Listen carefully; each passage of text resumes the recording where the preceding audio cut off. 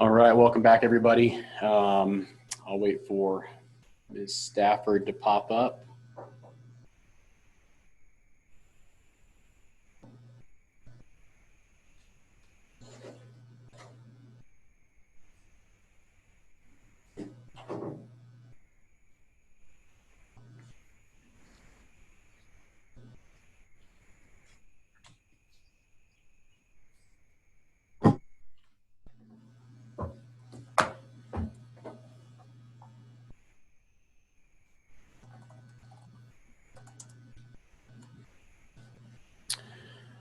All right, welcome back, Ms. Stafford. Have you had an opportunity to review the email sent by KPK Council? I did, although it was only 5 minutes or so. I received the email at 11 o'clock. So it was a short period of time, but I have had a chance to look at it. Apologies. I'm not seeing a particular attachment to this email. I'm not even sure what if it pertains exactly to what we were discussing.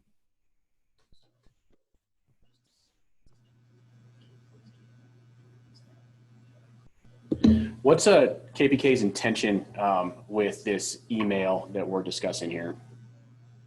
To demonstrate that both parties thought that this particular project had been closed out way back in 2016. I foreshadowed when Mr. Axelson was being examined day before yesterday that there was confusion with regard to these multiple projects at a single site that involved a mix-up of forms and project numbers and so forth. This is one example of that. We have been cited for failing to update supplemental Rule 27 updates on a project that was closed in 2016. And is Mr. Canfield the appropriate witness to discuss this email? Well, he's one of the two people in the conversation in the email. But it seems to me that he's as capable as anybody. Mr. Commissioner.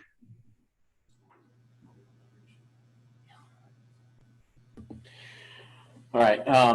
Well, this is kind of a turn of events that seems to be based on testimony as it's ongoing, and understanding that if Mr. Canfield is in fact the appropriate witness for which to bring this exhibit in, I'm inclined to turn it back over to, well, I'm inclined to ask Ms. Stafford if she has any redirect outside of this email that she wishes to endeavor into. And if not, I would suggest that Mr. Mueller have an opportunity to present this piece of evidence through Mr. Canfield, establish the appropriate foundation, and ask a couple questions on it as needed. And then Ms. Stafford will kind of re-engage with your redirect and then move on to commissioner questions. I do not have any questions outside of this particular email, so I will allow Mr. Mueller to proceed before me. Thank you, Ms. Stafford. Mr. Mueller, if you'd like to re-engage on that cross with Mr. Canfield, let's keep it limited to that exhibit that we're contemplating here. Thank you. Mr. Canfield, just a couple of questions. I'm going to share my screen.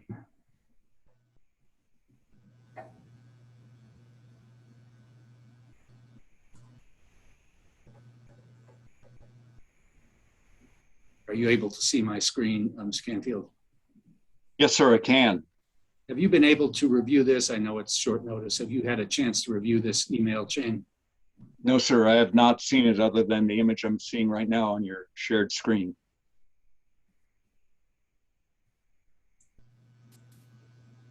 Would it be helpful for me to scroll through it slowly? I think this is one that starts at the bottom and works its way up. Would that be helpful? I'm not sure if it would or wouldn't. We certainly can. I think the beginning of the chain, August 11, 2016, Ms. Laura Mesa is reaching out to, it says Carrie, but you're copied. Please find a complete completion report, including soil sampling analysis on the property, we're backfilling, so hopefully the work will be done at the end of this week.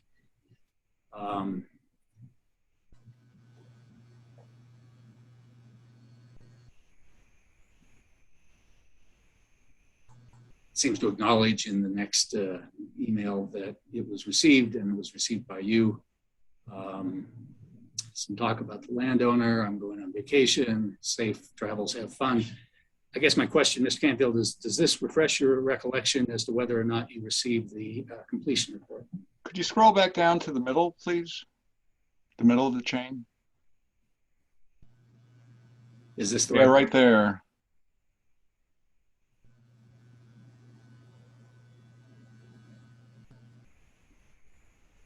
All right. So yes, I see the email chain. I do not have a copy of this email chain in my email. I looked for it during our break. I don't know what was attached to it and if the attachment survived being the chain, which appears to be a communication between Susanna Laura Mesa and the surface owner or one of her tenants. It looks like Ms. Laura Mesa was, as a courtesy, copying me on this communication, and clearly she's signaling that she thinks she's at the end. But what's the date at the last email? It looks like it's also the 11th of August. So August 11th,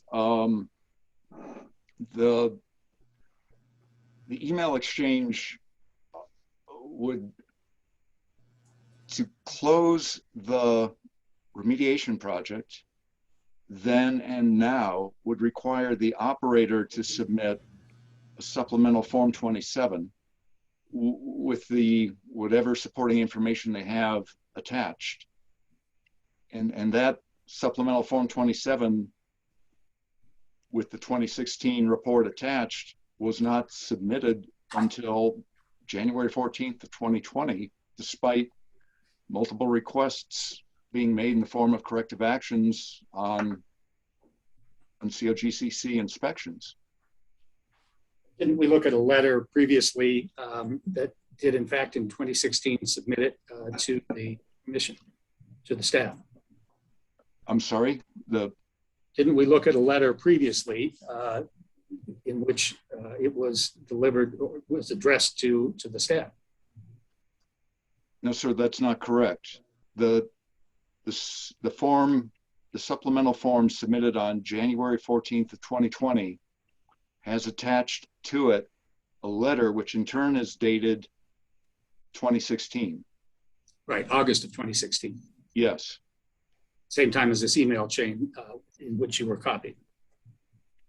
I'm copied on that email chain, but I do not recall seeing a letter at that point in time. And if I could go back in time to 2016, I would have reminded Ms. Laura Mesa, I'm sure she was aware that KPK must request closure through a supplemental Form 27. And was that the practice? Was that the practice in 2016? Yes. You're sure about that? Yes. Mr. Yes, we would not have closed a project simply through, this would be seen by our staff as a less, I'd call it an informal conversation. There is quite a bit of informal conversation, courtesy conversation, people floating ideas by us to see how we would respond before they actually make a submission of a form. But it would have been necessary to submit a form to close out the project. And that form came, it came in January of 2020. And it came after multiple requests in the form of corrective actions on inspections. At any time in response to any of those inspections, field inspection resolution report could have been submitted, or Thank you, Mr. Canfield. I take your point. My question simply was whether this refreshed your memory as to whether you received it, and it sounds like it has not done that. No, I don't sir. have any further questions for this witness. Ms. Stafford?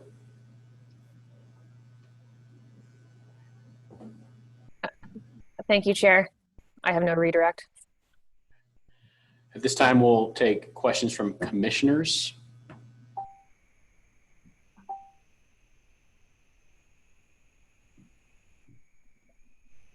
Commissioner McGowan. Thank you, Mr. Chair, and thank you, Mr. Campfield. I'm wondering if you can explain to me, when I read the rule about the signage, it says after installation of a battery, signage is required. So how do we deal with that as staff when remediation or removal or repairs are being made, and it might affect how or where the sign is being placed? We would still require the sign. It's still an active location, active facility. It may be temporarily out of service to enable the excavation that is part of the site investigation and remediation. But the requirement to have the sign posted remains. It doesn't go away simply because a remediation project has begun, or because a facility is temporarily out of service. And is the operator allowed to work with you on perhaps a different location temporarily if the normal location is not available? So I'm not sure that there is a normal location per se. I think it's, okay. We have a requirement for a sign. The sign needs to be placed such that in the event of an emergency, it's very clear who needs to be contacted and how to reach them 24 hours a day. So it doesn't need to be attached to the battery or the equipment itself. It needs to be a visible sign that someone would easily identify and know who to contact if there was concern about what was happening at the site. Yes, ma'am. These things typically resemble the signs you will see, like a for sale sign in front of a house that are on two rods shoved into the soil. It would look like that, roughly the same size, shape. Thank you.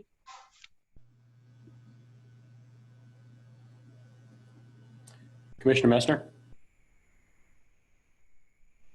Thank you, Mr. Chair. Thank you for your testimony, Mr. Canfield. I'm pretty sure on these questions that I'm going to ask you, but I'm just going to ask them anyway to clarify. So irregardless of whether it's snow fence or stock panels or other metal type fence, if that fence is falling down in a hole or down on the ground, not standing up, that's probably not considered adequate fencing, right? Yes, especially if the site is unmanned at the time. Right. So the key aspect of the fencing is that it's actually standing up. It's got some rigidity to it. It's got some structure to it, and it's continuous around the entire site in order to be an adequate fence. Yes, sir. Okay, thank you for that. Ms. Stafford, I wonder if you could bring up Exhibit 409 again.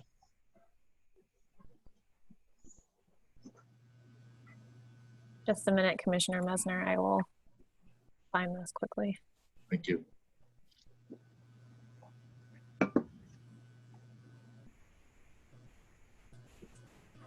Do you need, was it just the first page? Or, Well, it was sorry. the picture that people are talking about berms, and I'm looking at this picture and I don't see any berms. And so I guess I'm a little confused about the picture.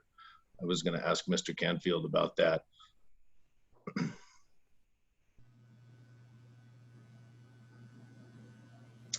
So thank you, Ms. Stafford. Mr. Canfield, on this left side here, I mean, this is just an exposed side of an excavation site. I don't see any berms there. Can you tell me if you see berms there or not? And if there was to be berms in a situation like this, and it was to be to control stormwater as part of a stormwater management plan, would the berms be at the very edge of the excavation pit, or would they be some distance away from there in order to be able to capture any kind of stormwater that may be associated with this particular site? So first, I agree, I do not see berms. However, I do see the heavy equipment, and it certainly appears that there is some ongoing activity, real-time activity at the time the picture is taken. With regards to the stormwater BMPs, our focus and our emphasis would be BMPs, whether they're berms, a silt fence, wattles, surrounding spoil piles to prevent spoil piles from being eroded if there's a precipitation event, erosion that would result in transportation of contaminated or potentially contaminated soils. And so the alleged violation in this is the fact that there was not adequate stormwater management berms around associated spoils piles. Is that correct? Or EMP waste areas? Yes, and there have been issues as far as berms surrounding the tanks that you see in the photo. Got it. Okay, thank you. Those are the questions that I had.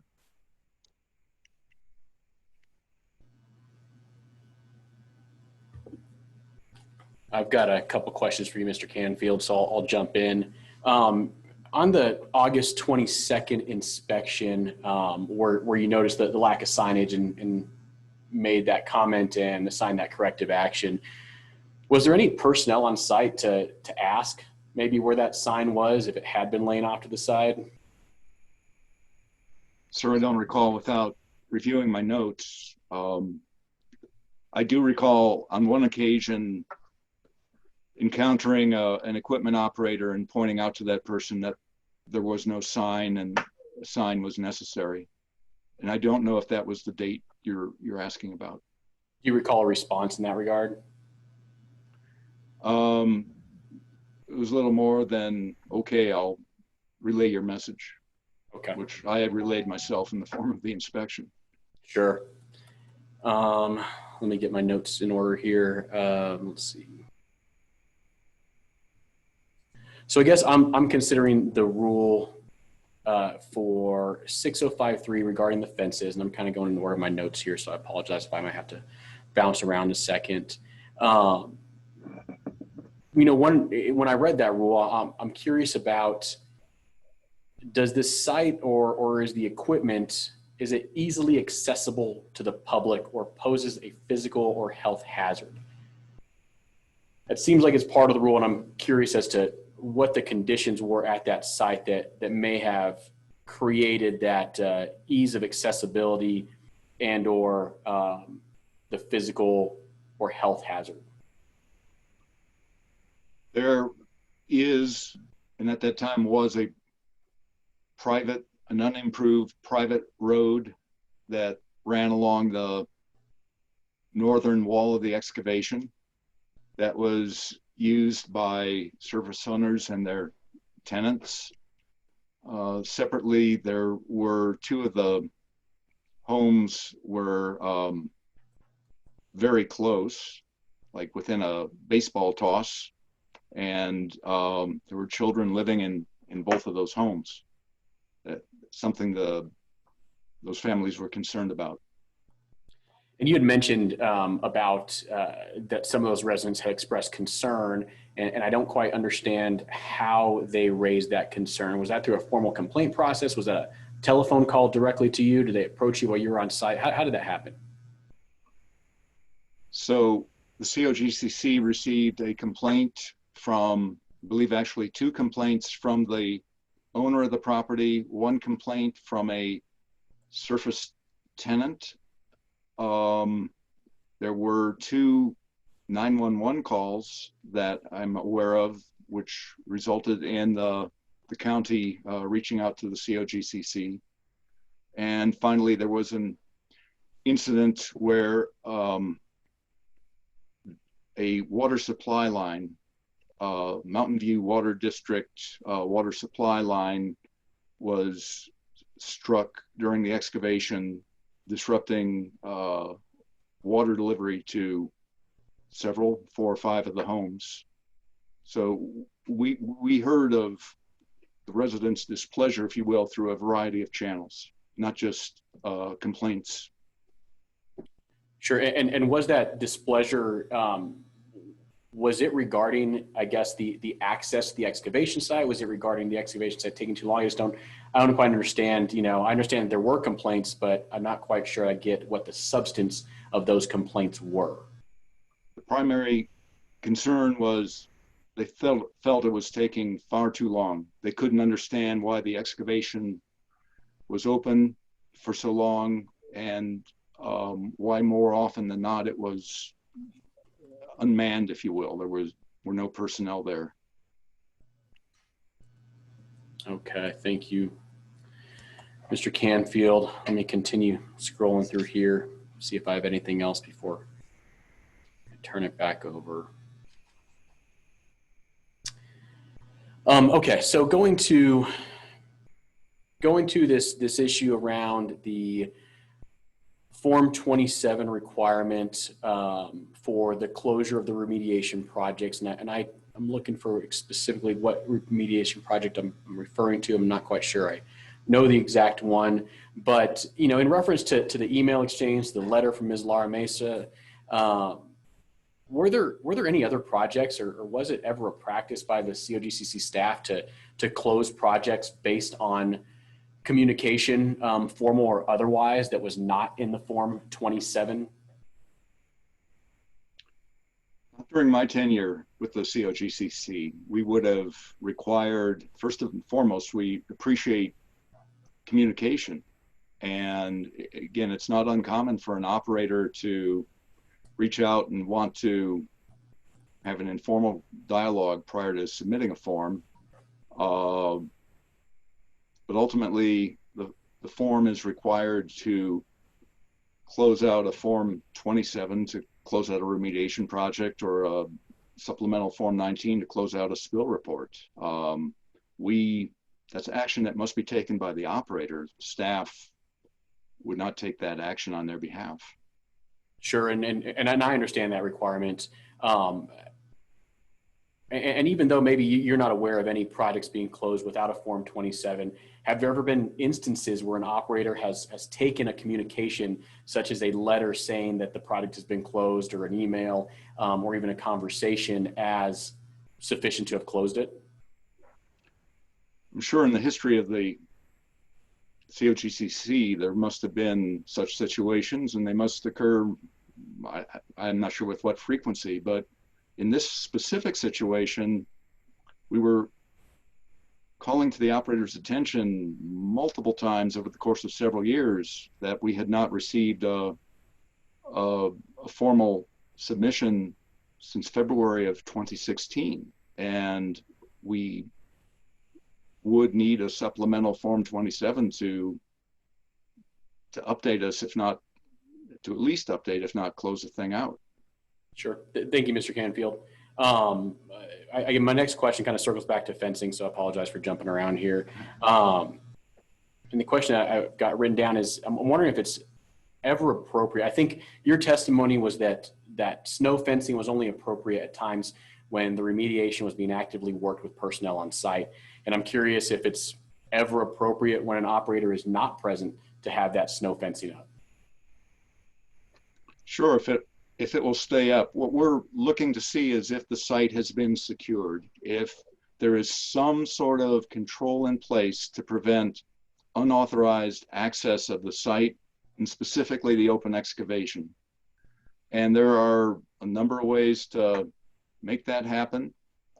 Snow fencing is one way. The metal cattle panels, that's another way. There are a variety of things I've seen. I've seen operators use a combination of putting up fencing, but also where they park equipment to block, for example, a ramp leading into an excavation. Sure. A number of ways to do it. The key thing is to have something in place when the facility is not manned to restrict access. Okay.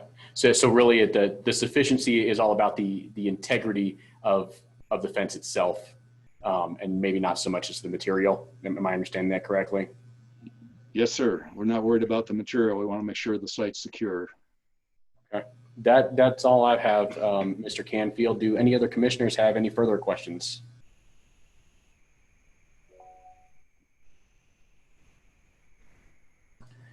I'm seeing none. Does Ms. Stafford have any redirect? Just a few brief questions, if I may. Oh. Hi, Mr. Canfield. Just to circle back quickly. So Chair Gonzalez asked you about some of the open excavation characteristics. Would the size of the excavation represent a risk to public health or safety here? In this situation, yes, I would not want to have fallen into it. Do you have any idea what the estimated depth of that excavation at the Charter Schneider location is, or was at the time of your inspection? Well, park something on the order of 15 feet. I'd have to go back and look at inspections to, as well as look at information provided by the operator to be certain, but approximately 15 feet. If I may, I just want to share my screen again briefly. Mr. Canfield, can you see my screen? I do. And so I'm looking at Exhibit 406, this picture on the right here. And you, I think in your testimony earlier, estimated that this orange barrel here was about 3 feet. 3 feet. So could you estimate the depth now based on this picture? 12, 13 feet. And also with respect to some of the potential risks or actual risks at the site, were there contaminated soils on site here that you observed? Yes, at different points during the project, there were soils, contaminated soils, which had been excavated, which were being stored in stockpiles pending transfer for offsite disposal. And I believe you also mentioned there was some equipment parked on site. Did that pose a particular hazard? The equipment was not there consistently. I believe it would pose a hazard to a small child who might find this something attractive to climb on or play with. I know my grandson would be all over it if he saw it. Thank you, Mr. Canfield. I believe I have no further questions. Thank you, Ms. Stafford. Does Mr. Mueller have a brief recross based on our questions? Yes, I do. Let's talk just a moment longer about berms. Mr. Canfield, I want to bring up that picture that we just had a moment ago.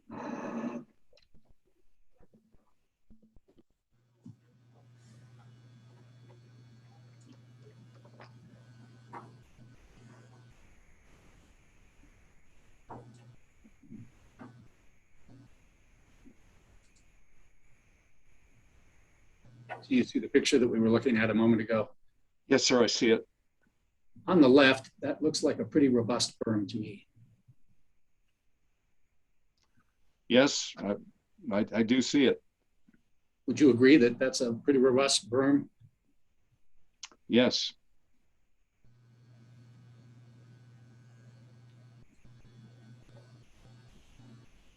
You ultimately approved berms when in January 15, here's a picture of a soil surrounded by a berm. That was adequate in your view in January 15 of 2020? Yes.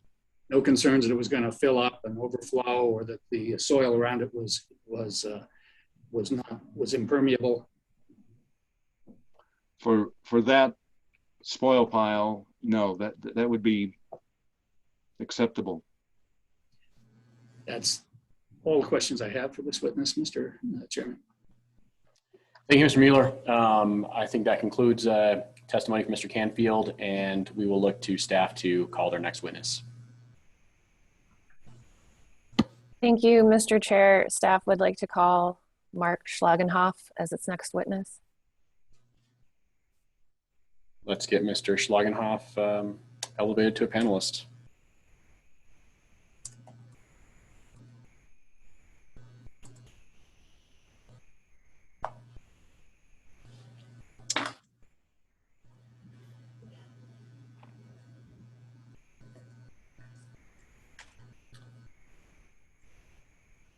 I see, Hi, Mr. can you hear me? We can see and hear you. Please proceed, Ms. Stafford. Thank you, Chair. Good morning, Mr. Schlagenhof. Could you please tell us your name and your job title? My name is Mark Schlagenhof. I'm the Engineering Integrity Supervisor for the COGCC. Mr. Schlagenhof, how long have you been at the COGCC? I've been at the COGCC a little over 8 years. The first 2 years was as an area engineer, and about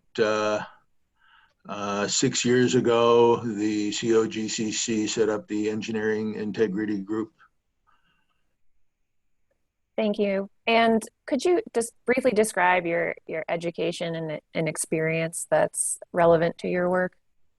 I have a Bachelor of Science from Cornell University in New York in chemical engineering.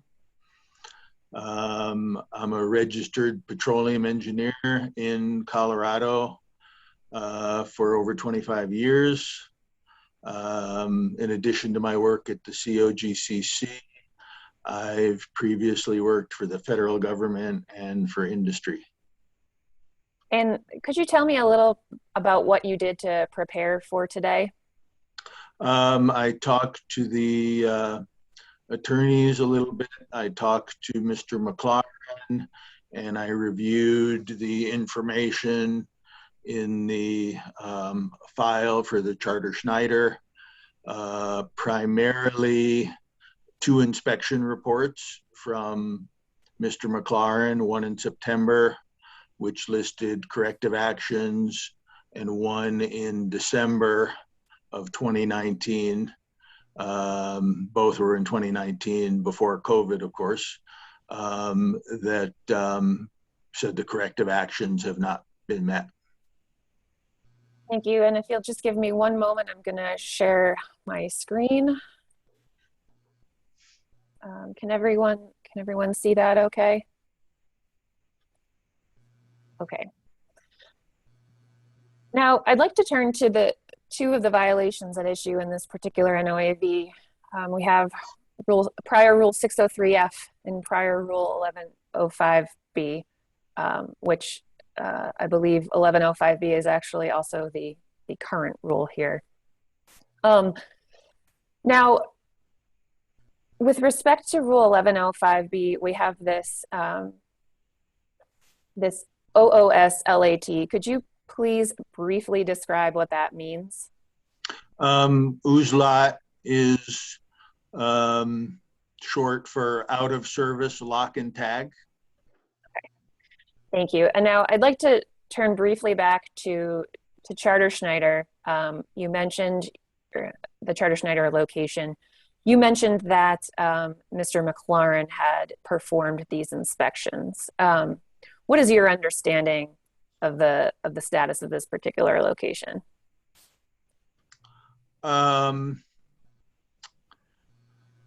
This inspection was done in December and was basically about the same as Mr. McLaren saw in September. In April 2020, it appears that the excavation, the wells had been returned to service. We received Form 42s, and we received some pressure tests. If you look at Mr. McLaren's report, he says, please send pressure tests of the repaired lines. Thank you. And Chairman, I just want to be clear. It sounds to me as though Mr. Schlagenhof is reciting statements that were made by Mr. McLaren. Is Mr. McLaren going to be called as a witness? Ms. Stafford? Thank you. Mr. McLaren is actually unable to testify. He's on medical leave. So I think this is hearsay. I don't want to be difficult. We've talked about this before, Mr. Chairman. I guess let this go to at least the weight of the testimony that we're hearing. I understand it's going to be admitted, and under the circumstances of Mr. McLaren is on medical leave, we're not going to be difficult. Yeah, I'd like to clarify that this is based upon what I see in the file, not Mr. McLaren's statements. Well, but you didn't make the statements that you see in the file, which, Mr. Chairman, means it continues to be hearsay. But again, I think that goes to the weight as we've been doing it throughout this proceeding. Sure, Mr. Mueller, and we're going to continue to proceed accordingly. Again, I think we can we all understand what the hearsay element is here, and we can understand how we're going to weigh that in our own review of what we're hearing. Please proceed, Ms. Stafford. Thank you. I would just like to point out that these reports that he's testifying about are self-authenticating copies of public records. It's not hearsay. He's talking about what he reviewed. But I will continue with my examination. Now, Mr. Schlagenhof, I'd like to turn to the rule language at issue here. Again, we have prior rule 603F and 1105B on the screen. Now, are you familiar with these rules? Yes. And could you just describe your understanding of the purpose of these rules, starting with 603F? Okay, 603F is in the 600 series. This is a general rule that you can see here from the title, covers a lot of areas. Equipment, weeds, waste, and trash. Basically, when our inspectors are out on site, if they see something that is not being used or not supposed to be there, they would use this rule. It generally covers a lot of areas, but in this particular case, it would refer to the unused equipment part of it. So this is one we've used for a number of years. After the Firestone incident, we had particular attention to, let's say, risers and flow lines that were sitting out there. And so we wanted operators to address those. So this is one that, and it's not only my group that uses it, other groups use this one quite often too. Thank you, Mr. Schlagenhof. And then could you briefly describe your understanding of the purpose of Rule 1105B? 1105B has to do with if you're not using a line, and again, this is something that was developed after the Firestone incident, that we want to basically make sure that these lines are not put back into service. And so the way we've done that is to say you should put a lock and tag on the line. And the reason we use OOSLOT is because OSHA has a definition of lock and tag, which references maintenance and repair. And so that's how we came up with the out of service lock and tag to distinguish it from the OSHA maintenance and repair. And can you talk a little bit about why it's important to lock out and tag out unused flow lines? I think if you remember the Firestone incident, the National Transportation Safety Board's conclusion was that it was an improperly abandoned flow line.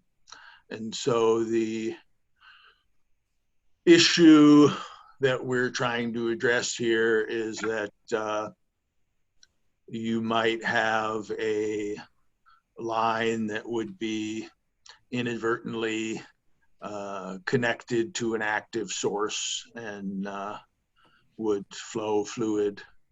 And so we want to make sure that these lines that are not to be used, that they are locked, tagged, abandoned, removed, dealt with appropriately. Thank you. Now I'm going to move to this next slide, and I apologize for my barking dog here, but Mr. Schlagenhof, I've put up what we've marked as Exhibit 408. Could you tell me what this document is? It looks like there's a comment on the Form 27, and there was a spill, and then they talk about the excavation and some flow lines, or what appear to be flow lines, were exposed in the excavation. Now, Mr. Schlagenhof, apologies, go ahead. And I think in the previous photos that Mr. Canfield had, we could see that that there appeared to be some piping or flow lines in the excavation. This is a visual observation, and Mr. McLaren, you know, he takes his picture, he writes his description, that there are various material sizes and they haven't been identified, marked. There's no plug, so they're open-ended. And apparently some of them are maybe related to historic operations, and some may be active flow lines, is his conclusion. And then he makes some recommendations here, or let's say corrective actions, not recommendations. So he talks about 603F, which we previously discussed. And then for the active flow lines, he says, contact the inspector to witness the flow line pressure testing prior to returning to service. Thank you, Mr. Schlagenhof. And this is, I believe this is, as we can see, this is the field inspection form that Mr. McLaren wrote up. Is that right? That's correct. And it's dated September 24th, 2019? Yes, that would be the initial one where he listed the corrective action. And you can see he has a date there for the corrective action to be completed. Thank you. And I'm just going to move to the next exhibit here, what was marked as Staff's Exhibit 409. And let me just back up a second, actually. With respect to the inspection report, do you see your name listed on here? Yes, I do. And why would you have received this inspection report? Because I'm Mr. McLaren's supervisor, and he copies me on all his inspection reports. Thank you. Now I've put back up Exhibit 409. And do you recognize this particular exhibit? Yes, I do. And are these the photos attached to Mr. McLaren's inspection, or some of them? I believe so. Now, in these two particular pictures, can you describe to me what's going on here? I'm pointing right now to this particular photo on the right here. What are your observations of what's happening in this picture? Yeah, I think in the right we can see that there's various pipe in the hole. I'd also like to point out that we have a flow line registration process, which I looked at, and it appears that there are some 3-inch fiberglass lines that have been registered with the COGCC on a Form 44.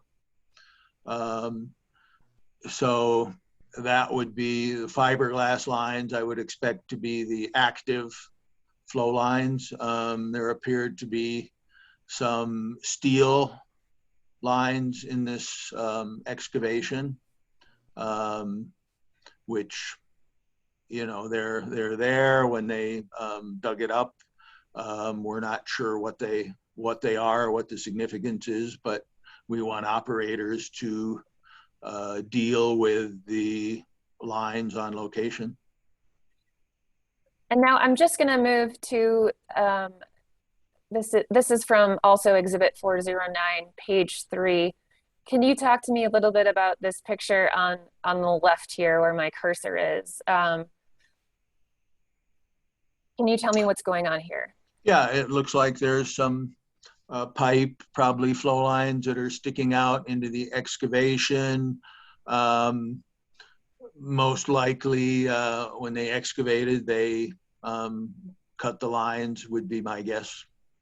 And when you reviewed these two pictures and reviewing them here now, is it clear to you whether or not they have been locked out and tagged out?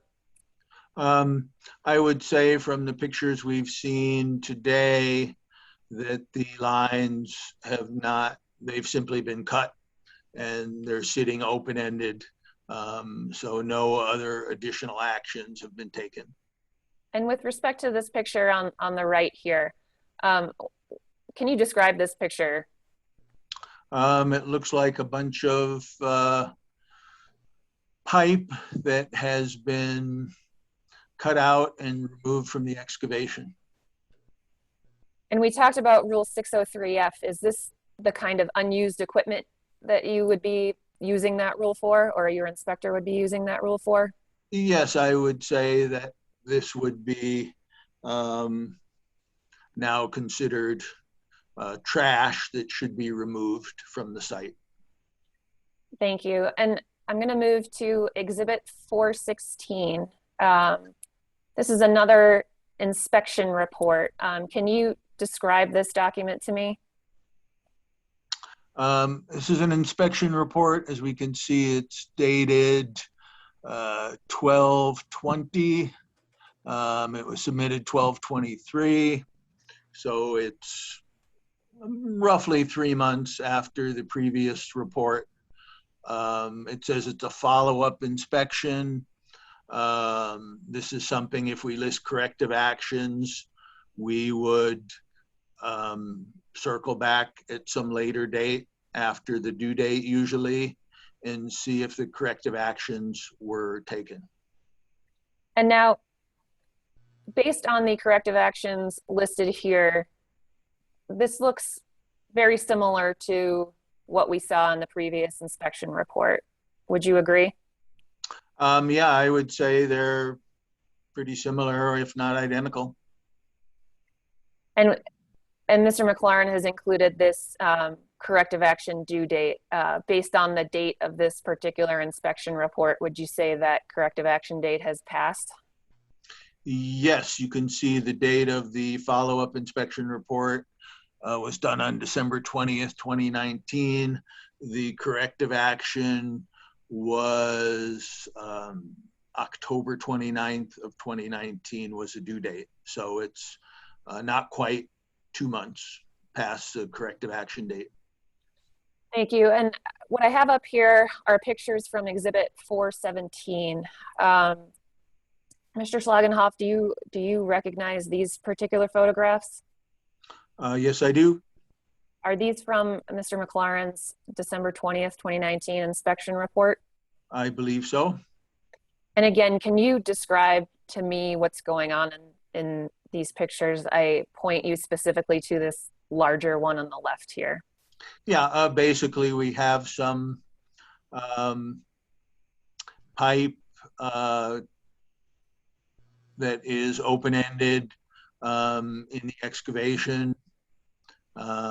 There may be some other trash or debris in there, but we can clearly see open-ended pipe. And you said this is open-ended pipe. How do you know it's not locked out and tagged out? You can see that there's, it's open. There's no plug in it. So if there was fluid in there, it would could come out the end of that pipe. If this was an active flow line, then you could have dirt or debris falling in. It is also a hazard to wildlife that might go in this empty pipe. Thank you. And now I'd like to talk to you briefly about abandonment and the rule and Rule 1105B, which is at issue here. KPK has argued they did not intend to abandon some of these flow lines. Mr. Schlagenhof, can you tell me how you determine whether an operator intends to abandon a flow line?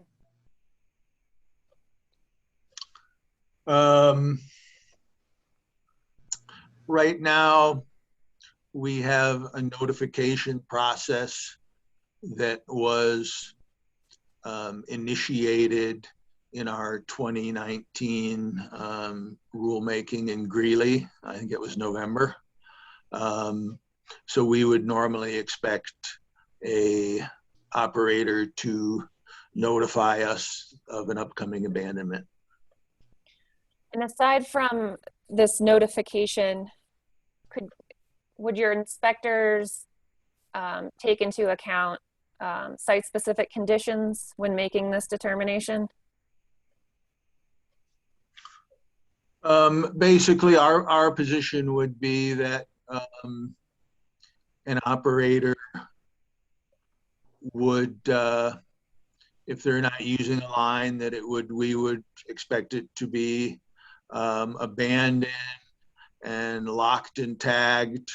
Could be an intermediate step prior to mobilizing your crew. And I want to talk a little bit about abandoning historic flow lines in place. Assuming you're a typical operator, how do you abandon a flow line in place? If you're an operator, you would flush the line and you would put plugs on the end so that it would not conduct fluid. The flow lines are there to transport fluids. And when you abandon a line, the idea of the plugs is that it will block the transport of fluids. Thank you. And Ms. Stafford, I'd also like to mention that you can also remove flow lines is also an acceptable method that we address in our 1105 rules. Thank you. And based on your review of the materials that you've looked at to prepare for your testimony today, why were the flow lines designated as abandoned, or why do you believe they were? These particular flow lines? Yes. They appeared to be metal lines not in use. So that would mean that they should be abandoned.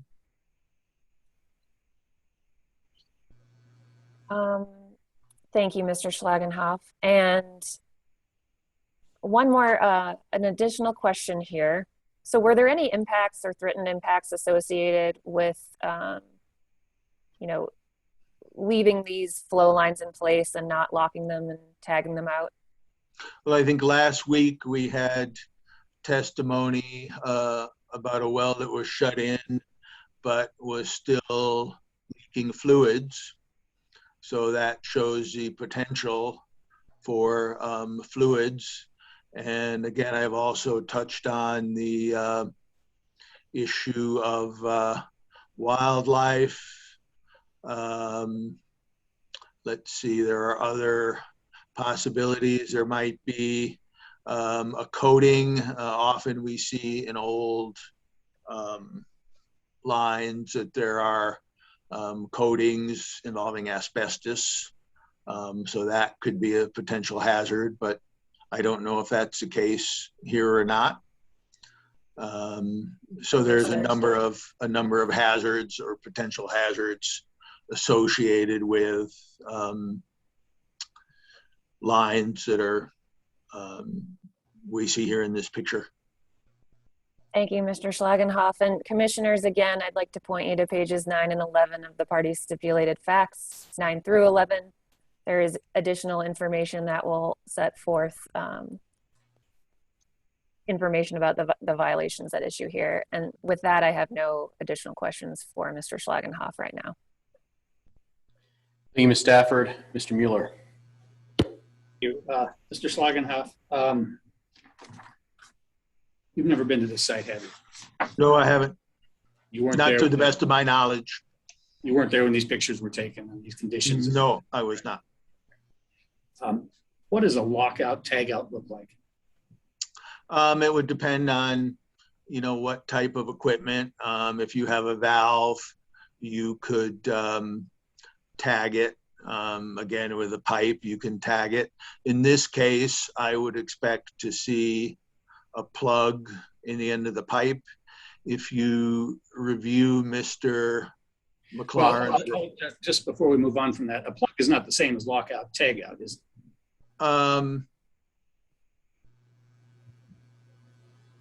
Well, I would say in terms of a lock,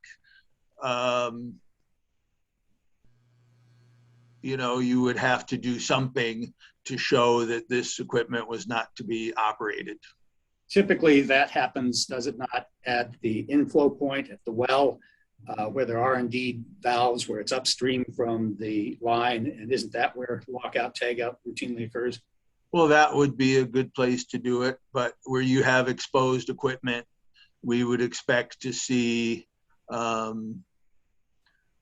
let's say, tags, plugs at some point. There's no indication in any of the reports that I've seen that your inspectors went to the valve locations at the wells and checked to see whether they were locked out and tagged out. Have you seen the contrary? Yeah, no, I don't see anything in the reports on that discussing the wellhead inspection. They were looking at the excavations.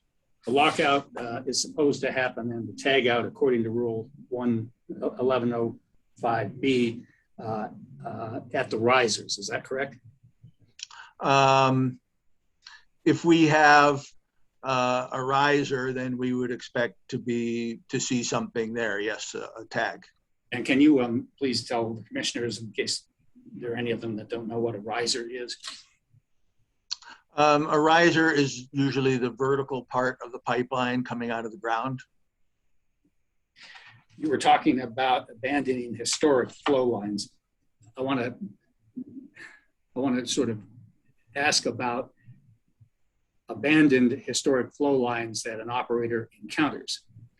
If in the course of excavating this site, KPK encountered old abandoned flow lines from somebody else's operation, do they have an obligation to lock out and tag out those? I think once they've cut the line, they have an obligation to deal with that line under our rules. Which would be, for example, plugging it in one fashion or another. I think I've heard the expression, is it bullnose? Yeah, that's a bull plug. You could put a bull plug in. Okay, that would be adequate. Is that correct? Yeah, I think that would be the type of activity we would expect to see in these type of lines.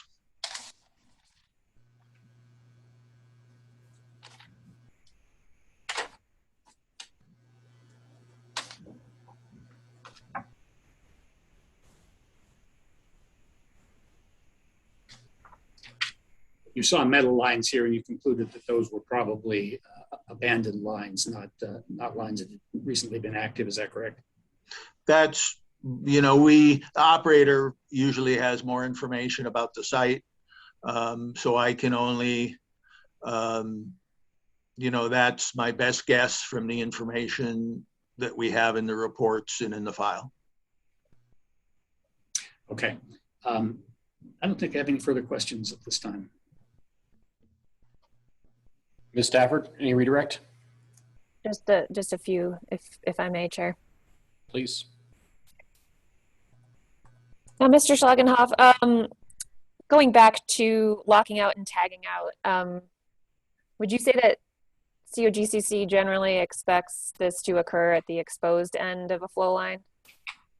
I think you have to deal with the exposed end of a flow lines. In this excavation, we see a number of lines. We don't know which are active and which are not active.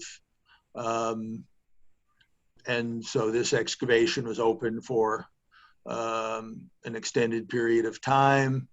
If the operator had met the deadline established by Mr. McLaurin,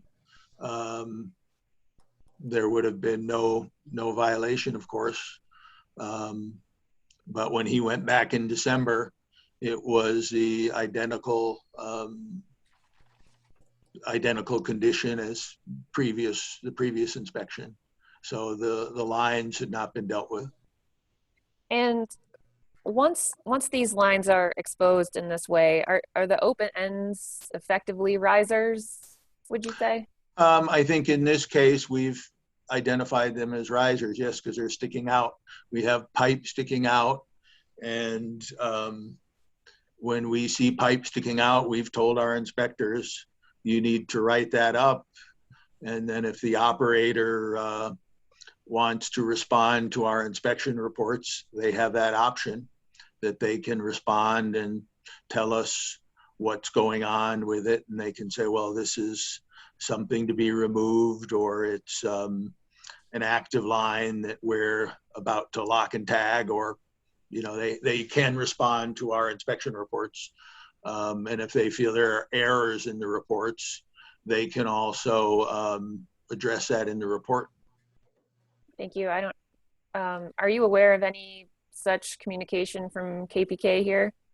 No, I didn't see anything in the file where they had Thank you. responded to Mr. McLaurin's inspection reports, neither the September one or the December one.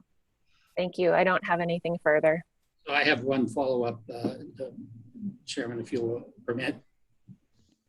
I'll permit you one follow-up. I'm sorry? I'll permit you one follow-up before we go into commissioner questions. I just don't want it to get confused, Mr. Schlagenhof. Tagging out and locking out is not the same as capping an abandoned line that you happen to encounter. You've testified that if it's an active line, you can lock it and tag it, for example, at the well. But if you encounter in a dig an old steel abandoned line, you don't have to tag and lock that. You do, as I understand your rules, have to cap it at some point. Is that correct? I think you have to deal with it. Capping would be a good way to go. I think in this case, it might have been useful for KP Kaufman maybe to tag some of the lines there and address the ones that were inactive with plugs. What does tag mean? Tagging would be to put a let's say like a plastic tag with writing on it that says this is a line to be abandoned, or you could put in active line to be repaired. Okay. No further questions. Questions from commissioners? Commissioner Nanjapa. Thank you, Mr. Chair, and thank you, Mr. Schlagenhof, for your testimony today. I just had a quick question for clarification. You mentioned the flow line registration process, and I believe you noted that what was apparent in the files that COGCC has were fiberglass lines. Was that only fiberglass lines that you were aware of, or can you elaborate a little further on the registration that was for the site? We have a process where we register off-location flow lines, and there appeared to be 13 wells here, and we have a Form 44 filed. It has various dates for the submitted by KPK. The earliest is 1973, and the latest is 1979. If you remember last week, KP Kaufman testified that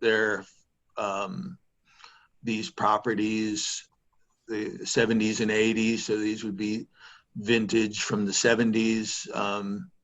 And it said that they're supposed to identify the diameter and the material in that registration. And these were identified as 3-inch fiberglass lines going from a well to a separator. Thank you, Mr. Schlagenhof. And that was from these forms that were filed in the 70s, 1973? No, these were not filed in the 70s. Okay. These were filed as part of the mapping exercise, which the commissioners may be familiar with. Certainly Commissioner Mesner remembers our discussions on the mapping. And so we've been working on processing the forms from not only KP Kaufman, but other forms. And so the information we have on file from KP Kaufman is 3-inch fiberglass lines. Okay, and so I apologize and thank you for those clarifications, but just to make sure I'm absolutely clear, what you have on file for KPK is only 3-inch fiberglass lines? That's what we have on file for the off-location flow lines. Operators are not required to register all flow lines. It would only be the off-location flow lines, which are longer. It may go through public areas. A short flow line on location would not be registered, and we would not have information on that flow line in our files. The operator would have that information. Okay, thank you. And then one last follow-up, if I may, Chair. Please. And so the reason that you believed that some of these exposed metal pipes were not in service and should be abandoned was because they were not showing up in the files per the registration, and also I think you also testified that when you cut lines as part of an excavation process, that those have to be addressed per the rules. Did I understand all that correctly? That's correct. You know, it's not uncommon when someone excavates that they will uncover additional materials, be it trash, older flow lines. So certainly whatever they dig up, we expect them to deal with it. Okay, and I apologize, Mr. Chair, just one last clarification. And so when those other metal lines were encountered upon the excavation and upon the inspection report that Mr. McLaren filed, there was an opportunity for KPK to respond and explain what was happening with those pipes, whether they were, I believe you said, whether they were to be, whether they were abandoned, were not in use, or were intended to be repaired and returned to production. Yeah, I think all our inspection reports, the operators have a chance to respond or clarify to the report. Okay, thank you very much. Commissioner McGowan.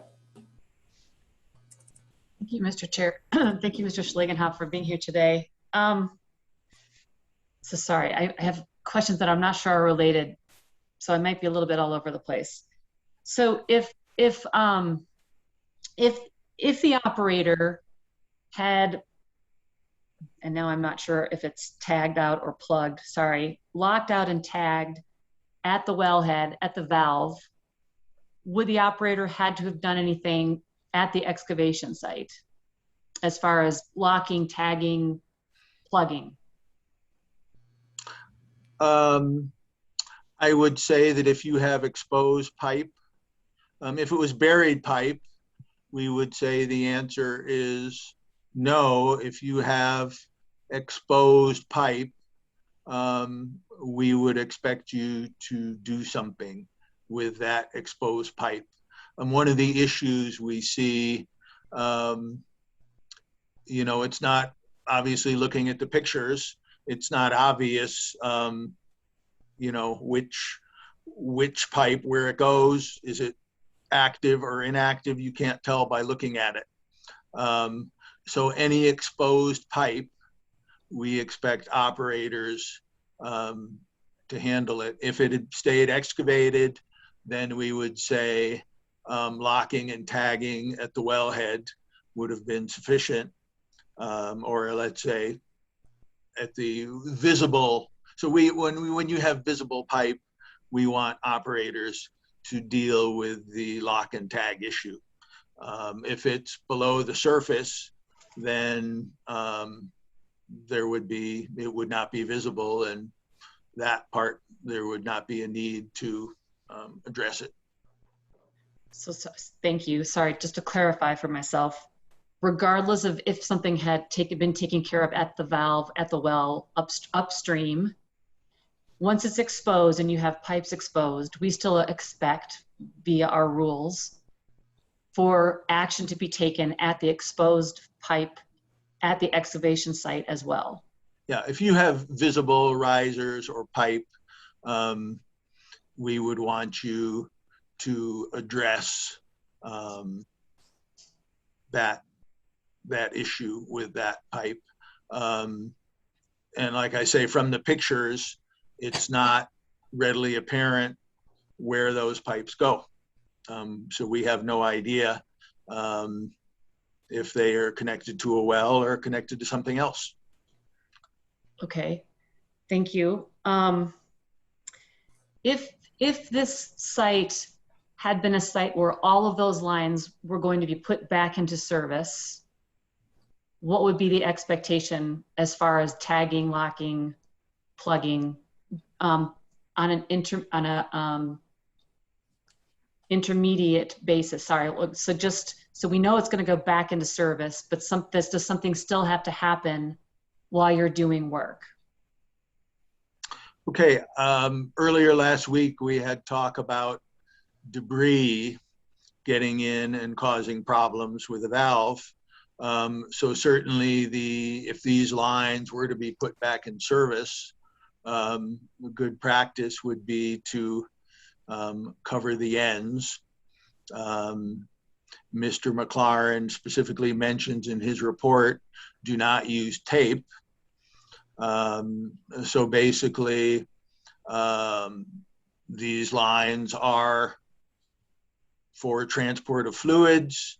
And we would like to see a plug or something that would hold pressure in the end of these lines, so they would not transport fluid. And certainly we would expect them, if they are put back into service, we would expect them to be repaired in accordance with our rules and pressure tested. Thank you.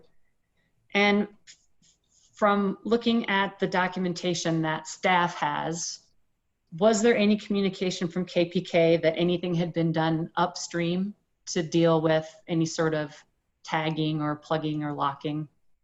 I have not seen anything in the file.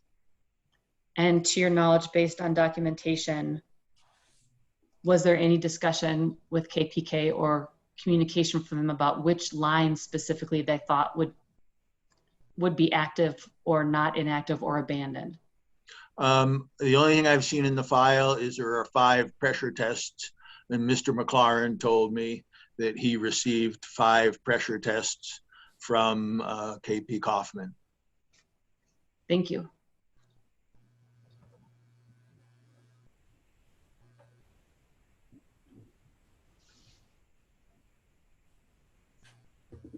Further questions from commissioners?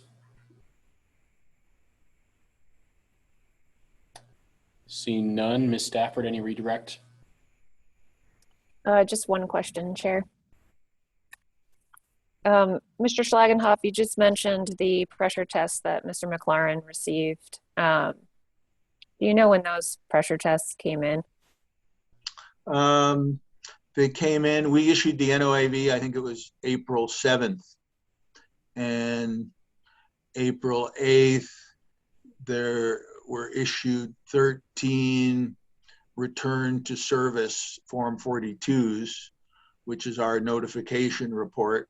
And they were submitted by Victoria, I got my notes here, Victoria Dijanili. So you so, had no communication on these flow lines, what their status was, any intent to abandon until after the NOAV was issued? I would say that would be a true statement based on what I saw in the file. Thank you. I have nothing further. Do we have any brief additional questions from KPK? I do, yes, briefly. The forms that you just described, Mr. Schlagenhof, indicated that KPK was bringing their lines back into service, correct? Correct. The 1105B requirements with regard to USLOT and the other obligations you've been describing, those are directed at flow lines when the operator intends to abandon them. Is that correct? No, that's not correct. If you have lines out of service, we expect you to lock and tag those lines, and then once you repair them and pressure test them, so if you're, let's say, have a line down temporarily for maintenance, it would have to be, our expectation would be you would lock and tag it unless it was a short time interval. Well, you've said it a few times, and I want to just grab onto that word expectation.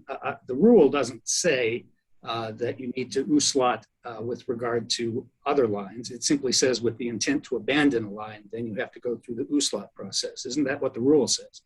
No, I think the rule says that you have to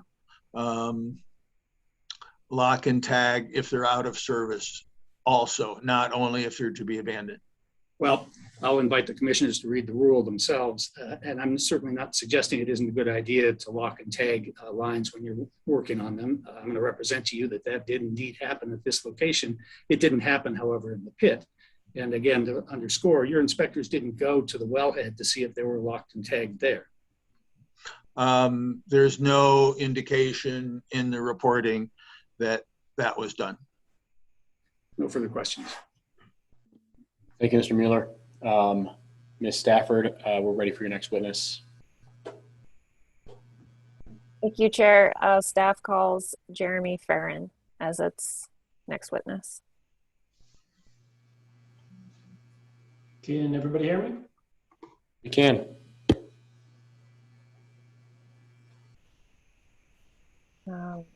Let me share my screen with you all. Can everyone see that? I can. We can. Great, thank you. Okay. Good afternoon, Mr. Farron. We've seen you multiple times now, but if you could briefly reintroduce yourself for the commissioners, I would appreciate it. Yeah, my name is Jeremy Farron. I'm the enforcement supervisor at the commission.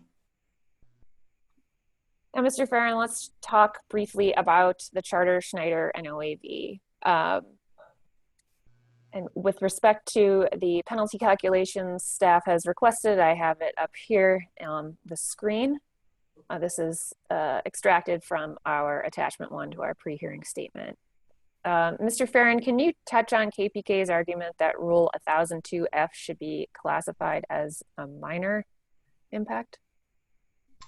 Yeah, so staff believes that failing to install stormwater BMPs represents a threat of significant adverse impact. This is in line with some of the recent NOAVs you guys have heard, which includes the Spreadfield matter, near miss, and NESU #1. Although those were 907. Let me be clear, we're talking about a different rule, but it kind of covers the same conduct, and I would think the threat is the same where you've got stockpile waste. So, like I said, different rule citation. Honestly, I'm not quite sure why we cited a different rule here, except that it appeared in the inspection, and maybe that's why it carried through into the NOAV. But I think the concept, the threat is the same. Thank you. And KPK brought up in their pre-hearing statement, I believe, that they believed the end date of this Rule 1002F violation was incorrect. If I recall correctly, they have suggested it was a January 8th date. Can you talk about the specific end date selected by staff, please? Yeah, so staff selected the 15th, as you see there in the table, based on submissions from KPK. Particularly, I'd reference exhibits 422 and 424. And honestly, as we sit here today, I don't know where that the January 8th date they're suggesting, I don't know where it comes from. I mean, we might hear about it next when KPK presents, but right now, staff put the 15th in there based on information from KPK, and I could be convinced otherwise, but right now I don't know where that other date comes from. Thank you. And turning to KPK's argument that Rule 901C should be completely reclassified and the impact should be downgraded to minor. Could you briefly discuss staff's position there? Yeah, I will sound like a broken record again. We don't think it should be reclassified. We don't think it should be minor. And in line with the two NESU matters, the commission agreed with that analysis. So I would ask that I would suggest that this is the same situation, and because you did not reclassify, you did not decrease it to minor in those NESU matters, I would say this is the same situation we have here. And let me just check my notes here. And did staff consolidate any alleged violations here? Yeah, we did some consolidation in 901. Given the various different remediation projects, we kind of lumped them all together and made it a continuous violation as opposed to distinct violations. So there is some consolidation in 901 to the benefit of KPK. And what about Rules 1105B and 603F? Why were those not consolidated? Yeah, so I think the testimony described 603F sort of directed at unused equipment, those flow lines strewn about the location, the risers sticking out, those sorts of things. That's 603F, that's what we were getting at here. And then 1105B was related to, well, pretty much everything Mark just testified, Mr. Schlagenhof just testified to, which was the need to do lockout tagout on the flow lines that were there. So I think we're talking about kind of two different things. Thank you. I don't have any further questions at this time. Mr. Mueller. I don't have any questions for Mr. Farron either. Commissioners. Commissioner Messner. Thank you, Mr. Chair. Thank you for the testimony, Mr. Farron. I was writing notes, and so I think I missed what you said, but you were talking about the consolidation associated with the alleged violation of Rule 901. Could you repeat that for me? Yeah, so I think there's an argument to be made that there were distinct violations of 901 for each remediation, there being 3 at this location. So I think we could have pursued individual violations, 3 individual violations. We did not. I think in response to some argument made by KPK, we consolidated it into a single violation, which has a pretty substantial impact on that penalty. Great, thank you very much. Mr. Farron, I've got a question. So you had mentioned you're not quite sure where that January 8th date came from for a potential end date for the violation of 1002F. And in KPK's pre-hearing materials, what I have in my notes is that KPK is alleging that they fully removed the stockpile from location and began moving clean fill dirt to this location for backfilling. And I think I would agree that would be a good end date, right? Removing the pile would be a good end date. But I think there are documents that I referred to, 422 and 424, refer to putting a berm around the pile. So I'm not sure, why you would put a berm around the pile if it was gone. And I could be misunderstanding the facts. I think either removing the pile or installing the berms would be an appropriate end date. I don't know what happened, and I don't know at which date. Okay, thank you.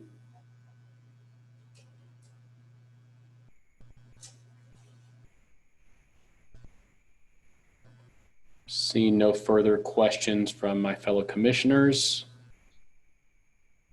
I think that is it for Mr. Farron. Thank you. Ms. Stafford, do you have additional witnesses? Thank you, Chair. We have no additional witnesses. I do have a brief closing, a very brief closing. Thank you. Commissioners, the Charter-Schneider NOAV is yet another example of KPK failing to fulfill its obligations under commission rules and failing to meet deadlines. As staff has shown you, the Charter-Schneider location was the subject of 3 separate remediations at one point. As detailed in the NOAV, the location underwent multiple inspections spanning from late summer to the end of December in 2019. And each inspection revealed little to no progress on the work at the site and inadequate, if any, environmental and safety protections. Chris Canfield told you about his inspections, how the first one on August 22nd, 2019 revealed a variety of site maintenance issues. He told you he observed no signage, inadequate fencing around the open excavation, unsecured flow lines, and inadequate stormwater BMPs around the spoil piles. He told you about corrective actions he applied following that inspection. And we know from testimony, evidence, and the stipulated facts that these corrective actions were not dealt with by the date of Mr. Canfield's next inspection, almost 4 months later. It then took almost another month for the corrective actions to be addressed. Mark Schlagenhof and John Axelson walked you through some of the more big picture items, why it's important to have up-to-date information on multiple remediation projects, and why it's important to manage and properly deal with flow lines. And Jeremy Farron again spoke to you about how staff calculated the penalty for this particular matter and why it is appropriate for each violation as alleged. Commissioners, through testimony and evidence and the written record, staff has set forth the supporting information necessary to enable you to find violations of Rules 210B, 603F, 605C, 901C, 1002F, and 1105B. We ask that you find these violations and impose staff's requested relief. Thank you. Thank you, Ms. Stafford. I don't anticipate KPK as yeah, that's appropriate. Okay. Thank you, Ms. Stafford. We will go ahead and at this time take our break for lunch. I'm looking at my fellow commissioners. We usually do 45 minutes given that we are pushing a little bit late on time. Should we maintain that 45 minutes? Is anyone interested in a shorter lunch of maybe 30 minutes? Okay, I'm seeing thumbs up for a 30-minute lunch. So let's go ahead and adjourn now at about 12:33. We'll call it a return of 1:05, and we will see all the parties back here then. Mr. Chairman, Ms. Larson's very good at getting us updates on our time. I'm happy if she wants to send an email and let you all go to lunch. Let's do that. We've got a short lunch break. So Ms. Larson, if you will just send an email to the parties about remaining time, we'd appreciate that. And perhaps if you would update us when we return so that we are privy to what that time count is as well. Of course, happy to do so. All right. Thank you, everyone.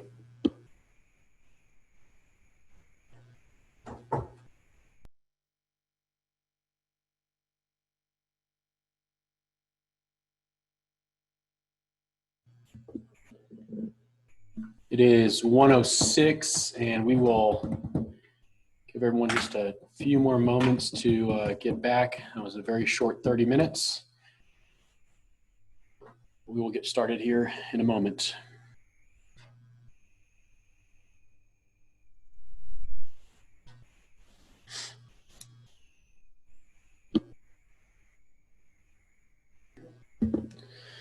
All right, looks like we've got all the commissioners back. I see Ms. Stafford. I will wait on Mr. Jacobs or Mr. Mueller. There is Mr. Mueller. I believe we are ready to proceed with KPK's case in chief. Thank you, Mr. Chairman. We would like to call our first witness who you've met before, Mr. Jeff Peterson. We will get Mr. Peterson elevated, and when we see him on video and unmuted, you are welcome to proceed.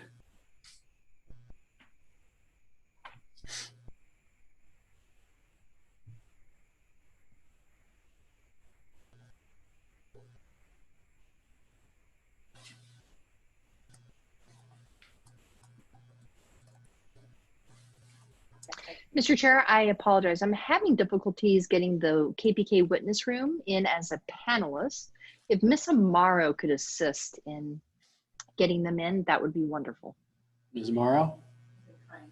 All right, she's trying as well.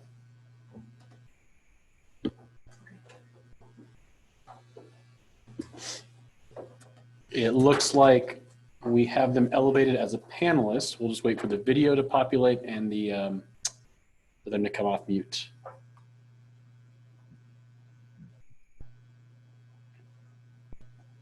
Good.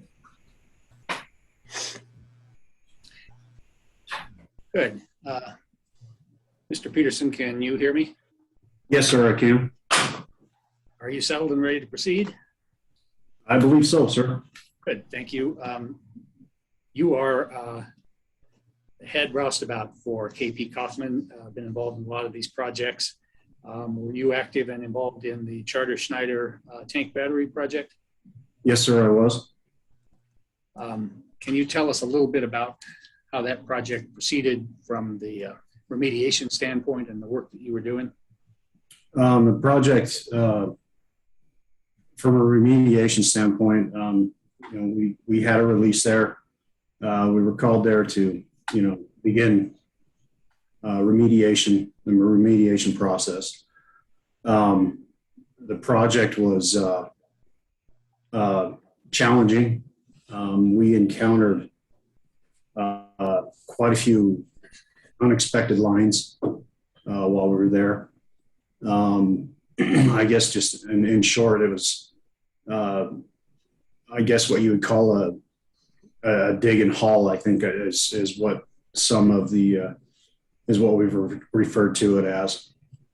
So when you say lines, can you be more specific?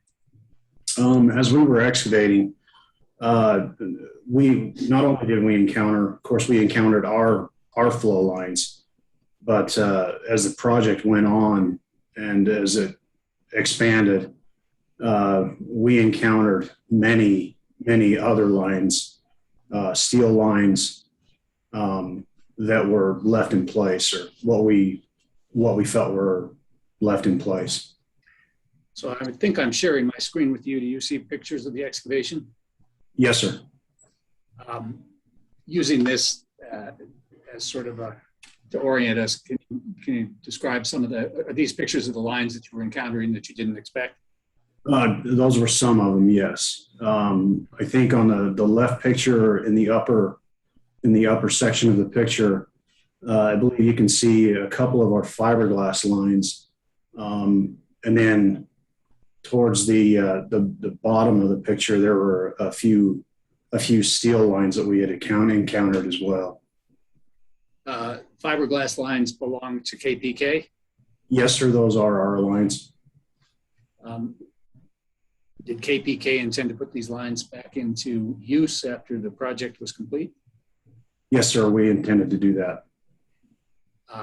The other lines that weren't yours, you had no intention to do anything with them in terms of future use, am I right? That's correct. We did not intend, I mean, any lines that were ours, we if in fact would try to either remove or plug once we were done. Did you ultimately plug the lines that were not put back into service? Yes, sir, we did. And how did you plug them? The steel lines, we would, my crew would cut off a section of pipe, and then we would proceed to thread that end of pipe, and then we installed a collar and bull plug on the ends of those pipe. Did the pipes grow as the project went on? As the hole expanded, as the excavation expanded, yes, we were constantly digging back and exposing pipe, and they were growing. I guess that, for lack of a better word, yes, they were growing. From time to time, did you cut them off to make room for the excavation? What was your procedure in that regard? Yes, sir. As we would expose, as we would widen the hole, or if we had to deepen the hole, or for whatever reason, as it was expanding, we would have to cut off the sections of pipe. Did you do that on a daily basis or an hourly basis as the pipes grew? Depending on what section of the excavation we were on, sometimes it would be daily. Other times it would be, I wouldn't say hourly, just due to the time it would take to get there. But there were times on some of these lines that we had to dig back and cut them off, at least a couple times a day. And yet you were able as well, when they were protruding into the excavation, you were still able to do work around them. Is that correct? Yes, sir. Let's talk about the lines that were KP Kaufman's. Maybe we back up a little further. At this location, you removed some equipment before you began the excavation. Is that correct?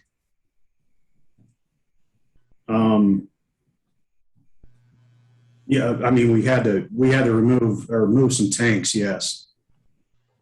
And there was also I'm going to unshare at this point. Sorry. There was also a battery there, correct? That's correct. Yes. And was it? What happened to it? Well, yes. As the excavation grew, it was necessary for us to remove the tanks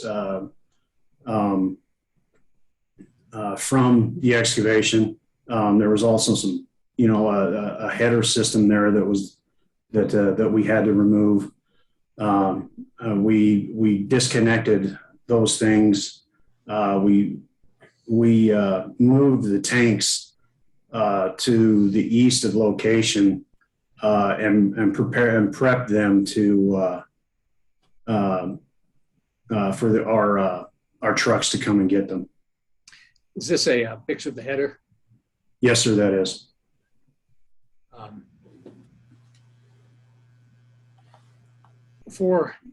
KPK's practice when it undertakes a project like this, you heard testimony today about USLAT, out of service, locked and tagged. In order to conduct work at this facility, you would have had to do USLAT on the active lines that you're going to return to service? Yes, sir. In addition to removing the header and the tanks and the battery, were there risers that were removed as well? Yes, in essence, that picture, that riser right there, that entire thing was removed. And pretty much everything in that picture that you see right there, with the exception of the separator in the back, was removed.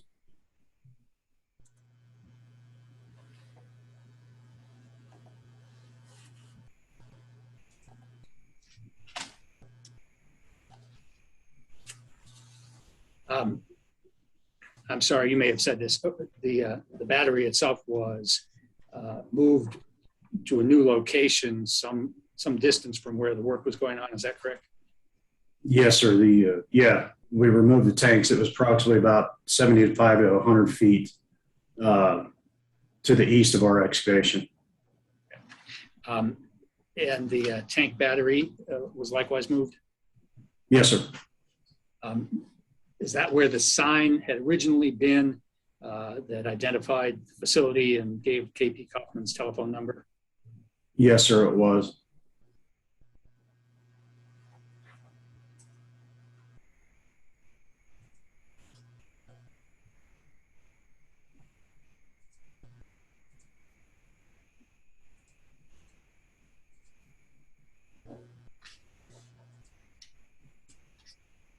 So the battery was removed, and the sign was what happened to the sign at that juncture?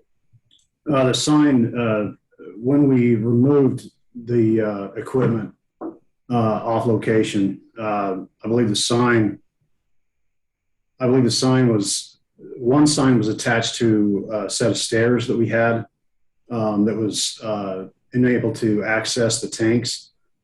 And I believe that was brought back to our yard.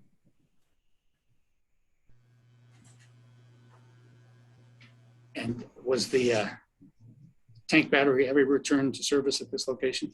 No, sir.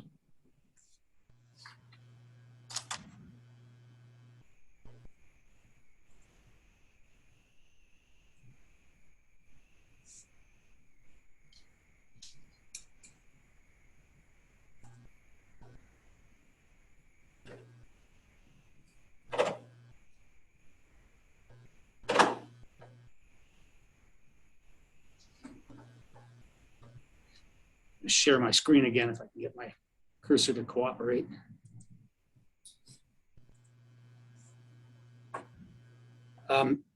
You were excavating soil from this pit, and you said it was a dig and haul process. Is that right? That's correct. What does that mean? What that means is that if you look at your left-hand picture, you can see the track hole there. We would leave, as we would excavate the EMP material that we were removing, we would keep inside the excavation. And then as the trucks would arrive, they would pull up alongside. In this case, it was up alongside of the left-hand side of this picture. And the track hoe would then scoop that dirt out of the hole, or that soil out of the hole, and load that onto the truck. And that's how our process went with this excavation. So this soil that was suspected of contamination and going to be hauled away resided in the pit until it basically went into the haul truck. Yes, that's correct. Did not have a spoil pile of contaminated soil outside of the pit? No. If it were to rain, where would the runoff have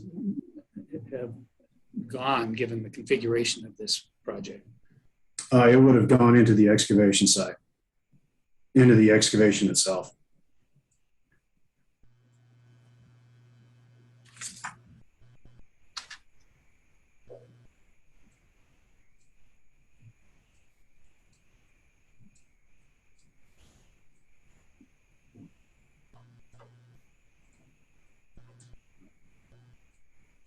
There's a road here. There's another picture that shows it better. But are you able to make out this road that I've got my cursor on? Yes, sir, I am. Whose road is that? That is the KPK, what we refer to as the KPK lease road. It was our access into the tank battery. Were there residents who lived in the area who used that road to get to their homes? That road was not used by residences to get into their homes. It wasn't theirs to use, is that correct? That's correct.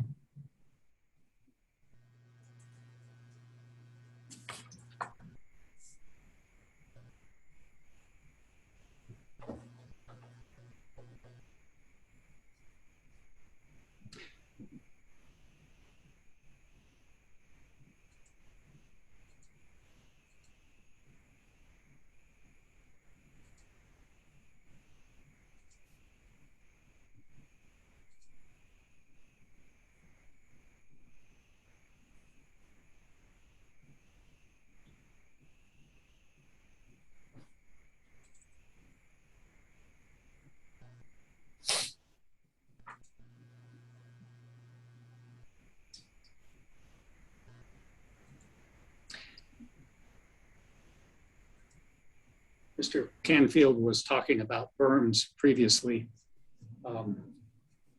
Can you see my screen, Ms. Peterson? Yes, sir, I can. Did this site have berms before you started the excavation? Yes, sir, it did. And why was that? We are required to have our berms installed at our locations around our production tanks. And in this case, we left this berm in place to, you know, in the event that we did have to stockpile anything up there, it would serve as that purpose. It would contain anything from leaving that site. So this was a containment berm that surrounded tanks that were once in service? Yes, sir. And it remained in place as you did the excavation? Yes, sir, it was. Prior to the inspection notices that you got as the excavation proceeded, did anybody suggest that this containment berm wasn't adequate for the tank facility? I don't believe so.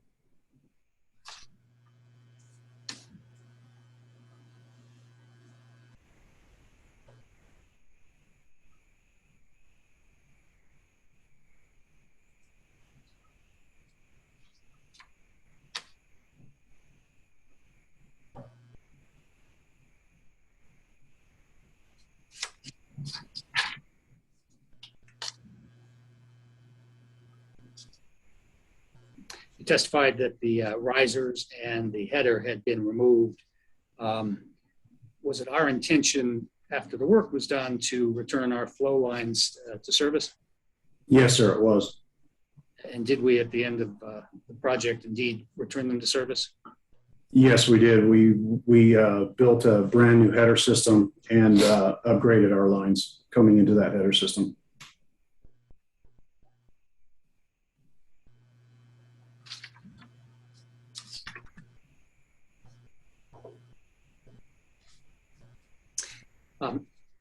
What was the condition of the abandoned lines that you encountered and that you from time to time cut? They appeared to be in the ground for some time as we excavated out. Some lines had holes. They were steel, some 3-inch, some 2-inch lines. There were other lines that had a different type of coating on it. It'd be like a blue coating on the pipe. That type of coating was not indicative to anything we would have, but we did experience quite a few. I would classify them as abandoned lines.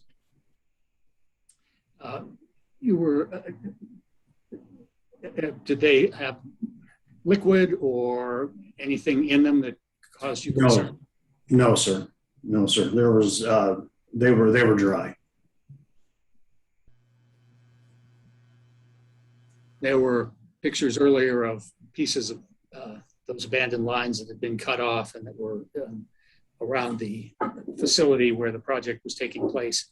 How did you manage those?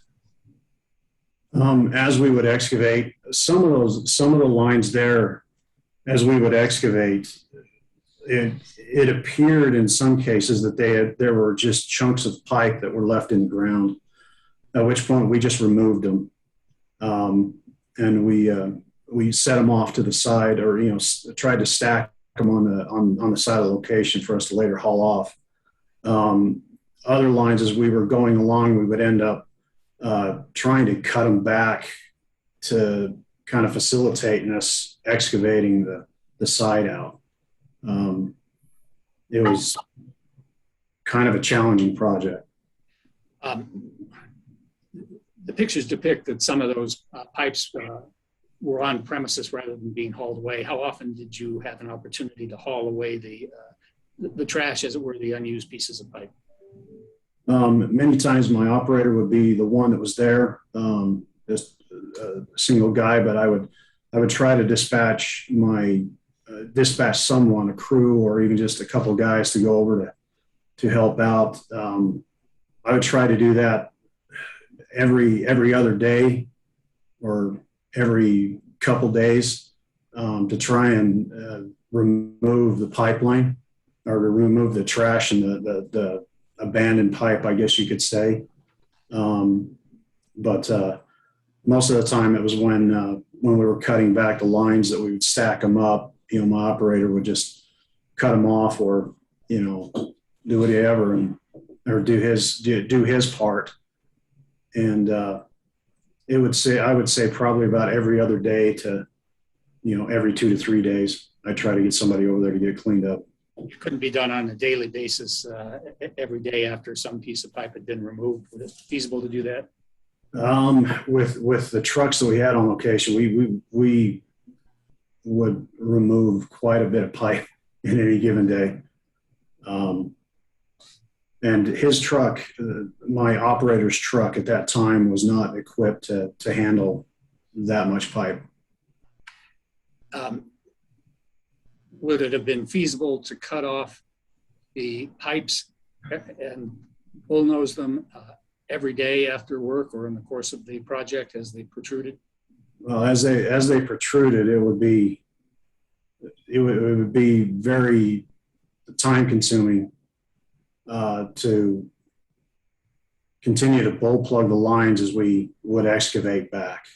Can you describe briefly the bull plug process? Yes, we would have to cut the pipe off using what we call a cold cutter.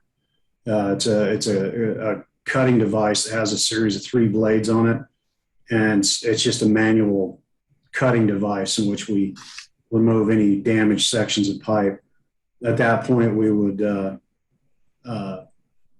put our threading device onto that, clamp it onto there, and then manually we would have to thread the pipe until we got enough threads to where it would secure a collar onto there. And how then many, at that point, I mean, interrupt, how many pipes were you contending with? Like Roughly. a lot.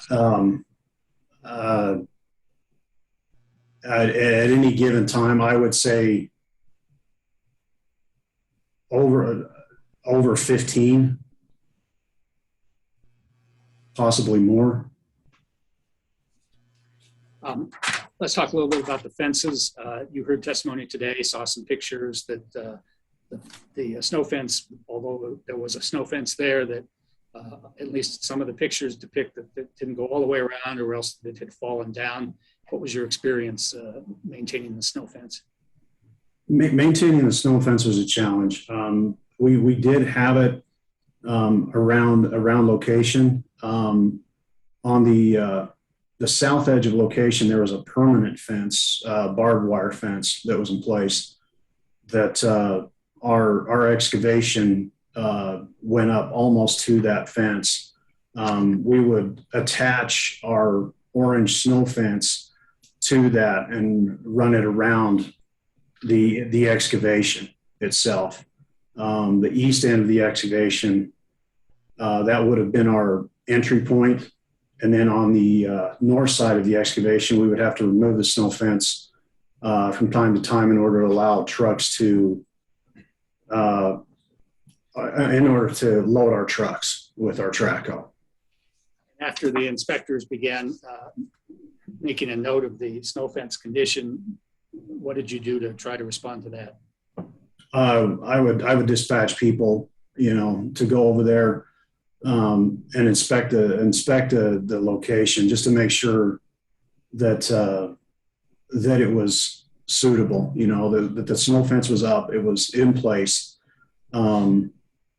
But I think Mr. Canfield even testified to that.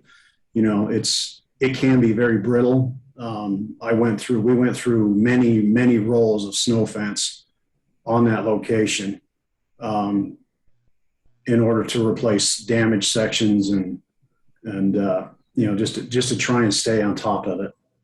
Because you were dispatching crew on almost every other day, certainly there were days when the snow fence was intact and in good condition. I'm sorry, could you repeat that? Sure. You testified, I think, that you dispatched crews on a regular basis almost every other day just to check on the snow fence and fix it if it needed it. Is that correct? Yeah. Yes, sir. Yes, So there sir. would have been days, certainly when the snow fence was installed and doing what it was supposed to do. Yes, sir.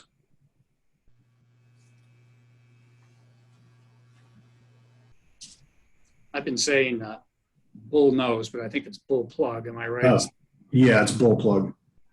And when the job was done, just to be clear, you had bull plugged all the lines that were not returned to service? Yeah, any lines that that belonged to us that we were returning to service, we upgraded that line. Any lines that we came across that were just chunks of pipe in the ground, we removed. Any sections, which I think by the time we got finished, there might have been, I'll recall maybe 2 or 3 lines that we did not know what they were. We ended up cutting them, threading them, and bull plugging them. Mr. Chairman, I don't have any further questions of this witness right now. Ms. Stafford? Thank you, Chair. I do have some questions for Mr. Peterson. Hello, Mr. Peterson. Thank you again for being here. Just a few questions. Based on Mr. Mueller's examination. So we're talking about the excavation at Charter Schneider. Can you tell me how often this site was manned? I mean, I would have to check back. I'd have to check my logs. There were times where we had, other events that would occur, emergency events that would require my operator's attention, that I would, have to send him. But ultimately, we would return back to location. And you mentioned having logs. Did you submit those logs as part of this proceeding? No, ma'am, I didn't. Okay. And were there any periods of time when this location went unattended for more than a couple of days at a time? I believe so. There might have been. And would that be periods of time overnight when this location went unmanned or unattended? Yes, ma'am, there would be. Okay. We also, I think we also heard you discuss with relation to this excavation, some of the unexpected lines you encountered and the process to dig and haul these off-site. And I believe you talked about removing flow lines and preparing to haul them off. So, so these flow lines that were removed, would that, I guess, unused equipment remain there for days at a time? That's a possibility.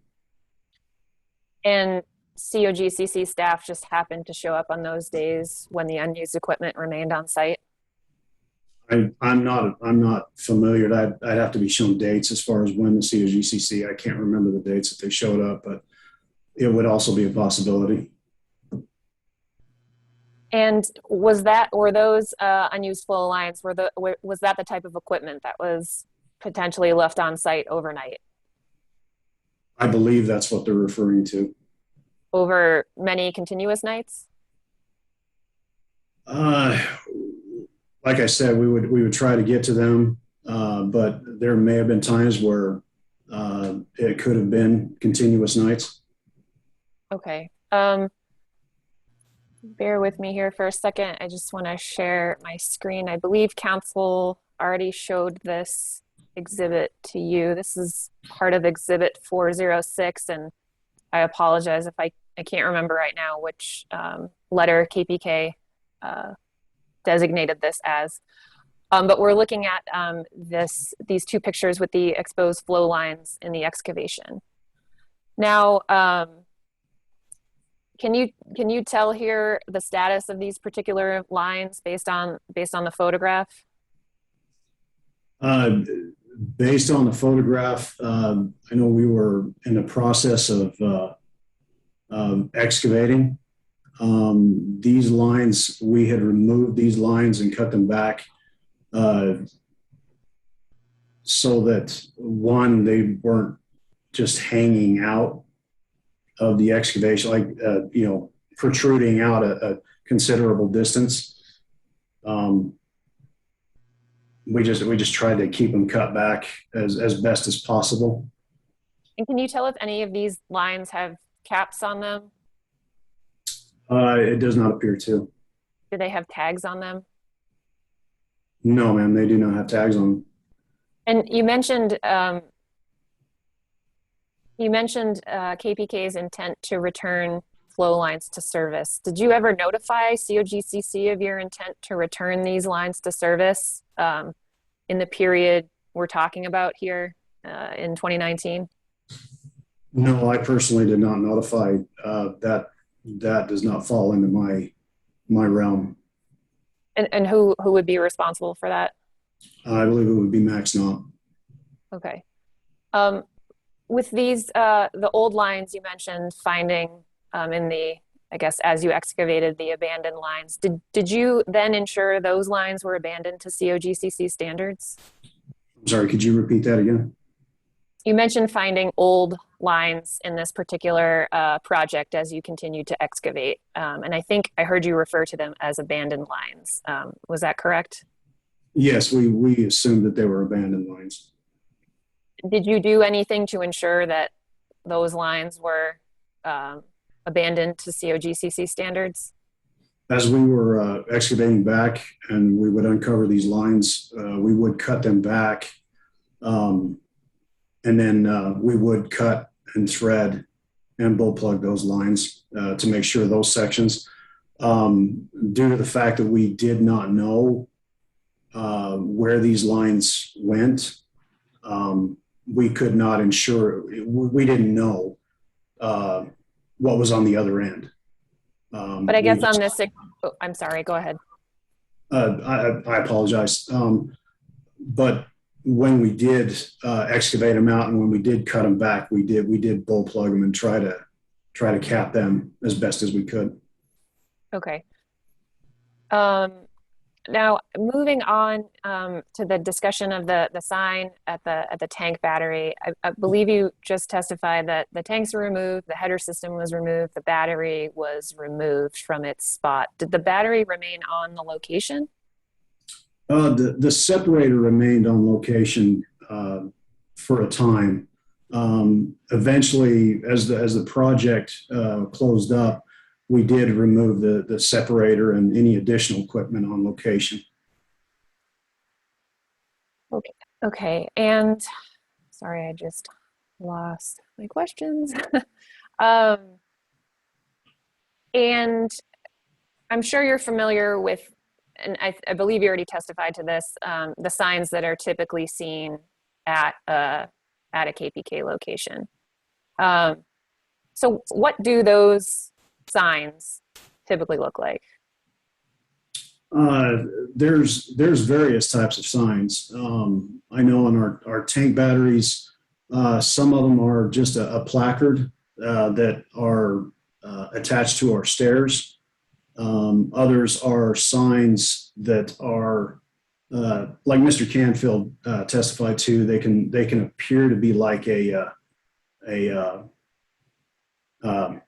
what am I thinking of? The signs you put in front of homes, for sale signs. Other signs, I know in some cases we have stickers that we place on, just a metal backing that can be placed onto there.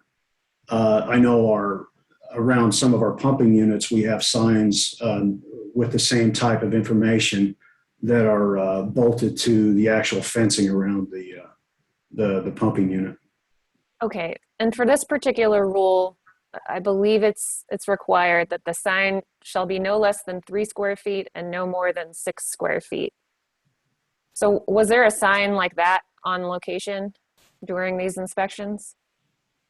I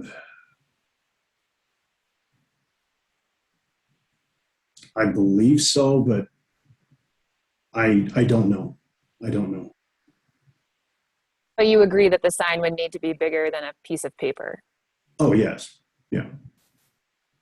And turning next to the berms, the stormwater BMPs that we've been discussing, I think you relayed that at least the picture that council showed you, that there were berms remaining from some of the tanks that used to be there. Did I understand that right? Yes, ma'am, that's correct. And so did those berms remain in place around the entire excavation? No, as the excavation, as it widened and lengthened, the way the excavation was, we were able to maintain the berms along the sides, along mainly the north side. It would be the remembering back to location, it would have been along the north side of location.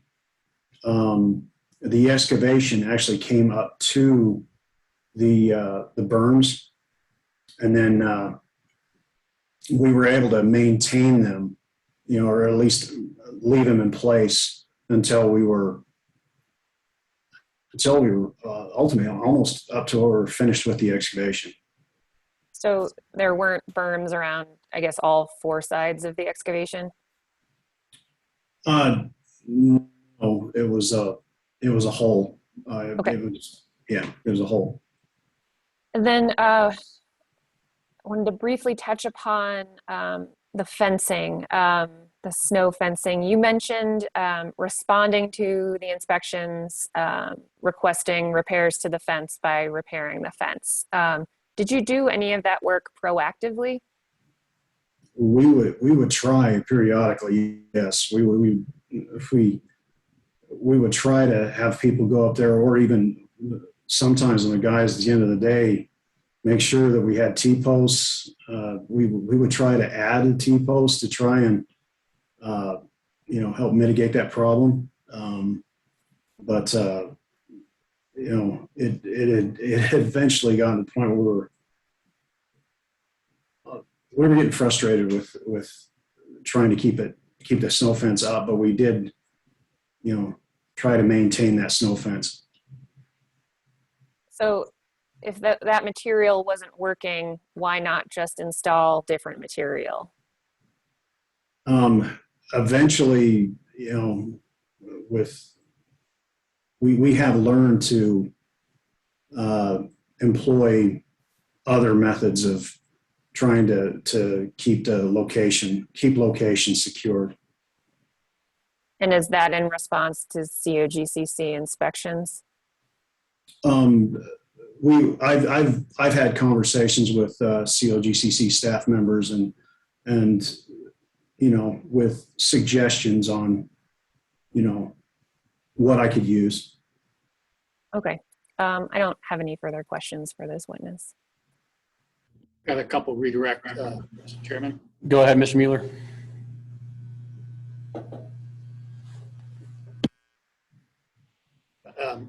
Ms. Pearson, you see this picture. Is that the sign that was at the premises? Yeah, it's the sign that was at the premises.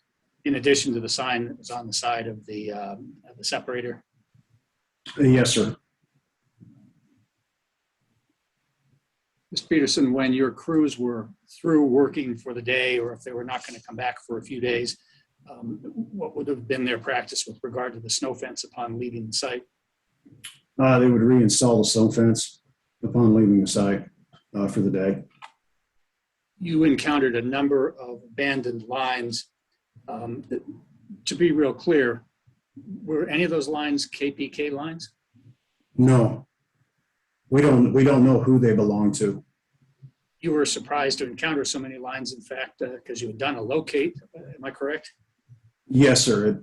It got to the point of being aggravating. The locate didn't reveal that there were 15 lines down there. No. You recognize your own KPK lines. In the prior picture, you were able to identify one by the color, correct? Yes, sir. They're usually red, a reddish color. Would tagging that have done anything to assist with you understanding whose line was who? No. The reddish color would identify our lines. Thank you. I don't have any further questions. Mr. Chair, if I may make a clarification based on the exhibit Mr. Mueller just popped up there. Go ahead. I'd like to point out that that particular sign that he's referencing, that the date of that picture is January 2020, the date by which KPK reported they put the sign back up at the tank battery. Understood. Thank you. Do we have any questions from commissioners at this point? Commissioner Messner. Thank you, Mr. Chair, and thank you, Mr. Peterson, for your testimony again. I've got a few questions around the ooze lot process and the abandoned lines and why you believe there is a process called ooze lot and why COGCC requires that.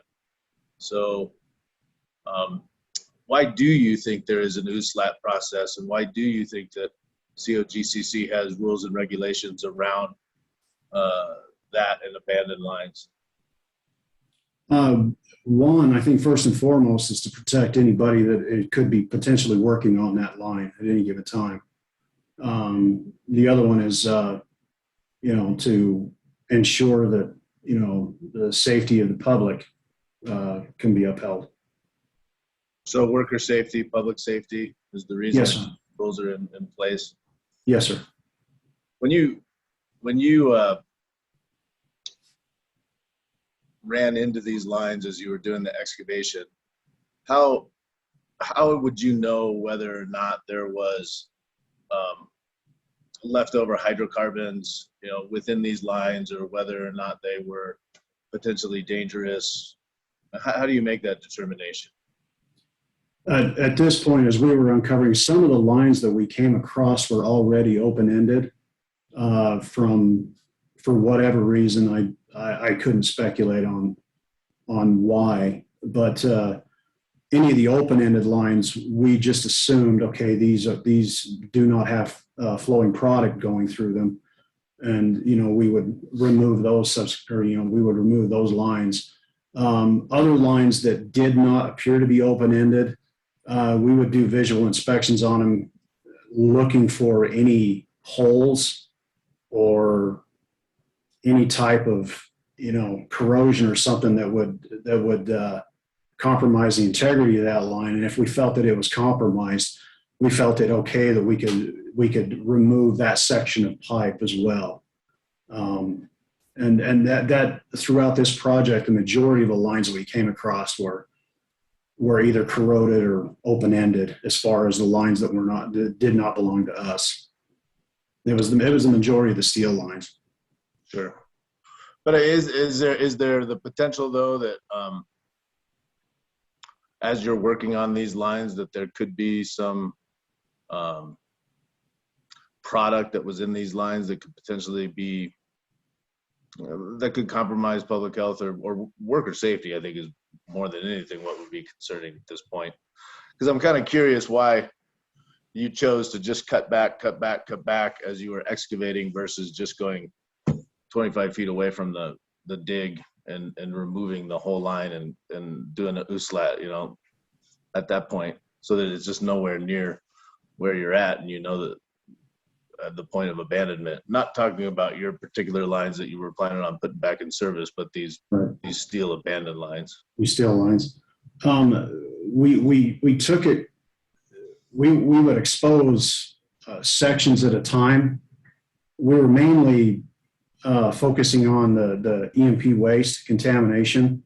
So we would, just excavate back a short section and then remove those lines and then continue to excavate in that particular section. And then, if we finished off or came to a point where we needed to move on to another section, we would then go up and excavate back. If we came across any other lines, we would then remove that. We didn't, some lines, we weren't sure how far they would go. If, we weren't sure the distance on these lines. So we just couldn't stay on one particular line. In particular, I was afraid that if we began digging back, it would go beyond the scope of my 811 locate call.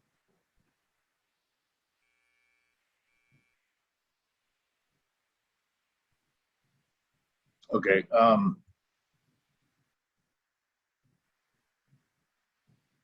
I'll leave it at that. Thank you, Mr. Peterson. Yes, sir. Thank you, Commissioner Messner. I think I saw Commissioner McGowan's hand first, followed by Commissioner Nanjapa. Thank you, Mr. Chair, and thank you, Mr. Peterson, for being here today again.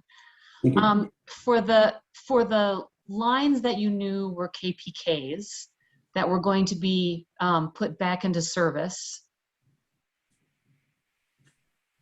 given kind of the experience with debris having been in lines and the concern that debris can get into the lines when you put them back into service, wouldn't you then wanted to have capped those lines to make sure that debris didn't get into them?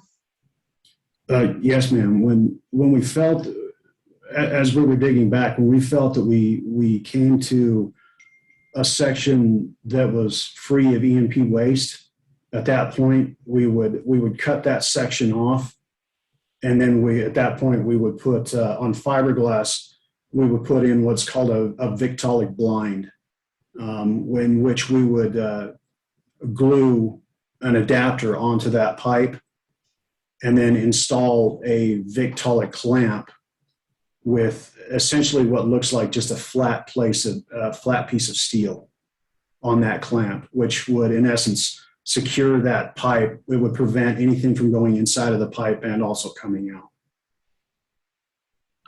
Okay, so in some of those photos, it does not look like there's anything covering the pipe. And so I'm just trying to figure out on what basis you would decide whether to plug. I think it's difficult just to say, well, I don't think anything is going to get in the pipe, and so I don't need to plug it today. I'm just trying to figure out kind of what the thought process was for whether or not those lines needed to be plugged so that debris could not get into them, and why they were left open. I mean, it was pretty clear in some of those photos that they were left open. I believe in some instances, and I can't be 100% sure, but I believe Joe McLaren had mentioned, because we, at one point, our guys were taping off the ends of the pipe to prevent anything from going inside. And I think Mr. McLaren had addressed that was not the proper way to cap off the lines. So, I mean, we did attempt to prevent any debris or material getting into the lines at one point, but I'm only assuming that it was insufficient according to Mr. McLaren. Okay, thank you. Commissioner Nanjapa. Thank you, Mr. Chair, and thank you very much, Mr. Peterson, again for your testimony. I just wanted to make sure I may have misheard, but I believe that you were asked about the spoil piles and where they were located. Did you say that they were not outside of the pit? They were all inside of the pit? Throughout that excavation, we tried to keep the spoil piles inside of the hole. We had one piece of equipment there that it's a track hoe, and for our operator, it was much easier for him to leave the EMP waste inside of the hole to reach down with the track hoe and then spin the track hoe around and then load the trucks. It would have been inefficient for us to bring it outside in this particular location, outside of the hole, and stockpile it there. Okay. And was there any sort of liner underneath that spoil pile? No, it wasn't. We were constantly excavating. Once he would scrape up the bottom, he would scrape that up, and throughout that we were constantly coming up with EMP waste. If we did lay plastic down, we were constantly having to rip it up and yeah, Okay. where the piles were, we already had known there was some EMP material that we had not excavated yet. Okay. Okay, and another follow-up question, separate question, sorry, related to the fencing. I know AAG Stafford asked you about when you mentioned, you know, that you went through many rolls of the snow fence and it was brittle and it was frustrating, and why not just use different materials? Did you also know, or were you informed that the inspection report specifically noted that a more robust fencing was required? The snow fencing that we were using at the time was pretty, we did notice it was flimsy. And then we did change over to a more, I guess you could consider robust type of snow fence. It was still, you know, orange and noticeable. And it helped.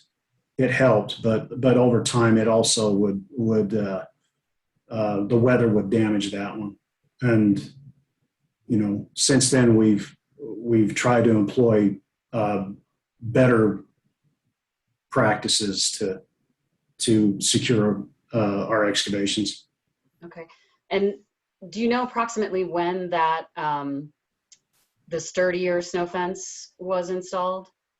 I couldn't. I don't know a specific date. And was it in response to the inspection report or to the NOAP, to the best of your knowledge? It was partly due to the inspection report. Okay. Let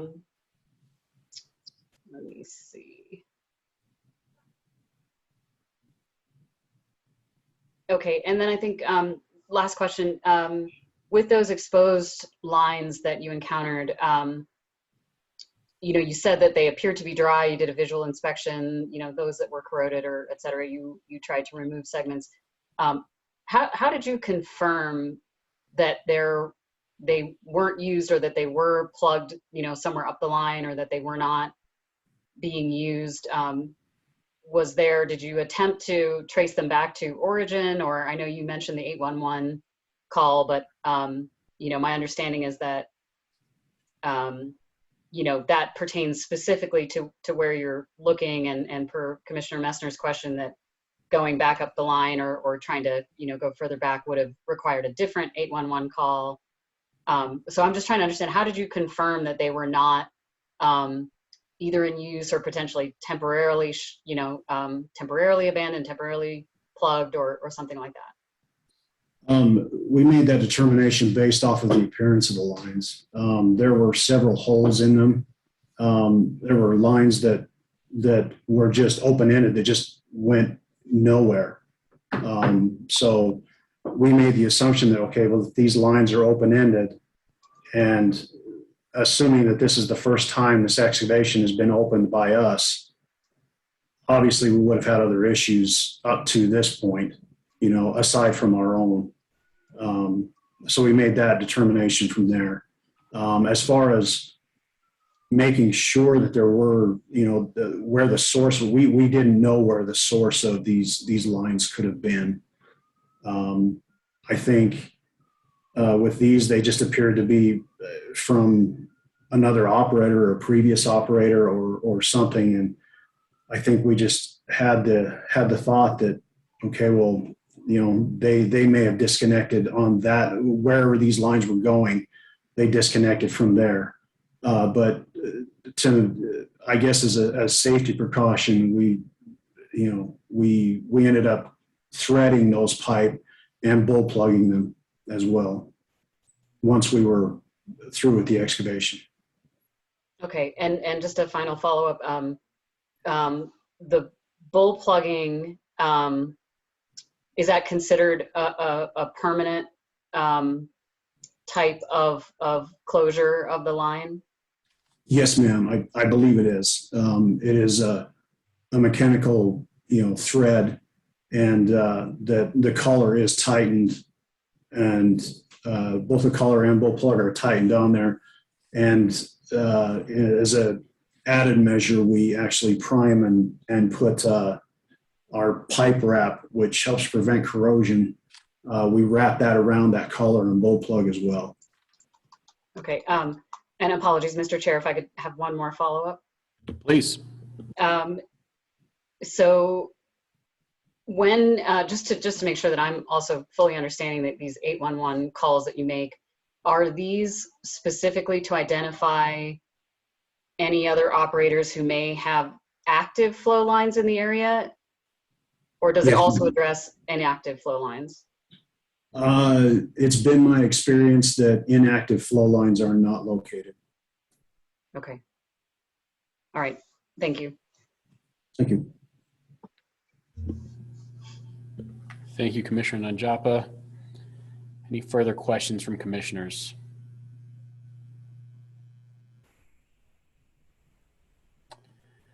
Seeing none, any additional redirect, Mr. Mueller? Very quickly, with your permission. I just want to be clear because we showed this picture earlier to Mr. Canfield.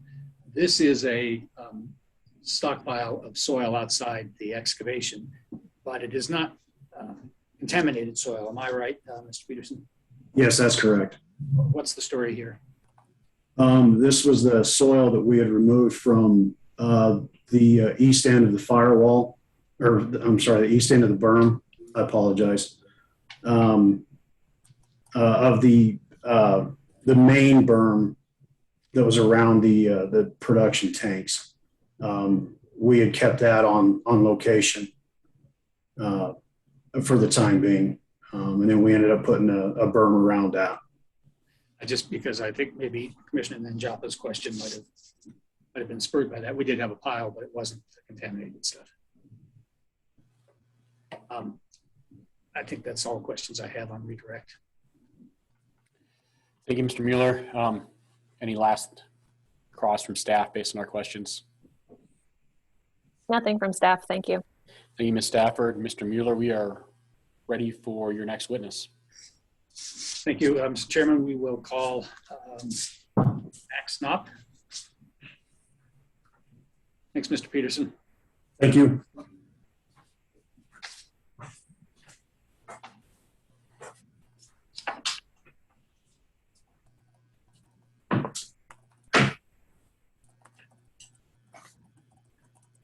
Mr. Knopp, thanks for joining us. Can you hear me? Yes, I can hear you. You're still the environmental manager for KPK? Yes. We were talking about the obligation to go through the USLOT process with regard to Rule 1105. Thank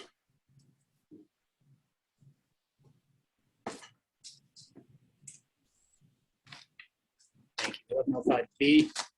You've been hearing some of that testimony, correct? Yes, I've heard that. So 1105B says that upon removing a flow line or crude oil transfer line from use with the intent to abandon, an operator must immediately apply USLOT to the risers. USLOT stays in place at all times during the process of abandoning the flow line or crude oil transfer line until the operator removes the riser. Remind us what a riser is. Basically, it's a vertical section of pipe that connects a subsurface piece of pipe above surface. So, and I would invite the commissioner's attention to the definitions under Rule 100, which state that a riser means the component of a flow line transitioning from below grade to above grade. It's the vertical pipe. We saw a picture of a riser when Mr. Peterson was testifying. Can you confirm that those risers were removed early in this remediation project, Mr. Knapp? Yeah, that's correct. Those had to be initially removed before any additional remediation could be performed. And it would have been your practice before even removing those that you would have locked out and tagged out the inflow from the wells that heads in the direction of the header of the riser. Correct. That's correct.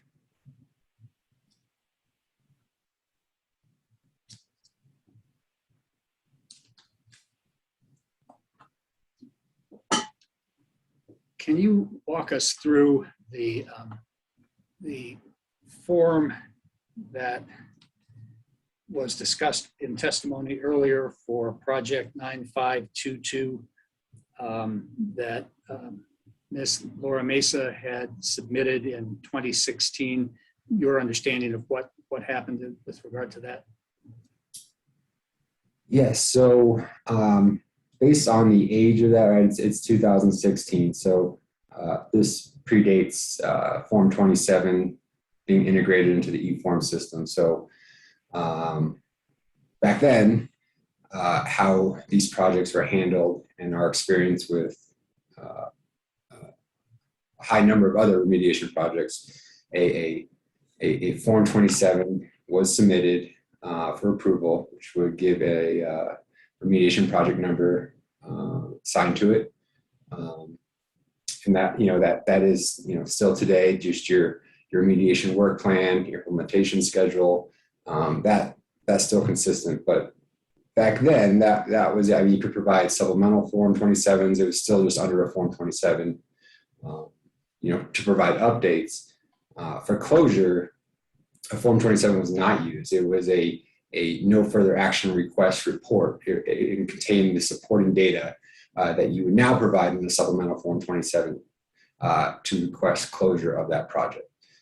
So for this project, 9522, that was a report that was generated a no further action request. And within that report was all the supporting data necessary to make that request. And that was provided to the COGCC staff. Ms. Laura Mesa's cover letter, in fact, I'm not going to bring it up, but she specifically requested that the closure be granted, the NFA be granted. Yes.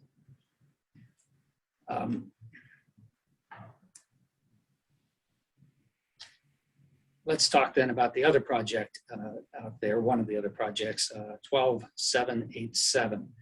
You're familiar with that? Yes, I am. There came a point when, let me share my screen with you.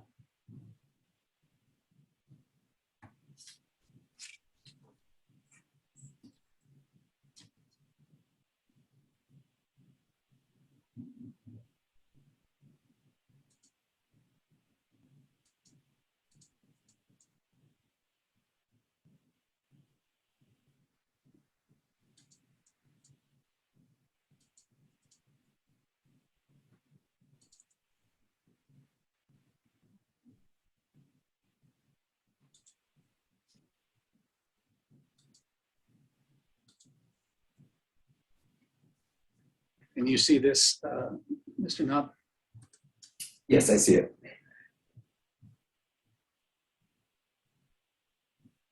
Can you tell me what this is and a little of the background of this? Yes, so this is a supplemental Form 27. And how this one was drafted and submitted is requesting closure for remediation project 12787. And the date on this that it was received or delivered to the commission is April 24 of 2019. That's correct. And scrolling down, was this Form 27, supplemental Form 27 for this project 12787, was it approved? Yes. You see the highlighted language here indicating it was approved on April 26th of 2019 by Mr. Canfield. Do you see that? I see that. At some point, did it come to the attention of you and then of staff that this was erroneously submitted for another project? That's correct. There were, Mr. Canfield testified, there were multiple inspections that had assigned corrective actions referencing this remediation project number, the other associated remediation project numbers, wanting an updated supplemental Form 27.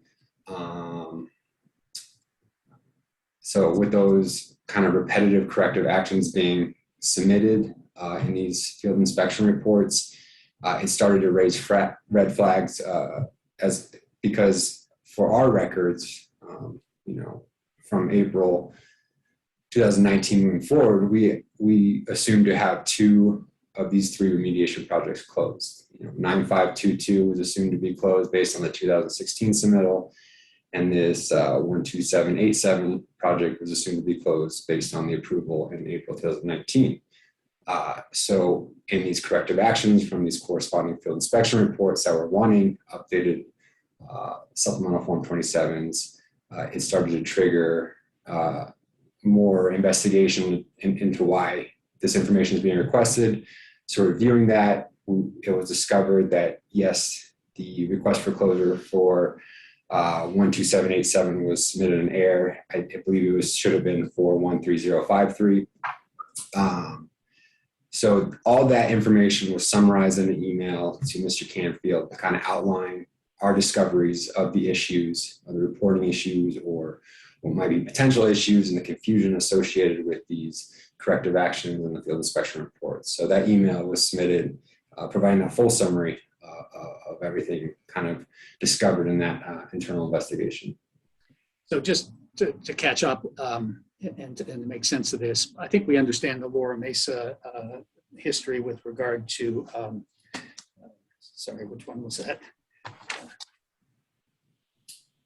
9522.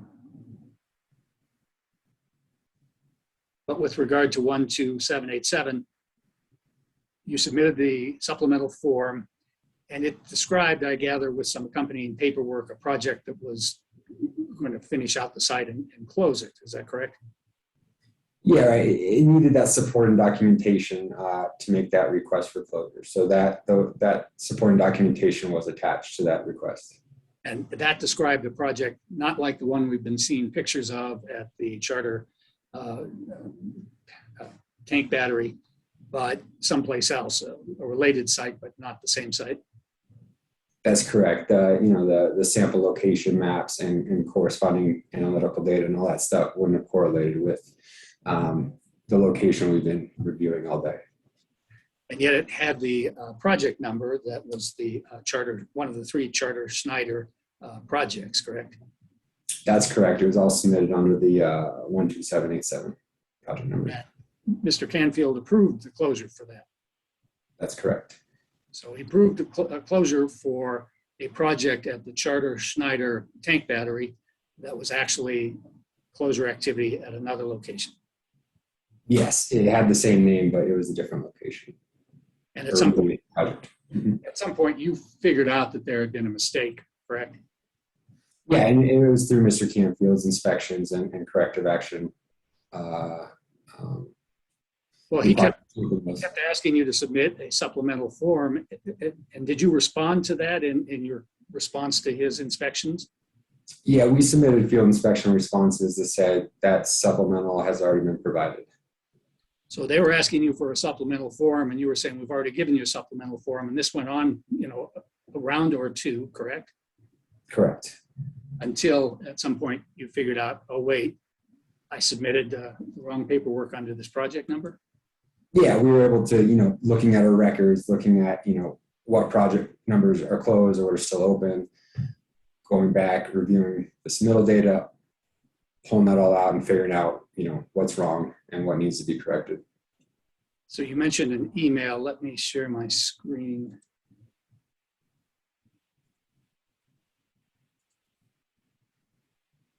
And ask you if this is the email chain that you were discussing. Yes, that's it. So there's some back and forth between you and Mr. Canfield, but here in the sort of highlighted area is where you kind of step through the error that's occurred and try to sort it out. Is that right? That's correct. And you've done it once, but can you step us through it again just a little bit, looking at these bullets? Yeah, so it brings up the 3 associated remediation project numbers, and then within those, each of those 3 is just bulleting out, where there's an associated inspection, what the issue was, or there's, what has happened in the past associated with these remediation projects. So the first one, 9522, the main point being that no further action was requested back on April 11, 2016.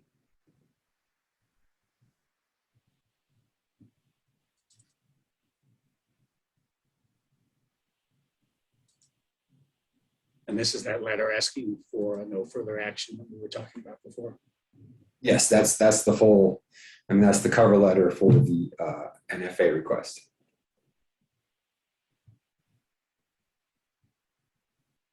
So let's go back to your email. With regard to project 12787, again, if you don't mind, just step through how you explained it to Mr. Canfield. Yeah, so this was, the first main point, identifying that the April 2019 request for closure was incorrect for that remediation project number. It was intended to be submitted for the 13053. So really it's just identifying that and how that's correlating, to the recent, CAs for needing a supplemental Form 27 for that associated remediation project number, but kind of just detailing the issues that we discovered in our review. So having sorted this out, this is about, your email is dated the 9th of December. At what point then did you cure the omission of the Form 27 supplementals? So I think, Chris, Mr. Campbell and I we had some more back and forth conversation, and we were still finishing up some activities, I believe, for the 12787 project, but I believe things were submitted January 14, 2020, to get these all kind of squared away. Okay. So you made a mistake. With regard to 12787, you sent a project closure description and some activities that you were going to conduct that were going to be at another site, but you put the wrong project number on it, correct? That's correct. Mr. Canfield approved that. He didn't apparently understand that the paperwork, he didn't recognize or review it carefully enough to recognize that it didn't correlate with the Charter Schneider tank battery. Yeah, we noted it as it was closed based on the approval of that submittal. The staff has recommended 84 days worth of penalties running from September 30th, I think, through early January at $5,000 a day. But KPK wasn't solely responsible for this snafu, was it? No, granted, we had made this submittal incorrectly under the wrong remediation project number, but because that request for closure was approved, our records closed that project number moving forward. During those 84 days, staff and KPK talked past each other. They kept saying, well, give us a supplemental form, and you kept saying, we've given you a supplemental form. Yes, that's correct.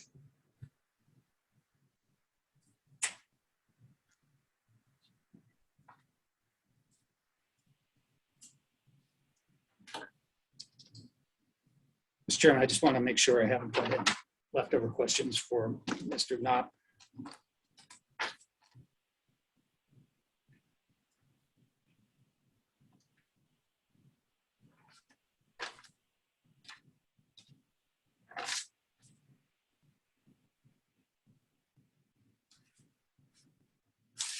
And I don't find any, at this point, I'm through with my direct questions.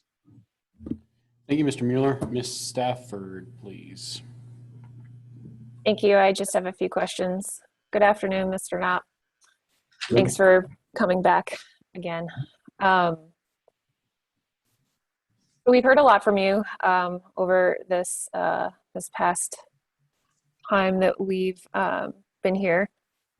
I want to talk to you a little bit about the Form 27s and specifically related to, I think, a comment you made about e-forms, generally just filing Forms 27. So you mentioned the no further action request report in 2016. That didn't usually happen through a supplemental Form 27, is that right?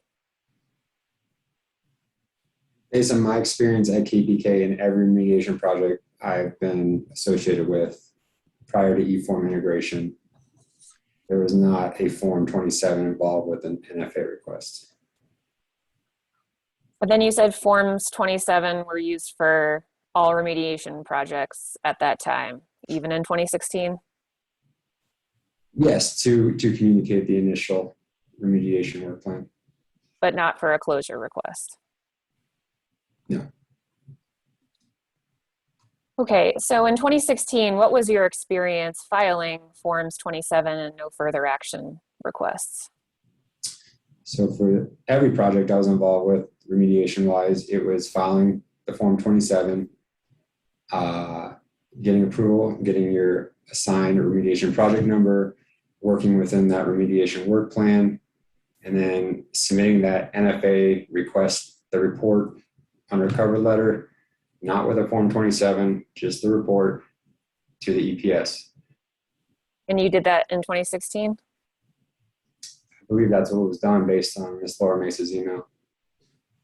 I guess what I'm getting at is, was Ms. Laura Mesa the one in charge of filing those forms and NFA requests, or were you?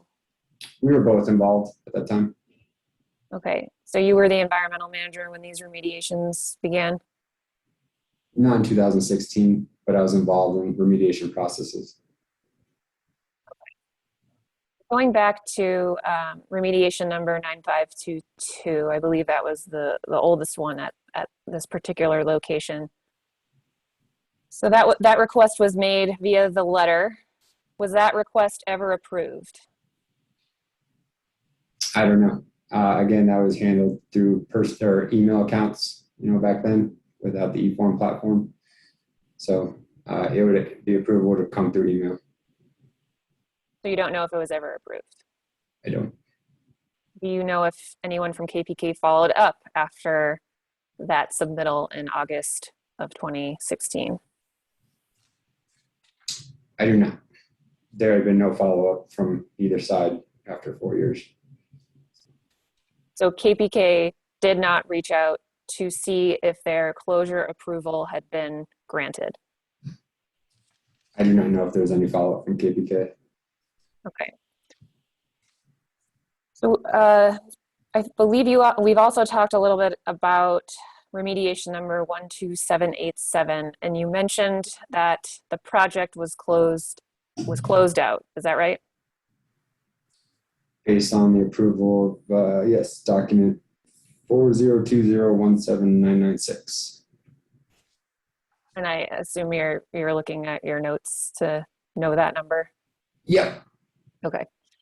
So we mentioned the project being closed out, and there was some confusion surrounding these 3 concurrent remediations at the Charter Schneider location. Wasn't project number 12787 reopened after the error was discovered? I don't believe it was reopened until that information was provided in December, when KPK was able to discover the issue and bring that to staff's attention. But it was reopened. Yeah, after KPK brought it to staff's attention. Okay. And you've talked a lot about approval of this particular form. And I mean, I'm looking through it right now. I don't see that this closure request was approved. I see that the work plan information might have been approved and that it was uploaded to the COGCC system, but I just can't tell that this was approved and closed out. I believe Can you clarify that for me?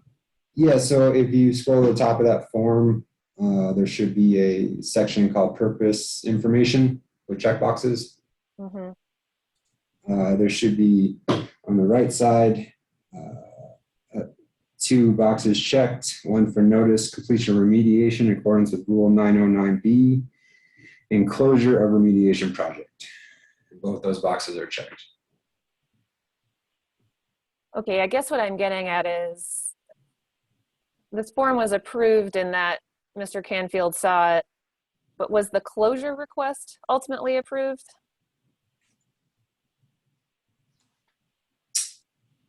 I would assume with these, at the time by submitting the form requesting closure and getting approval for that form, that you could make the connection that the approval meant closure was approved. Okay. And so the January 14th, 2020 form that was received on this remediation 12787. Mm-hmm. Was that was ultimately approved, right? Yes, because that followed right the reopening of the remediation project and providing the proper information for the closure of that reclosure. So that closure request was approved on January or in 2020. Yes. Okay. I don't believe I have any further questions at this time, though I would note that, with respect to a document being uploaded to the COGCC system, it purely means the document was added to the record outside of some other explicit indication that the closure request was approved. And with that, I turn it back to the chair. Do we have any redirect from Mr. Mueller? I don't think so, but I'm not sure I understood Ms. Stafford's comment at the end, and I'm a little slow. Maybe she could say it again. If it would be more appropriate, I could recall Mr. Canfield for the commissioner's benefit, and he could explain to you the process that happened here, because it seems like there are a lot of allegations being made against his potential confusion, which was with these particular remediations. I was just wondering if you could explain what you were saying about the upload to the COGCC site. Would you mind clarifying that, Ms. Stafford, about the comment about a document being uploaded to the COGCC site and it being out of the record? Sure. It means that for that particular remediation project number, let's say 12787 here, when a form is approved, it is my understanding that means the EPS has reviewed it and has uploaded it into the particular record for that remediation number. There has to be an additional explicit approval of the closure request that is included on the Form 27. And the one that, this usually happens, I believe, at the last page of the supplemental 27 that Mr. Knopp was talking about for this particular one, the one dated April 2019. I note there's no additional approval of a closure request. There's no explicit approval for closure of this remediation. Okay, well, I now understand what you're saying. With that, I don't have any further questions for this witness. Ms. Stafford, I appreciate your comment, and it's possible that commissioners may be interested in recalling one of the witnesses we've heard from, and so we'll leave that possibility open. Does KPK have further witnesses beyond Mr. Knopp? Yes, our ever reliable Mr. Lucas Satterley is standing by for a short. One moment, Mr. Mueller. I think I skipped a part here. I think that now is the time for commissioner questions. And so let me give my fellow commissioners an opportunity to chime in with any questions they have for Mr. Knopp.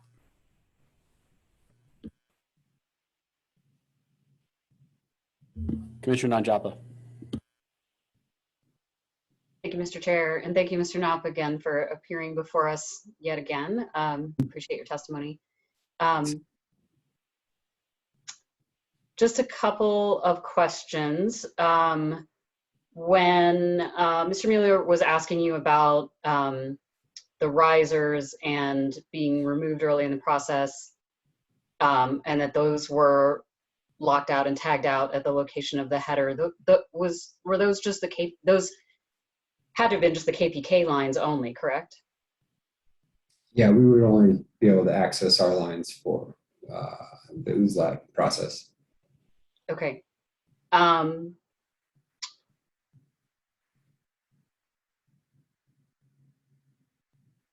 Okay, and then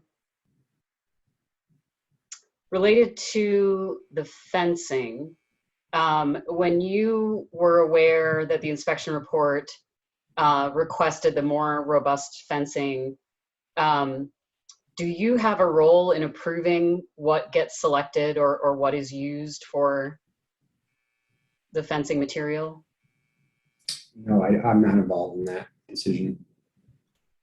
What is your role with respect to communicating what the inspection report says to Mr. Peterson or others who are responsible for addressing some of those specific complaints physically on the ground? Yeah, so my role, I get more involved, right, as these issues kind of continue, as noted in the field inspection reports, and kind of have that discussion with field operations and their challenges, you know, with specific types of fencing material, and have that discussion about ways or potential solutions to better the material or make upgrades. You know, because of this being noted in quite a few inspection reports, the field was definitely having challenges, you know, weather in the area, mainly wind, you know, knocking the fencing down. And so even though the crews were focusing on making sure it was properly installed, at the end of the day, it was still, you know, having issues. And so, you know, towards the end, you know, in that December, January time period, I became more involved trying to work with them and highlighting the corrective actions, and then, you know, getting maybe photos showing that the corrective actions were performed and better documenting that to show that we were working on the fencing issue. Okay. But it was a challenge given the size of the excavation area, kind of exposure of the area to weather conditions. Do you recall, or are you aware when the sturdier fencing was put in? I mean, it was always installed. I mean, it was always there, right? I mean, it was noted during field inspection from staff, right, that it was inadequate at times. So, I mean, we're continually trying to address that, making sure it was properly installed at the end of the day. So I'm just, pardon me for interrupting, Mr. Knopp. I'm just trying to understand. So the August inspection report suggested that more robust fencing was required. Mm-hmm. And it sounds like from Mr. Peterson, at some point, there was a different type of snow fence that was used that was a little bit sturdier. You know, to your knowledge, when did that occur? I do not know when that transition was. I do know in a photo, now this is taken in January 2020, so it's not going to help the timeline, but it is obvious from the photo that it is a more robust fencing. So this was may have only been after the NOV and the NOAV was served, and there was those discussions about doing something. No, I can't speak to the timing of the actual transition. I just can note from my field photos there is a difference in fencing material. Okay. Okay. Okay. Thank you. Last couple of questions. When did Miss Lara Mesa leave KPK? Good question.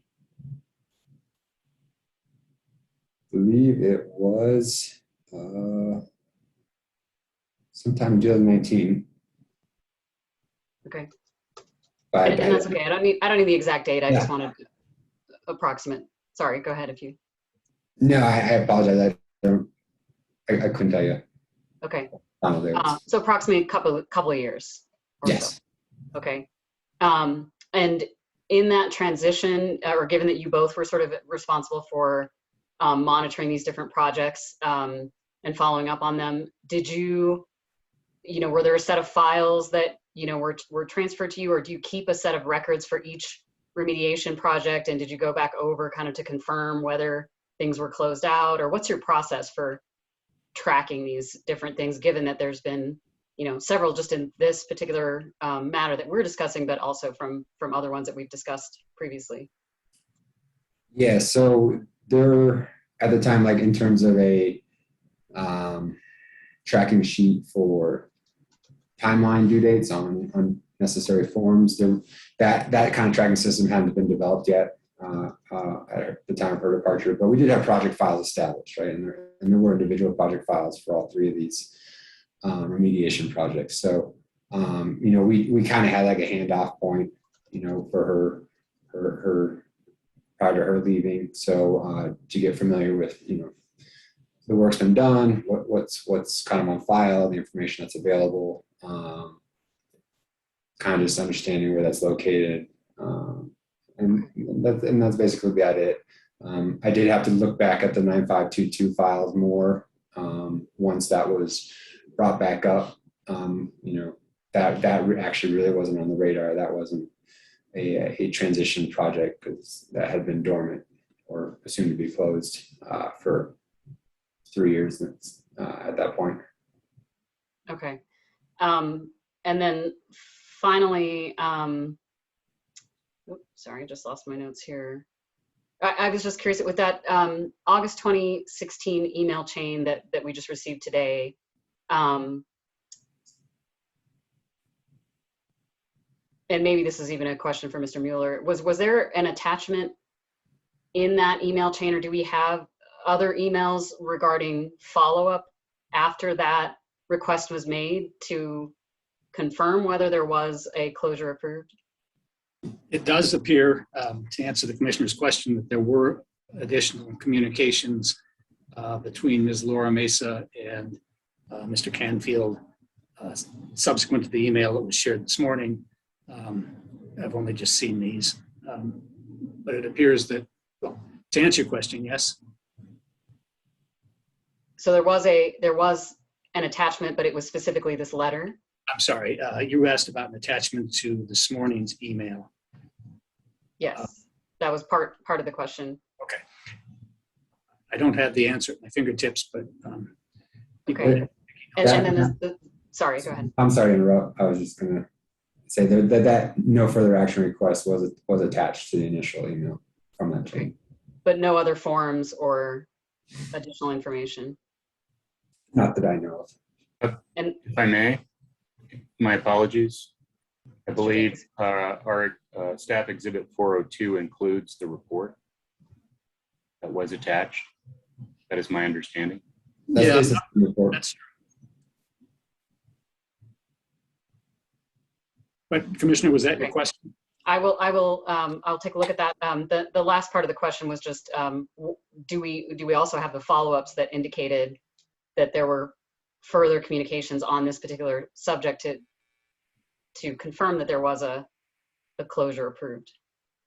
There is an email chain that I have on my screen now that indicates some subsequent communications to ask if the closure had been approved. Okay. Mr. Chair or AAG Davenport, if that's appropriate, would that be something that we could request?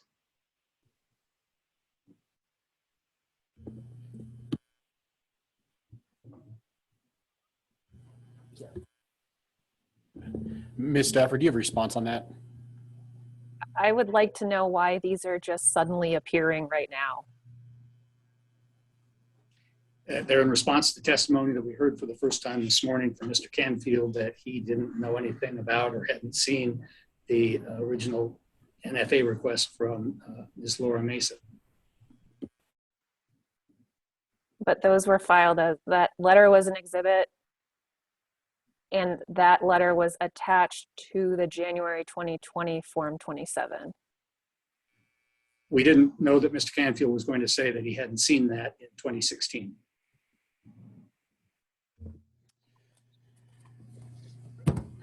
You know, we're trying to take in as much information as we can, make the best decision. I think if a commissioner wants to see it, let's see it, and then the parties can consider it and make lodge any objections they see fit in accordance with that. Then, Mr. Chair. Ms. Stafford? When will we be able to look at that, and how will we be able to look at that? I would propose, you can defer to Mr. Davenport, but I would propose, as we did this morning, my capable staff can put an exhibit label on it and email and upload it. I mean, that seemed to suffice this morning. So why don't we do that? I think it's appropriate to maybe take a break here at this point. And I see Commissioner McGowan's hand up, so I will let her interrupt me before I move on. Sorry, will there be a chance to ask more questions then? Yes, there will be a chance to ask more questions after that. So Thank you. why don't you send that over to Ms. Stafford, Mr. Mueller, and then we will take a 15-minute break. When we come back, we will review that as appropriate, ask any follow-up questions associated with that. At that time, we may also have additional questions for witnesses we may want to recall prior to the closings we're going to hear from both sets of counsel. So I think that may be an appropriate course of action. So with that, let's go ahead and take we'll call it a 18-minute break, and we'll take it all the way to 3 o'clock. So let's go ahead and do that, and that should give ample opportunity for Mr. Mueller to send that over to Ms. Stafford, and hopefully Ms. Stafford will have a chance to review that before we come back at 3 o'clock.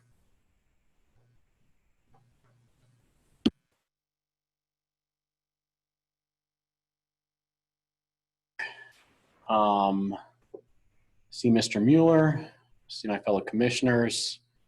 Don't see Ms. Stafford. There she is. Ms. Stafford, did you get a chance to receive and within the limited time review the material sent from Mr. Mueller? I did receive it a short while ago. I am in the process of reviewing it. Okay. Given this was a commissioner request, I think it's our pleasure on whether or not we want to see it and move forward with it. And I think that's appropriate. So I'm going to let Mr. Mueller go ahead and daylight that, I guess, the supplemental communications associated with that August 2016 email chain. And we'll start there. Sure, Mr. Chairman, I'm not quite sure what you're inviting me to do, but I do have a question. We have emailed it, but we have not uploaded it yet because we didn't hear you direct us to do that. Would you have us do that now? I think we could. It'll be a little faster if it's. Where do you need that to? Yeah, to Ms. Stafford.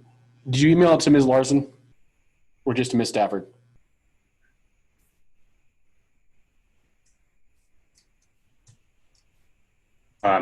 John Jacobs here, Mr. Chairman. We emailed it to Ms. Larson, Ms. Stafford, Mr. Farron, and Ms. Rosenberg, and then we copied our team.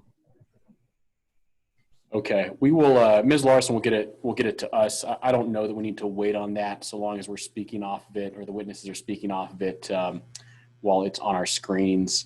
So we will catch up with any necessary e-filings afterwards. But let's go ahead and get started.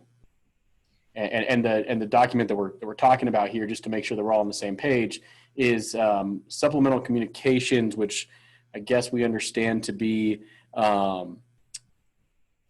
attachments to that email or subsequent conversations about the closure of the NFA, of the no further action determination.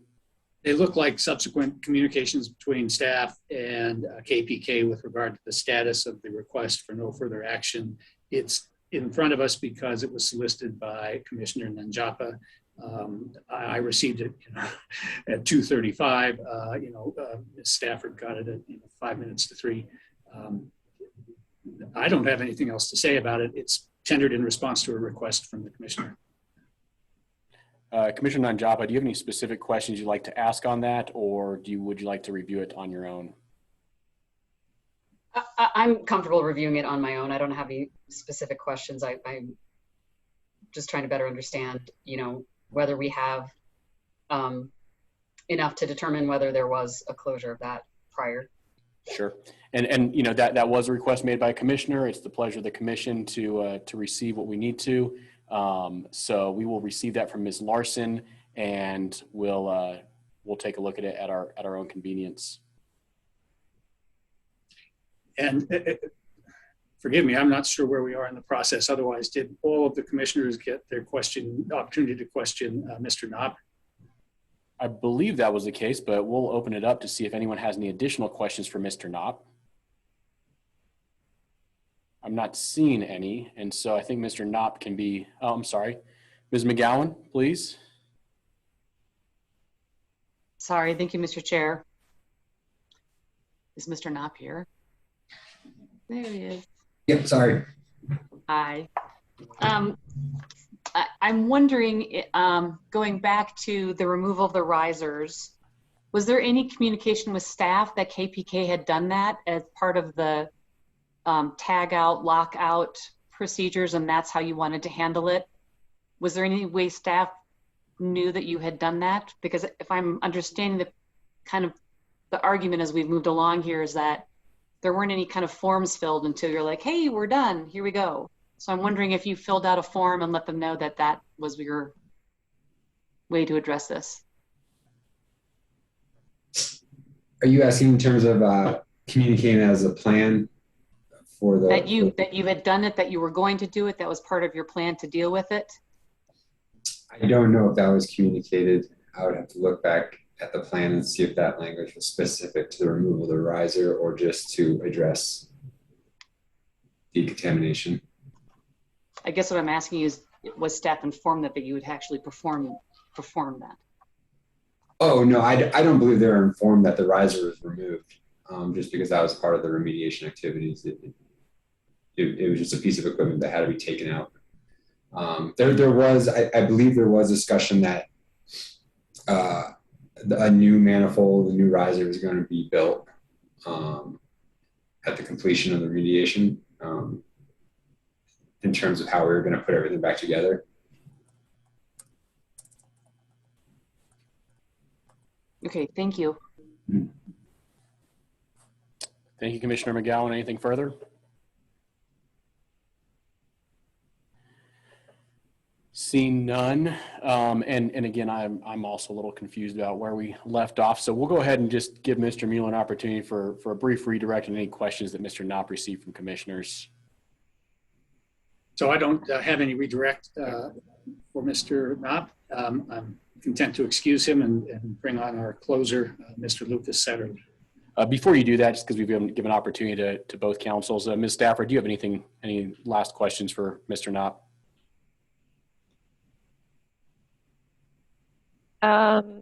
Just one bit of a few questions, excuse me. Go ahead. Mr. Knopp, you mentioned the project files that you had or reviewed after Ms. Lara Mesa left KPK. Were those project files provided here in this matter? I believe information within the files, parts of the, not the file in its entirety, but I think applicable information, what we felt was applicable. But you haven't provided all of the files? I guess I'm asking. I don't believe every file within those project folders were provided. There's definitely been exhibits shown that are from those project files, but any notes? I don't think those folders have any. Any other emails aside from the ones we were surprised with today? Check the council's characterization. I think we've established the basis for introducing these rebuttal exhibits. That's fine, Mr. Jacobs. Mr. Knopp, you can answer Ms. Stafford's question. I don't know of any other emails. Not that. There's nothing in the built project folders for these email communications. These are all from Ms. Laura Mesa's email account. Okay. Don't believe we have anything further. Okay. Thank you, Ms. Stafford, and thank you, Mr. Knopp. I believe at this point you're dismissed. And I think Mr. Satterley is up, and Mr. Mueller, you are free to proceed. Thank you. I'll turn it over to Mr. Satterley. Thank you, Chairman Gonzalez. I'll again be closing with a discussion of penalties staff has proposed for this NOAV.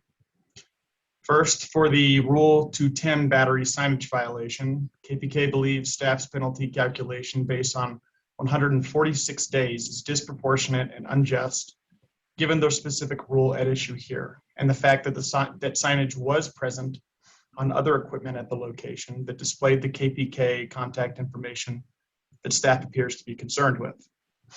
This concept is recognized in the penalty policy, and that a penalty can be adjusted downward, where a straight per day calculation would result in an extremely large penalty amount that is disproportionate under the circumstances of the violation. The same is true of fencing required by Rule 605C. On many days, fencing was properly installed, yet the proposed penalty of nearly $125,000 contemplates an ongoing interrupted violation and inappropriately assesses fines for a total of 146 days. The evidence and circumstances here do not warrant such a large penalty.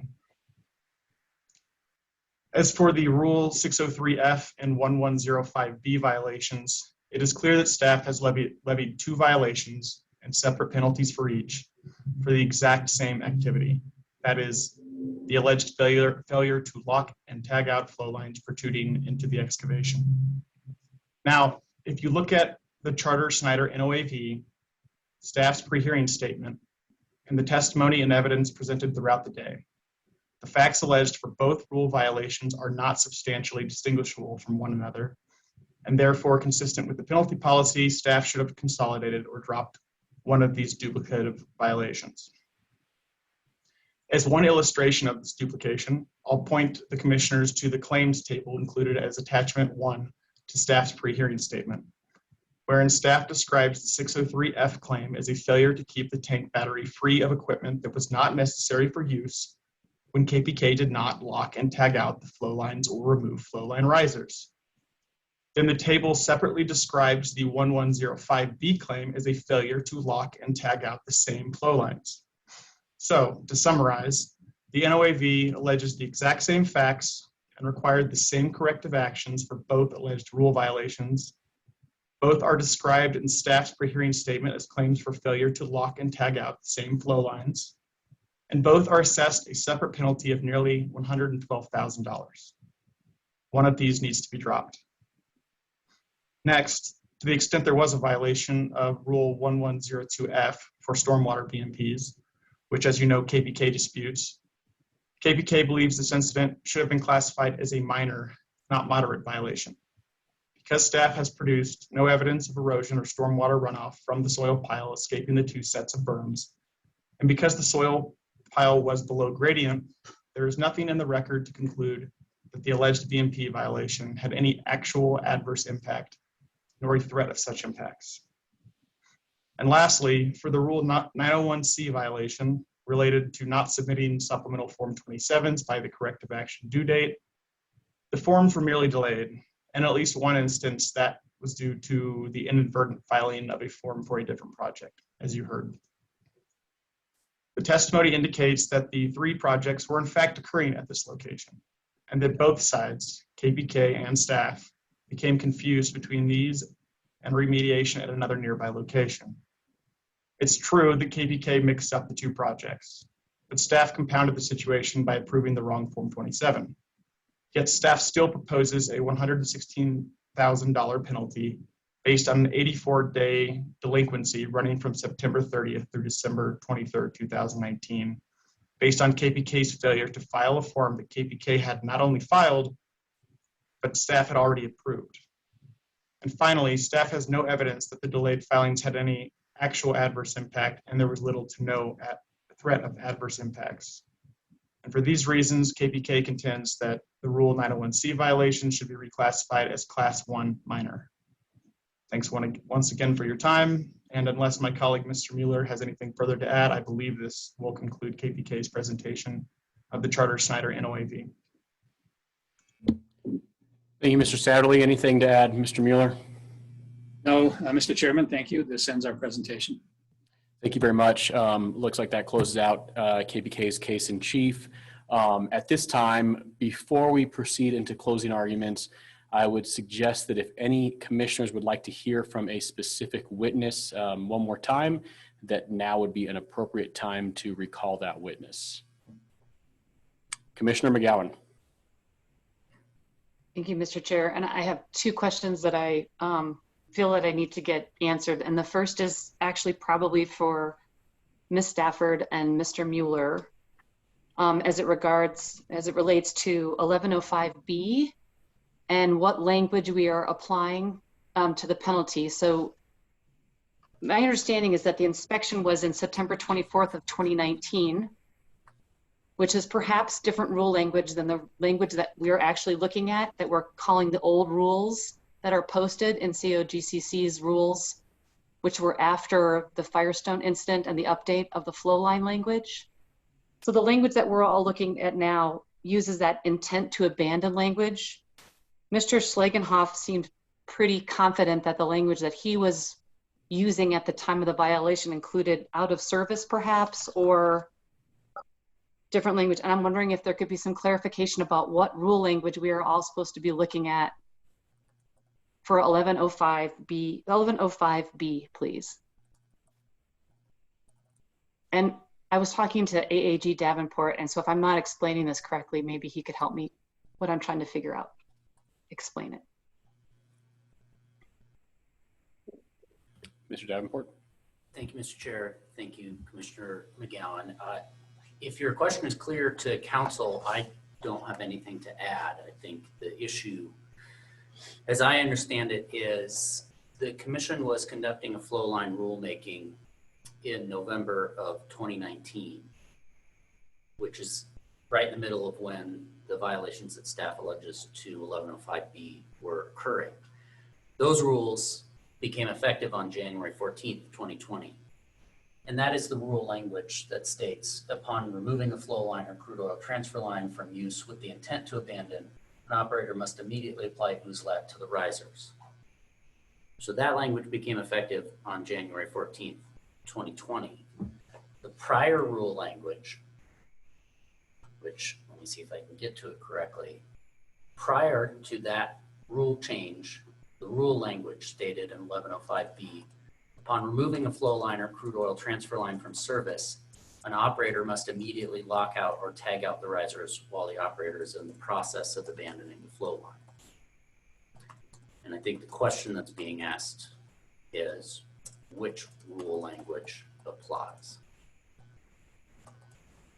So I'll be glad to go first, but I defer to Ms. Stafford if she'd prefer.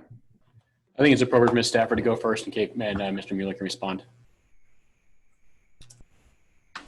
I believe we'd be referencing the rule language in place at the time of the alleged violations. And so if I'm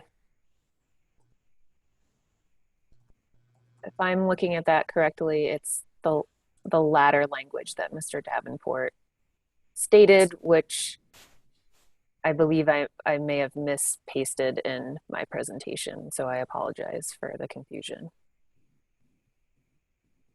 So I agree that it should be the statute that was in place at the time, and I think that was the one that predated January 14th of 2020. Thank you. I appreciate that. And I'll have to go back and look at all the exhibits and the pre-hearing statements, but I feel like, unless I could be missing something, there's been a lot of information we've been going through. I feel that that's the same language that is being used in the penalty and the pre-hearing statements, unless I'm missing something. And I honestly, this could be just me missing something. If it is the wrong language that's in the pre-hearing statements and what we've all been talking about, how do I access the correct language? Because I feel like it is a little bit different.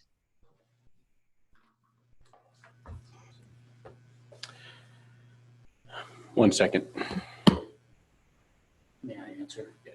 Okay. So if no one minds, and obviously staff can go back and check their own pre-hearing statement as well as KPK, I think if we can all confirm at first which language appears in the pre-hearing statements, because the commissioners already have those. If there is confusion, I'm happy to send out to all the parties and the commissioners at the same time what that language that was in effect in late 2019 was. In KPK's pre-hearing statement, we quote the correct language.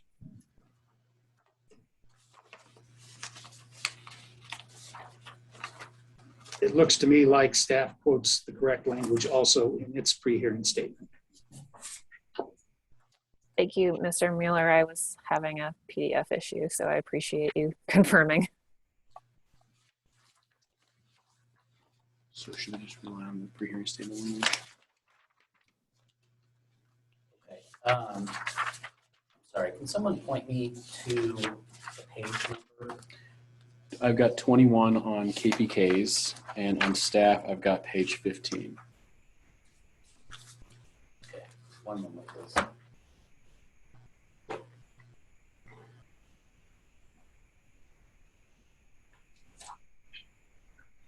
All right, so I'm looking at page 21 of KPK's pre-hearing statement, which states for an 1105B violation, this uses the intent to abandon language as well as the term boozlat, which doesn't appear in that version of the rule that was in effect in late 2019. Mr. Davenport, if I may, I believe the correct language is located in the NOAV, which is Exhibit 426. And I apologize for this confusion here. And I'm really not trying to sound crabby, but it's really hard to go through all of those attachments and figure out where the exhibits are. And so if we could agree to find the language and send that older language to everybody, it would be very appreciated by me instead of having to dig through and try to find the NOAV in Exhibit 426. I apologize. It's a lot of, none of those things are really labeled what they are, and you have to go through and try to remember where they all were unless you like separated them on your own. And I've been trying to use the on base as much as possible and not create new files. So I would appreciate the language just sent to me.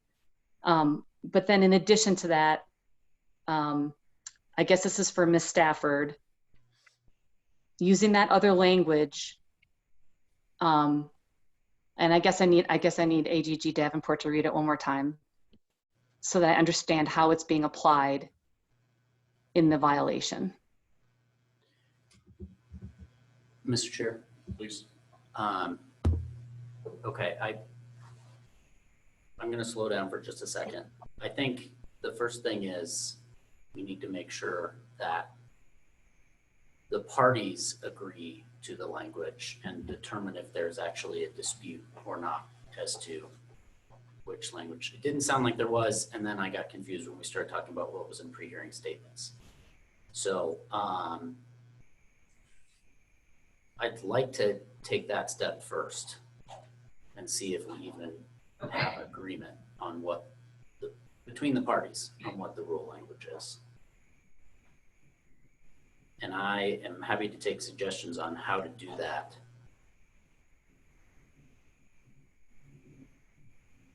But Commissioner Messner, I see your hand up. Do you have an idea? Yeah, why don't we just put the rule up on the screen and see if folks think it's the right rule and everyone can agree to use this particular rule. Do you see any issues with that, Mr. Davenport? I'm happy to put something up on the screen if you'll all give me a moment. I do think that staff and KPK are in agreement about the language.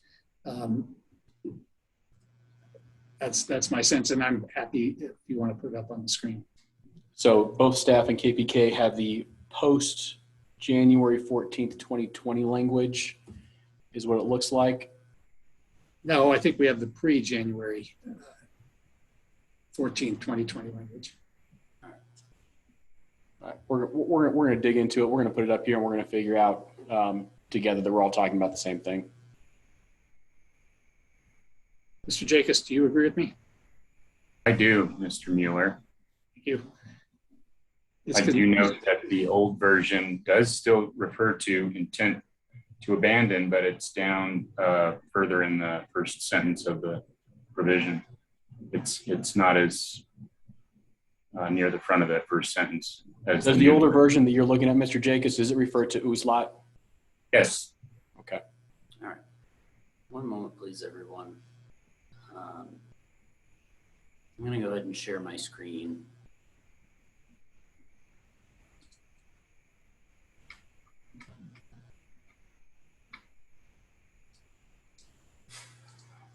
All right.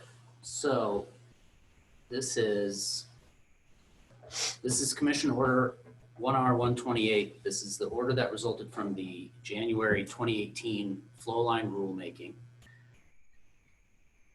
And I'm going to scroll down to Rule 1105B, which is right there. Okay.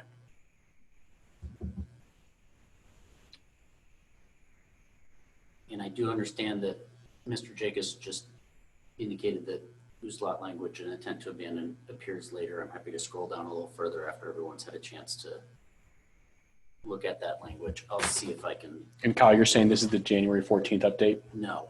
Okay. This is the pre. So this was a rulemaking that was conducted in 2018. In 2019, the commission conducted another flowline rulemaking where the language changed. And my view is that rulemaking, that language did not become effective until January 14th, 2020. This is the language that was in effect in late 2019, which I think is what gives rise to Commissioner McGowan's question. Mm-hmm.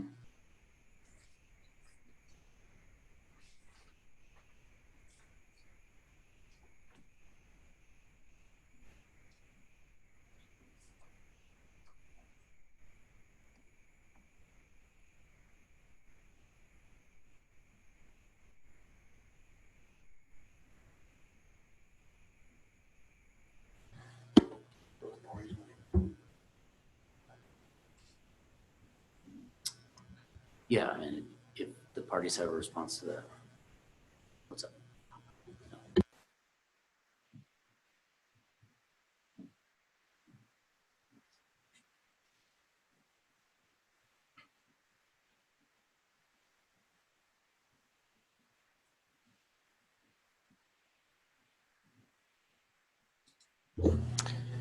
Do parties wish to comment further on this language that's on the screen now, which is per AG Davenport, is the pre-January 14th, 2020 version of 1105B versus the language that is in the respective pre-hearing statements, which seems to be the post-January 14th, 2020 version of Rule 1105B. So my difficulty is I cannot see the entire screen. I think I see the entirety of 1105B as it's outlined here. We can scroll down to. All right, sorry. That's helpful. Thank you. Okay.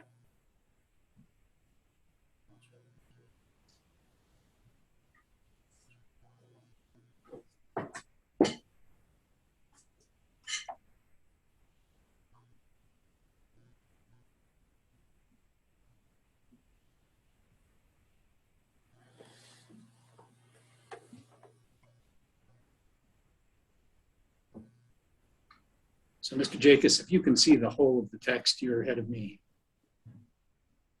I can. Thank you, Mr. Davenport, for magnifying.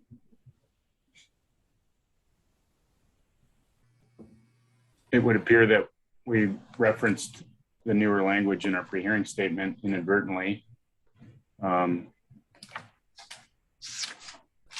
Mr. Mueller, do you have any thoughts on how to proceed?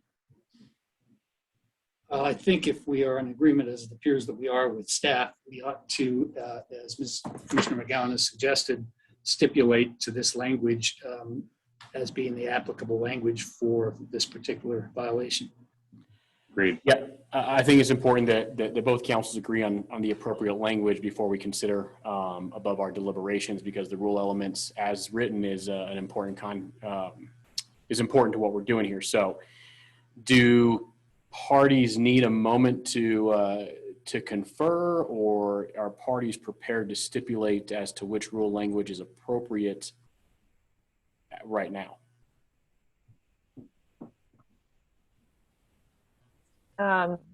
If I may, Chair.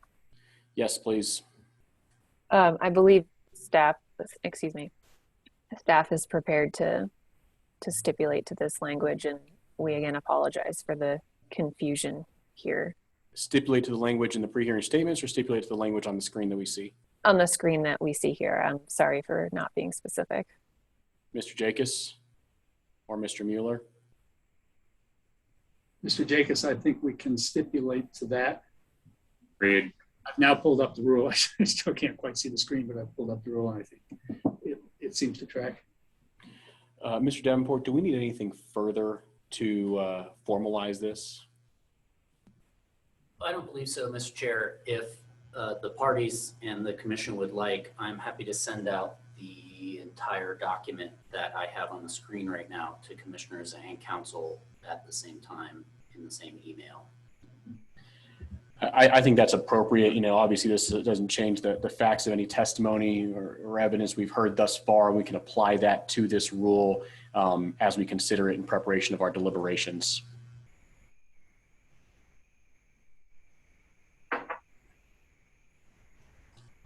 Does that sound fair to counsel for both parties? It sounds fair to me, Mr. Chairman. I agree. I agree. Okay, then. That is how we will proceed. We'll look for a communication from AAG Davenport with this language, and this language of 1105B is what we will apply to the testimony and evidence we've heard for this NOAV and for this particular rule violation, and we'll use that in our decision making and our deliberations. I believe that closes the matter. I do see Commissioner McGowan's hand up. Commissioner McGowan, please chime in.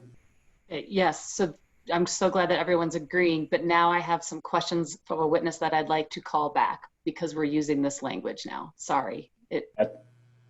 That's appropriate. Which witness would you like to call back, Ms. McGowan? Mr. Schlagenhof. Ms. Stafford, will you engage Mr. Schlagenhof, and Ms. Larson will elevate. And if you don't mind leaving the language up, just because now I was working off a different language, I just want to make sure I'm asking my questions the right way. I will leave it up. We can do that.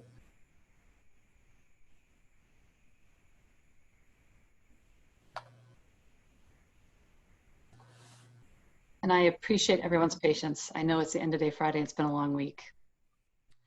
I see Mr. Schlagenhof here and unmuted. So Commissioner McGowan, if you would like to proceed with any questions you have for this witness, I would encourage you to do so.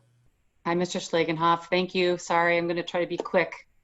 I don't know if you've heard the conversation that we've had, but I think we've been I as a commissioner have been working off of the newer language for 1105B versus the language that existed at the time. And I'm wondering if you can walk me through this language and explain to me how this rule was applied to operators at the time that this alleged violation occurred. And I still see the language, instead of intent to abandon, the language here is in the process of abandoning pipelines. And it's my understanding that there is a remediation plan, which means that did not include abandoning, where the operator stated that they were going to put the equipment back into service. So how would this rule apply, also knowing that piece? That's my first kind of set of inquiry to you. And then the second set is whether or not the remediation plan included acknowledging locking out and tagging out and removing the risers, and whether or not that was actually ever communicated to staff that it was done before they actually sent you their final I'm done. Okay, in terms of remediation plans, that would be Mr. Canfield or his groups. So I don't normally review those. They are in the file, but I can't tell you what was discussed in the remediation plan because those are reviewed and approved by our environmental staff. Sorry. So you can recall Mr. Canfield if you want to go over what's in the remediation plan. Basically, the issue we're having here is we have lines, some are active, some are not active. And so Mr. McLaren has been told if he sees pipe sticking out to write it up, which he did. And we had the rulemaking would have been in November. The previous rulemaking would have been effective May 2018. And this is the language that we have here.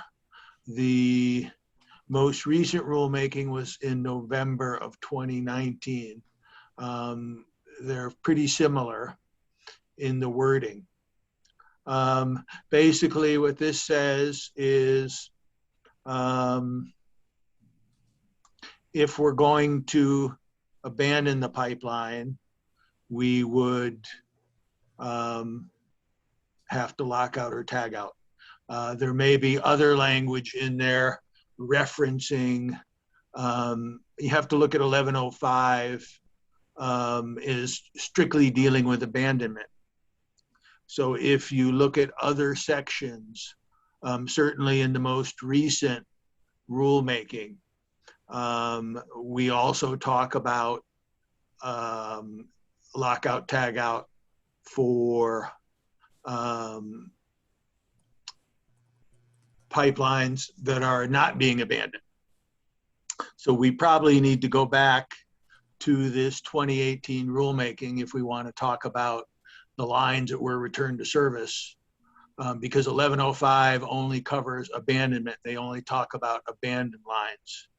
My expectation, and I know for a fact it's in the newer version of the rules, but it also talks about lockout, tagout for non-active pipelines. So that would be in a different section because 1105 only deals with abandonment. That being said, we do have some flow lines here that KP Kaufman has said they did bull plug and abandon. So I would say that this 1105B would apply to the lines that were abandoned, and that there may be some additional language in this older version of the rules dealing with lockout, tagout, but it wouldn't be in 1105B, it would be in a different section of the rules. And I know for a fact it is in the current version.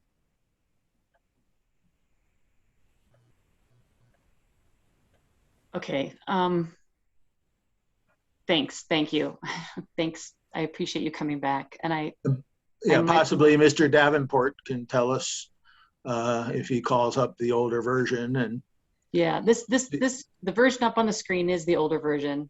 Yeah, and we've kind of hashed this out already. Yeah, and we did not use the term ooze lot until the newer version. We used lockout, tagout in the older version. Right. Okay, I think I need to mull some things. I might want to call Mr. Canfield. Thank you.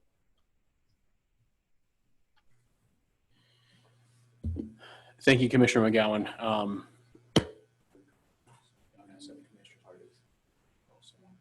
Mr. Chairman, I have a question for Mr. Schlagenhof when the time comes.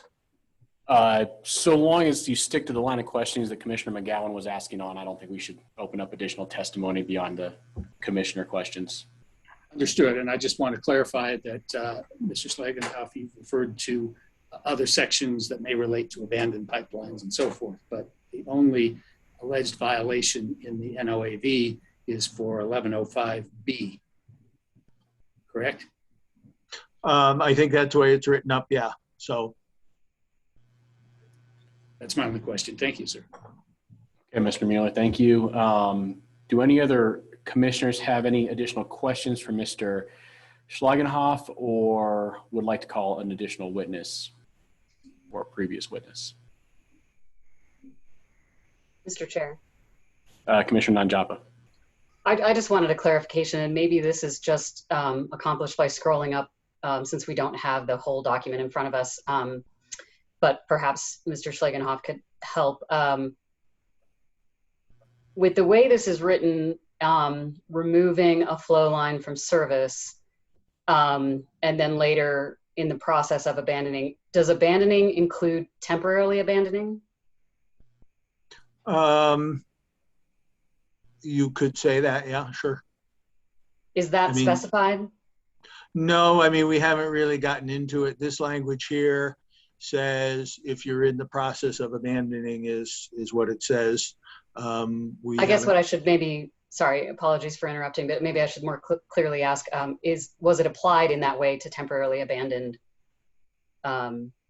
lines? Basically, if you're not using a line, you were expected to lock out, tag out. So if you were temporarily abandoning a line, we would expect to see it locked and tagged out, yes. Okay, thank you. And perhaps for AAG Davenport, if I may, Mr. Chair. Please. Would it be possible to just scroll up just to see the sort of heading for this section in these older rules? Yes, of course.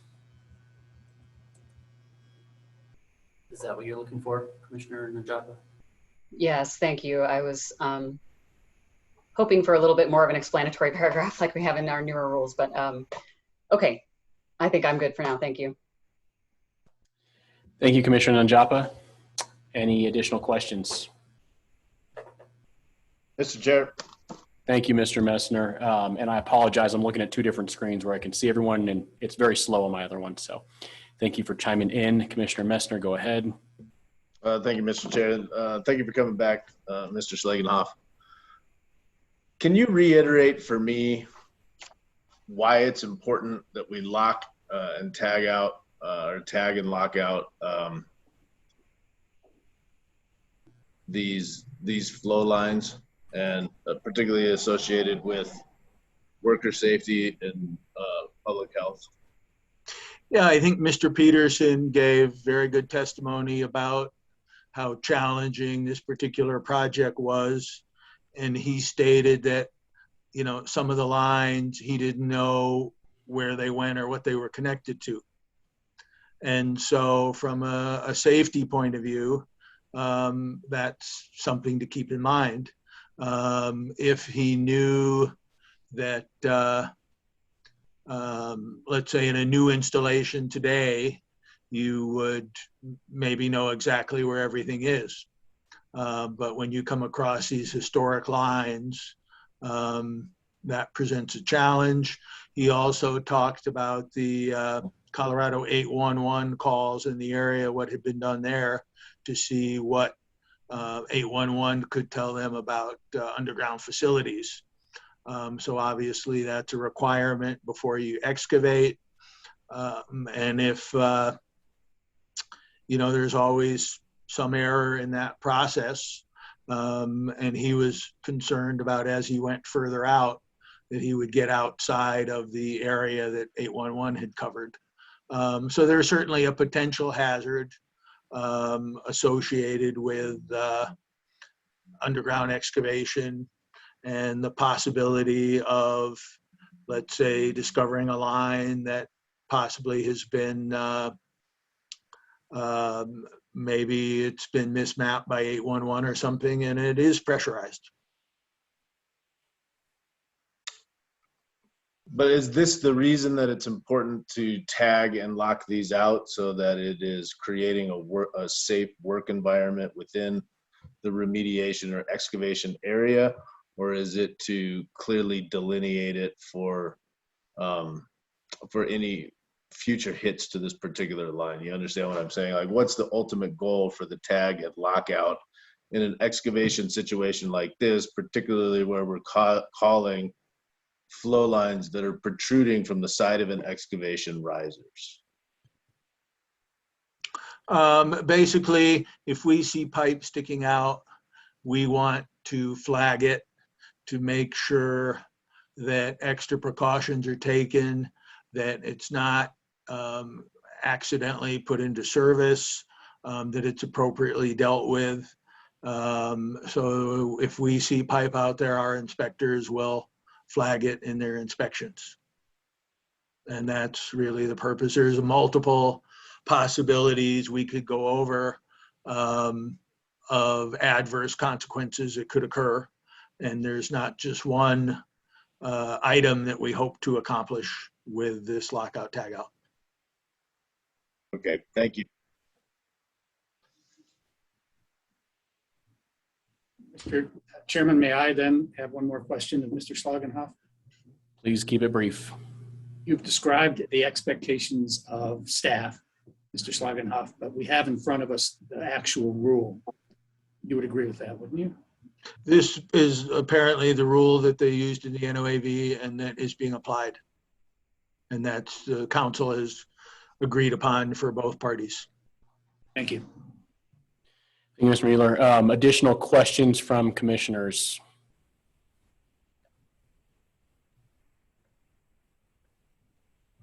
Commissioner McGowan.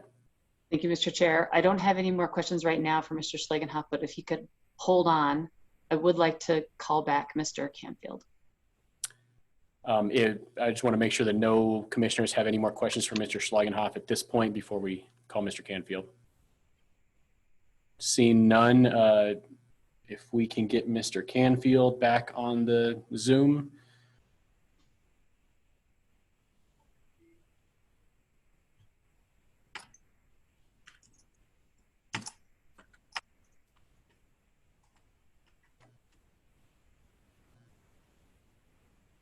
I'm okay to go, Mr. Chair. Oh, I see Mr. Canfield. Yes, we are okay to go. Thank you. Thank you. Hi, Mr. Canfield. I promise. Last Hello. part of the day. How are you doing? All right. Thank you. Okay, I'm going to hold you to it. Okay, so I'm trying to work through the timeline here. So for this excavation, there was a remediation plan in place, correct? I hate to do this. I have to ask a clarifying question. There were 3 remediation projects, 3 excavations. So could you explain which one you're...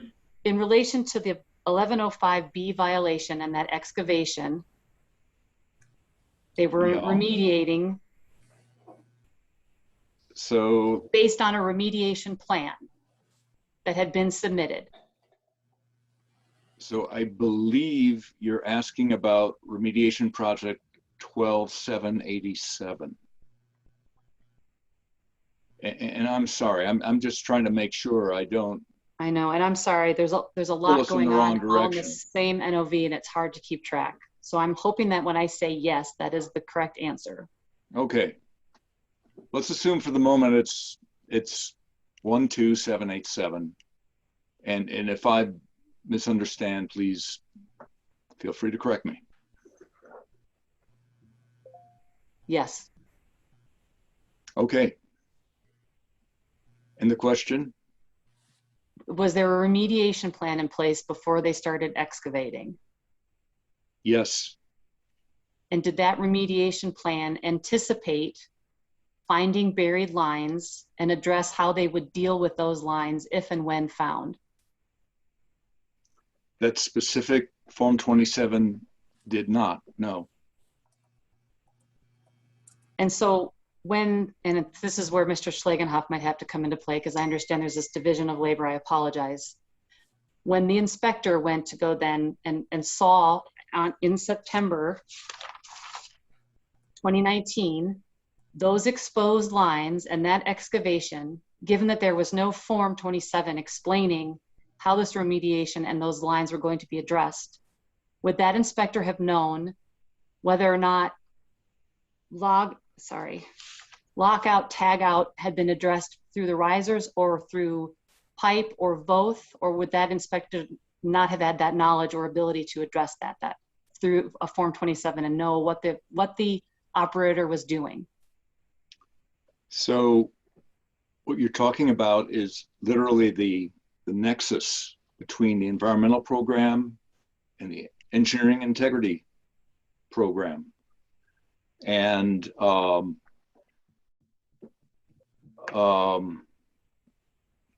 so I live and work in the environmental program, the 900 series.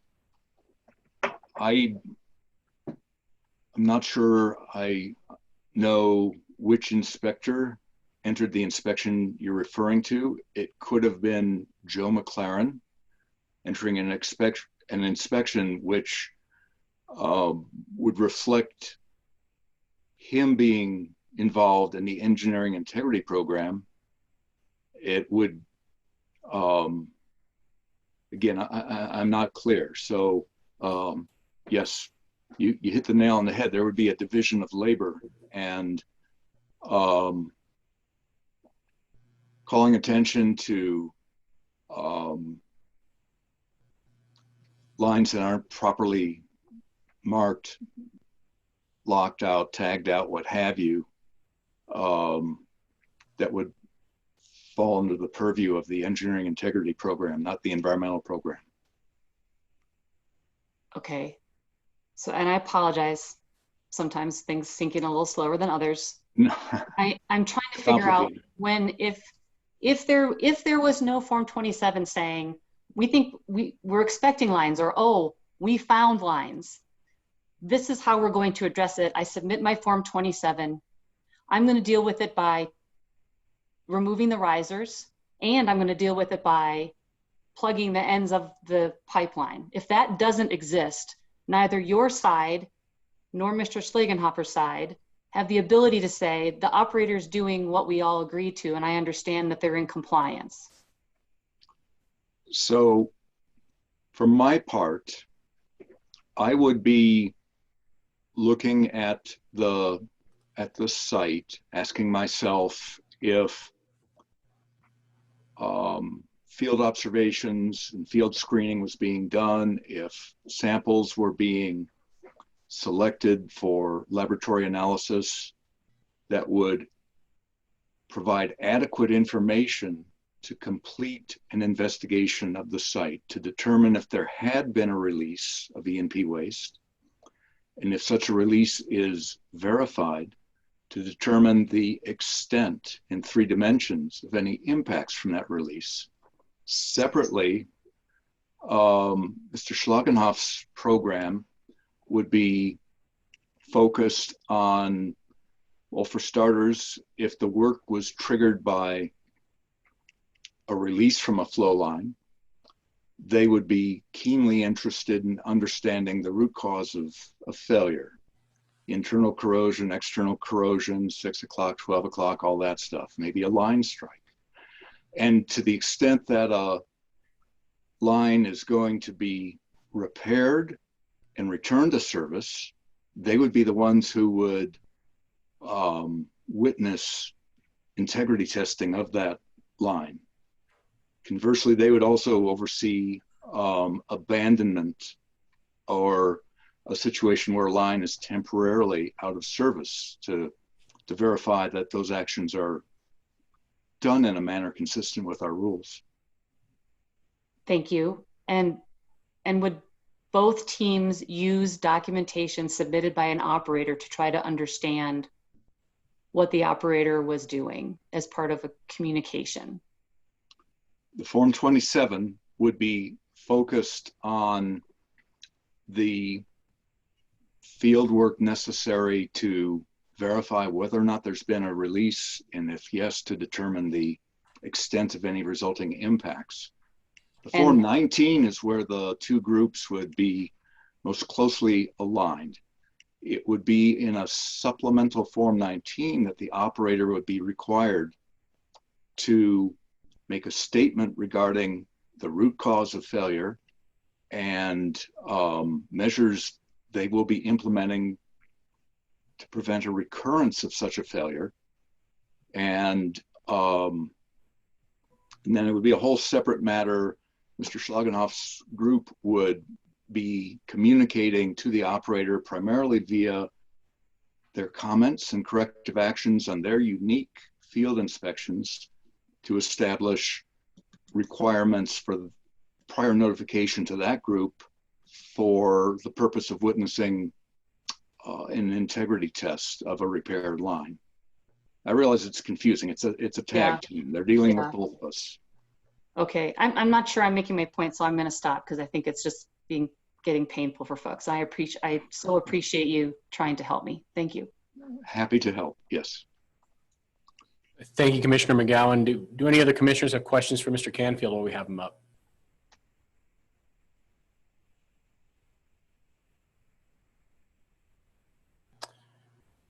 Seeing none, how about for Mr. Schlagenhof?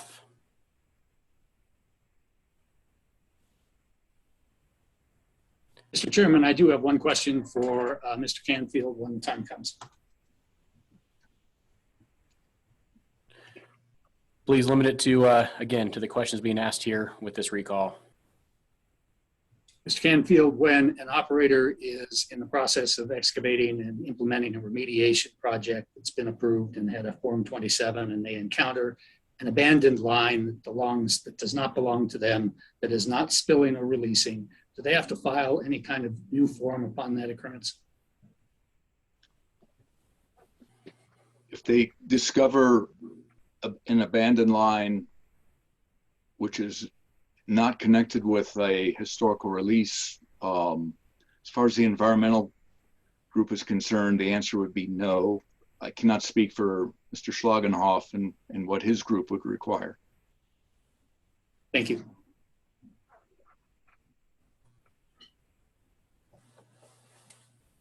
All right, I don't believe there's any additional questions for Mr. Canfield or Mr. Schlagenhof. Do commissioners wish to recall any additional witnesses at this time?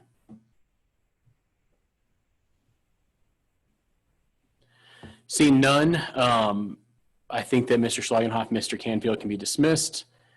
Is staff counsel ready to proceed with their closing arguments?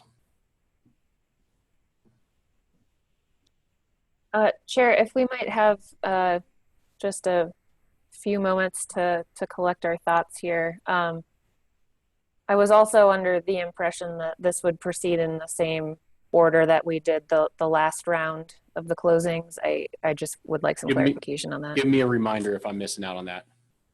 I believe KPK actually went first and then staff went second.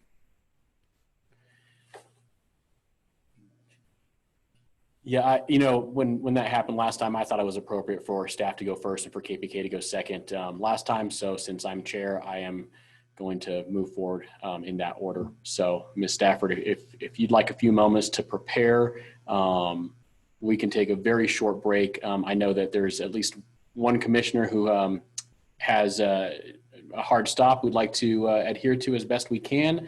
So is 5 minutes sufficient? That's absolutely fine. Yes, thank you. 5 minutes, come back here at 4:04.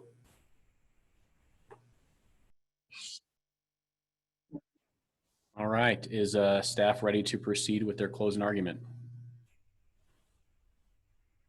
Thank you, Chair. Excuse me, I do apologize, Ms. Stafford. Mr. Chair, a quick point of order, if I may. Please. We heard previously from the commission that you would consider ability to pay at the end, along with other phase 3 information. We have not called Mr. Stoltz or Mr. Weiss as witnesses in this phase 2 as a result of that. We will be intending to call them in phase 3 for all commissioners' consideration of their testimony relative to ability to pay to be applied at the end. But I just wanted to clarify, that there's no misunderstanding in that regard among you, Mr. Chairman, or the other commissioners or opposing counsel. It's my understanding that we will take up ability to pay in the phase 3 kind of this whole hearing.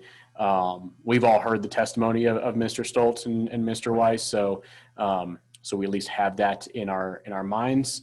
I'm looking to other commissioners. Do we have agreement in that regard? Okay, I'm seeing nods. Very good. So, Ms. Stafford. Thank you. So sorry for the interruption. Okay. Thank you, Chair. May I begin? Ready when you are. Thank you.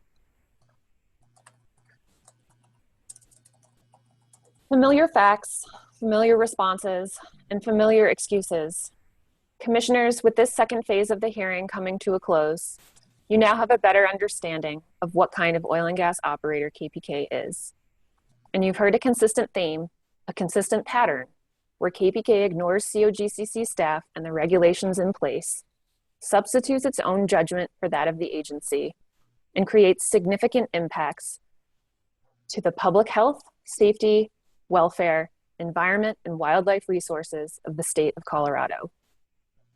Commissioners, on Wednesday, when we began this phase of the hearing, I reiterated that KPK is unreliable, incapable, and impactful. Unreliable because they cannot meet deadlines or approved timelines. Incapable because KPK cannot fulfill their obligations to the COGCC. And impactful because KPK cannot timely and adequately clean up their messes.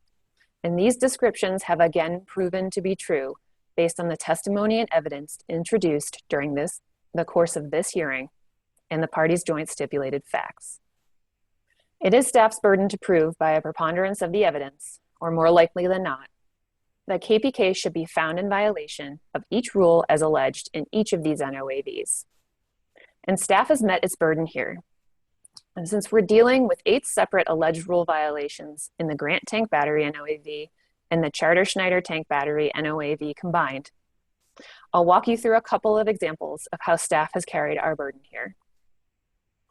One of the violations staff has alleged in the Grant Tank Battery NOAV is a violation of Prior Rule 906B, which requires reporting of spills or releases of exploration and production waste, gas, or produced fluids. Operators are required to report to the director a spill of exploration and production waste, gas, or produced fluids of any size no more than 24 hours after discovery if the spill impacts or threatens to impact any waters of the state, a residence or occupied structure, livestock, or a public byway. These same requirements apply to notification of the local government and surface owner. Let's turn to the facts that prove this violation. On July 1st, 2019, Mr. Canfield went to the Grant Tank Battery. He discovered soil beneath the dislodged, partially buried vessel that was visibly impacted by hydrocarbons. During his testimony, he described to you the photographs that accompany his inspection report. Exhibit 308, pictures showing the impacted soils and groundwater he discovered in the excavation. Groundwater that constitutes waters of the state. That impacted groundwater just a little over 30 feet from a stream.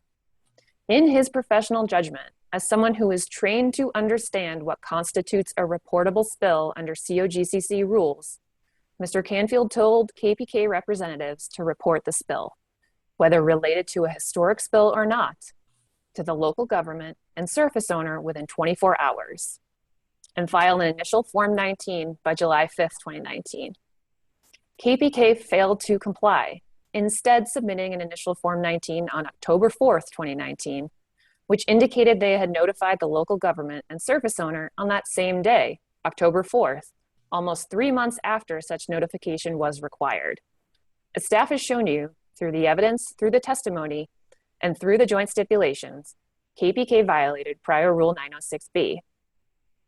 Another example, staff has alleged in the Charter Schneider Tank Battery NOAV a violation of Prior Rule 605C3.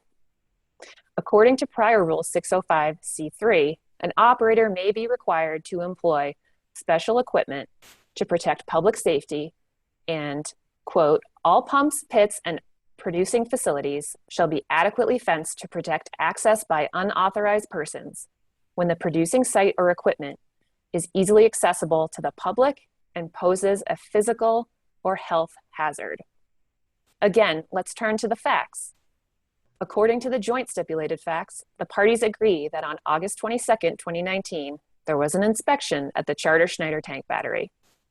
The parties further agree that COGCC staff noted that there was inadequate safety fencing around the open excavation. The parties agree further that KPK was required to install adequate safety fencing to comply with Rule 605C and protect public safety by September 23rd, 2019. And as set forth in the joint stipulated facts, KPK failed to comply with the corrective action, and the inadequate fencing remained until a follow-up inspection on December 17th, 2019. You saw Mr. Canfield's photos from both of the inspections. The plastic orange fencing left up during long periods of inactivity that didn't even enclose the entire excavation. And you can see the proximity of this excavation to houses and other occupied structures. And again, as set forth in the joint stipulations, KPK did nothing to address this corrective action until January 15th, 2020 at best. As staff has shown you through evidence, through the testimony, and through the joint stipulations, KPK violated prior Rule 605C3. Now, these are just two examples of how straightforward these alleged rule violations are, and how staff has carried its burden to prove each violation by a preponderance of the evidence. But much like last week, KPK has tried to confuse you and make these violations seem more complicated than they actually are. KPK told you they were merely doing maintenance on the partially buried vessel at the Grant Tank Battery, but that was never communicated to staff when staff showed up on site on July 1st, 2019. And in many cases, KPK introduced information that was simply irrelevant to the rule and violation at issue. Let's turn back to my two examples, the spill reporting requirement pursuant to Rule 906B and the adequate fencing to protect public safety requirement pursuant to Rule 605C3. Regarding spill reporting at the Grant Tank Battery, KPK spent a lot of time muddying the waters. Their witnesses argued the spill wasn't reportable, but couldn't give you a clear answer on what their process is to even report spills to the COGCC. KPK also talked a lot about historical contamination at the site, but had no answer when asked who owned the location prior to KPK becoming the operator of record in 1994. The fact that KPK doesn't know who the prior operator was suggests they did not do an environmental investigation that would allow them to mitigate their responsibility. And KPK introduced two witnesses who they did not designate as experts in this proceeding, one to explain his own findings and one who misinterpreted someone else's findings to tell you about historical contamination and groundwater migration. But the issue of historical contamination and groundwater migration is irrelevant here. Rule 906B does not contemplate the source of a spill. It just doesn't matter in the context of this rule. Prior Rule 906B is all about reporting a discovery of a spill or release. It applies to all spill or release discoveries made at a location, not just the first one. And it was clear to staff, based on interactions on site on the day of July 1st, 2019, that a discovery of a spill was made that day. And with respect to the fencing to protect public safety pursuant to Rule 605C3 at the Charter Schneider Tank Battery, KPK gave you more excuses. They told you the orange snow fencing was enough to protect public safety. Think about that. Plastic snow fencing, about 4 feet in height, was appropriate to protect someone from falling at least 15 feet into an open pit, a pit they couldn't even confirm was actively manned at all times. KPK also told you the fence kept falling down and they had to keep repairing it. Only after staff's inspections noting the issue did they attempt to correct the issue. In contrast to the confusion and uncertainty, staff has provided you with a roadmap to find, by a preponderance of the evidence, the violations as alleged in the Grant Tank and Charter Schneider NOAVs. Almost all of the information you need here is in the parties' joint stipulated facts. I'll remind you that these are facts KPK has already agreed were undisputed prior to this hearing even beginning. And they get you most, if not all of the way, to finding them in violation of the rules here, as alleged here, excuse me. Staff's evidence and testimony get you the rest of the way. In the Grant Tank Battery matter, Mr. Canfield told you how he observed KPK removing the partially buried vessel, work that KPK witnesses confirmed was not part of the existing Form 27 work plan at the site. Staff also told you how KPK had to be told to properly report the discovery of a spill in the excavation area. Filing a Form 19 isn't just important to begin a dialogue with staff. These submittals also form the basis of a repository of information on which future landowners can rely to understand conditions on site and distinguish new impacts.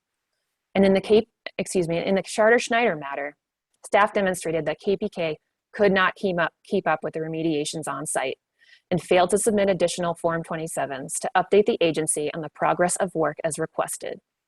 Staff also showed you that over the course of KPK's remediation efforts at this site, it was obvious that progress was slow and that work at the location would stop for long periods of time.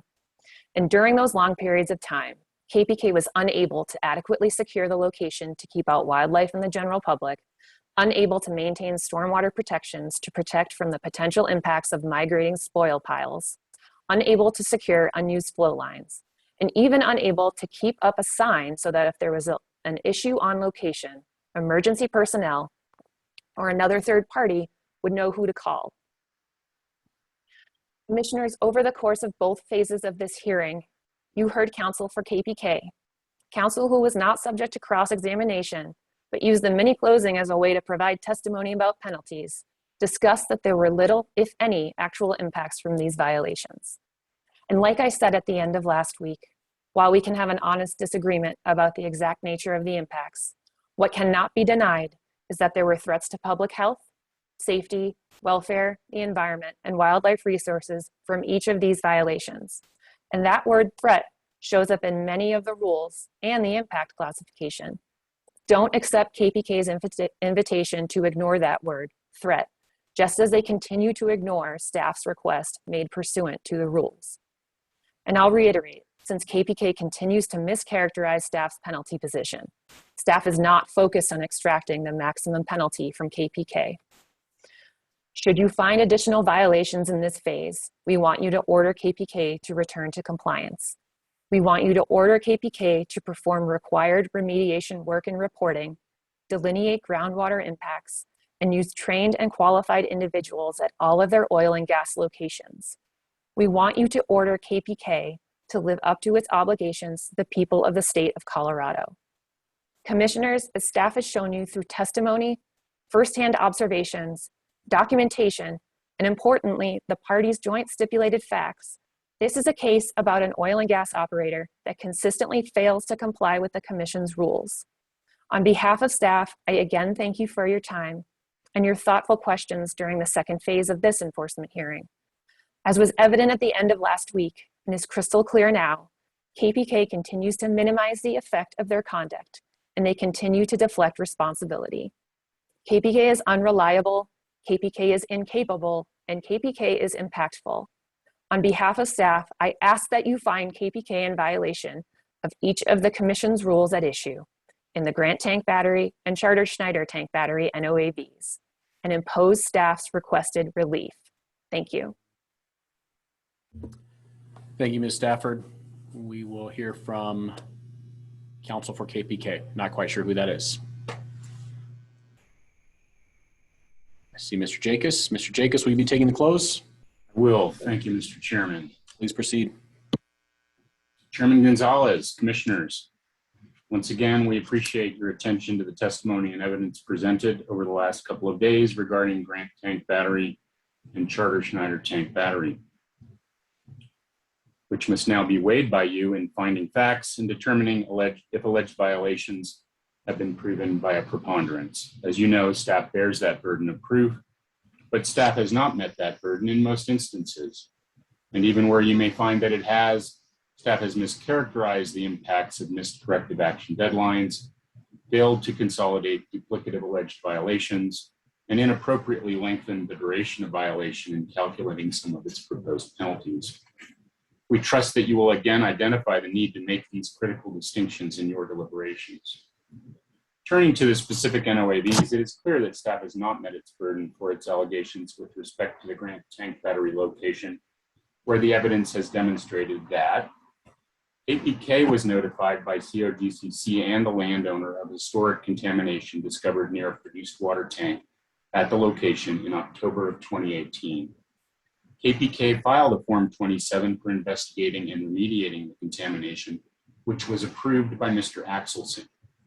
KPK had a Phase 2 investigation performed to investigate and characterize the contamination at the site. That report was submitted to Mr. Canfield by Max Knopp in March of 2019, along with a supplemental Form 27 the day after the report was completed.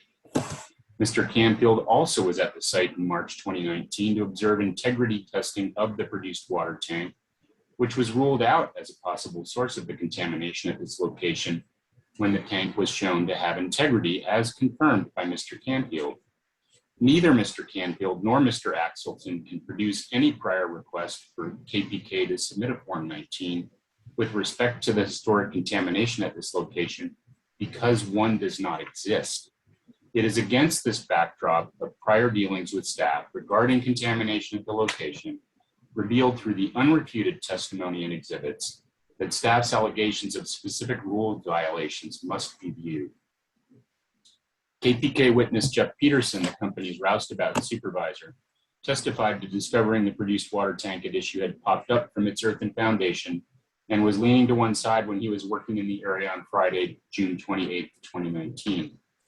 Mr. Peterson also testified that he called an emergency 811 locate to allow excavation work to reset the dislodged tank on the next business day, Monday, July 1st, 2019. This testimony is unrefuted.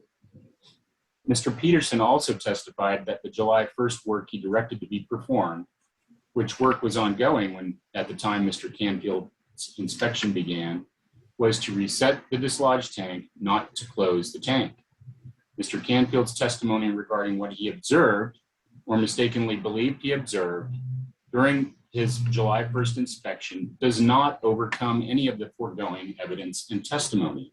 And it also fails to explain why Mr. Canfield and Mr. Axelson had not earlier required KPK to file a Form 19 with respect to the historic contamination being addressed at the location.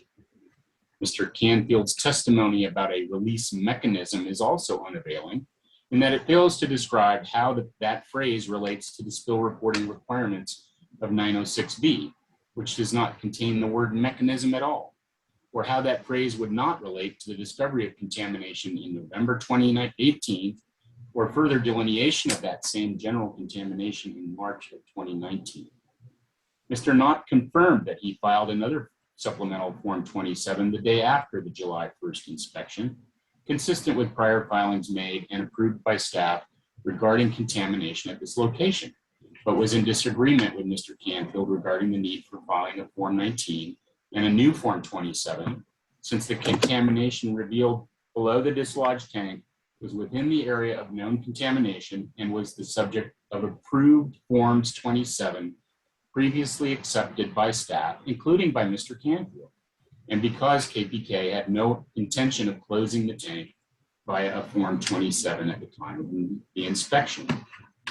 The evidence is clear that staff had no reasonable basis to require a Form 19 on July 1st, 2019, or at least should have understood in the days and weeks following that inspection that the historic contamination was being investigated and remediated under prior approved Forms 27, and there was no new release warranting a Form 19, so Rule 906B1 was not violated.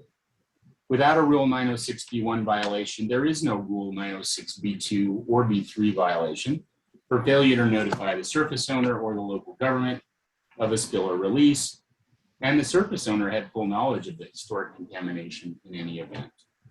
And finally, with respect to the alleged 905B violation for failure to file a Form 27 before closing a produced water tank, a preponderance of the evidence indicates that the tank was not being closed. It was being reset after becoming dislodged, Mr. Canfield's first impressions notwithstanding. And with respect to what may have caused the tank to become dislodged, Mr. Haddle's expert opinion is unrefuted, and staff's rebuttal weather data is certainly not dispositive of anything other than a hobbyist in Frederick bought a cheap Met station kit that is installed on his home amidst large trees and buildings, and uploads data of questionable quality to weather underground.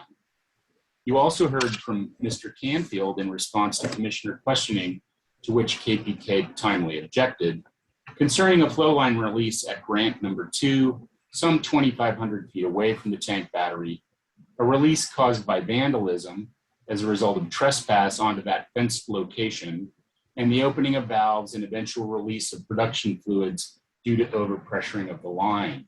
This is irrelevant, not at all related to the historic contamination at the Grant tank battery, and well documented in staff's COGCC system, should you care to pursue that information outside the scope of this OFB hearing.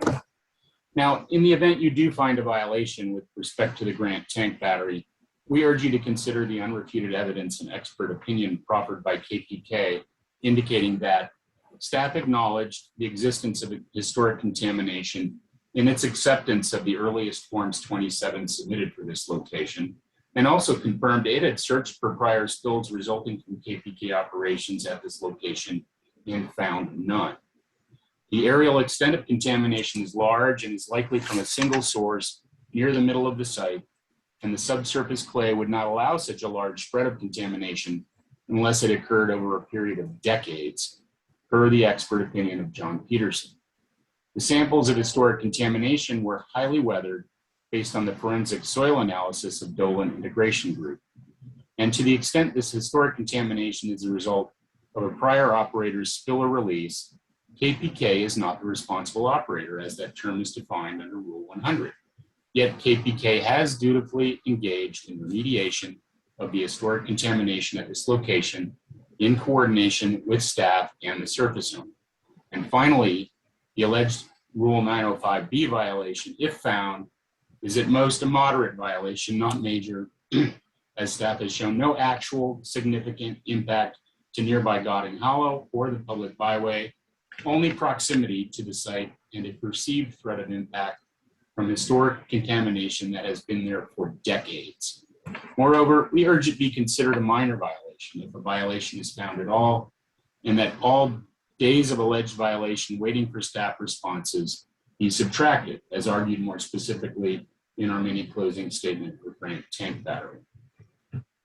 Turning to the Charter-Schneider MOAB, it is clear that photographic evidence indicates that berms required as stormwater BMPs under 1002F were present, and indeed the original berms that surrounded the tank battery before it was removed remained in place in significant measure. To the extent those tank berms were breached, it was to facilitate access and operation of heavy equipment, and the excavation itself prevented runoff where the tank berm had been removed. No actual stormwater runoff impacts were identified by staff. The same is true of fencing required by Rule 605C. Photographic evidence indicates that fencing was present, that it was sometimes bundled to allow access by vehicles, and while KPK admits it struggled against the wind and elements to keep the fence in place at all times, Jeff Peterson dispatched crews every other day to check on and reset the fencing as needed. In short, on most days, fencing was properly installed, yet the proposed fine contemplates an ongoing, uninterrupted violation and inappropriately assesses fines for a total of 146 days. The evidence does not support that. Regarding the absence of the original sign that was posted at the battery itself had been removed from service and relocated some distance away. By definition, this removed equipment was no longer the point of collection and disbursement of oil or gas from producing wells, which is the definition of battery under Rule 100. Hence, the Rule 210B requirement for signage within 60 days of installation of a battery no longer applies after such removal. Moreover, signage was present on the separator, which was still located on the premises, so persons wanting information about the facility and whom to contact could and would have found it.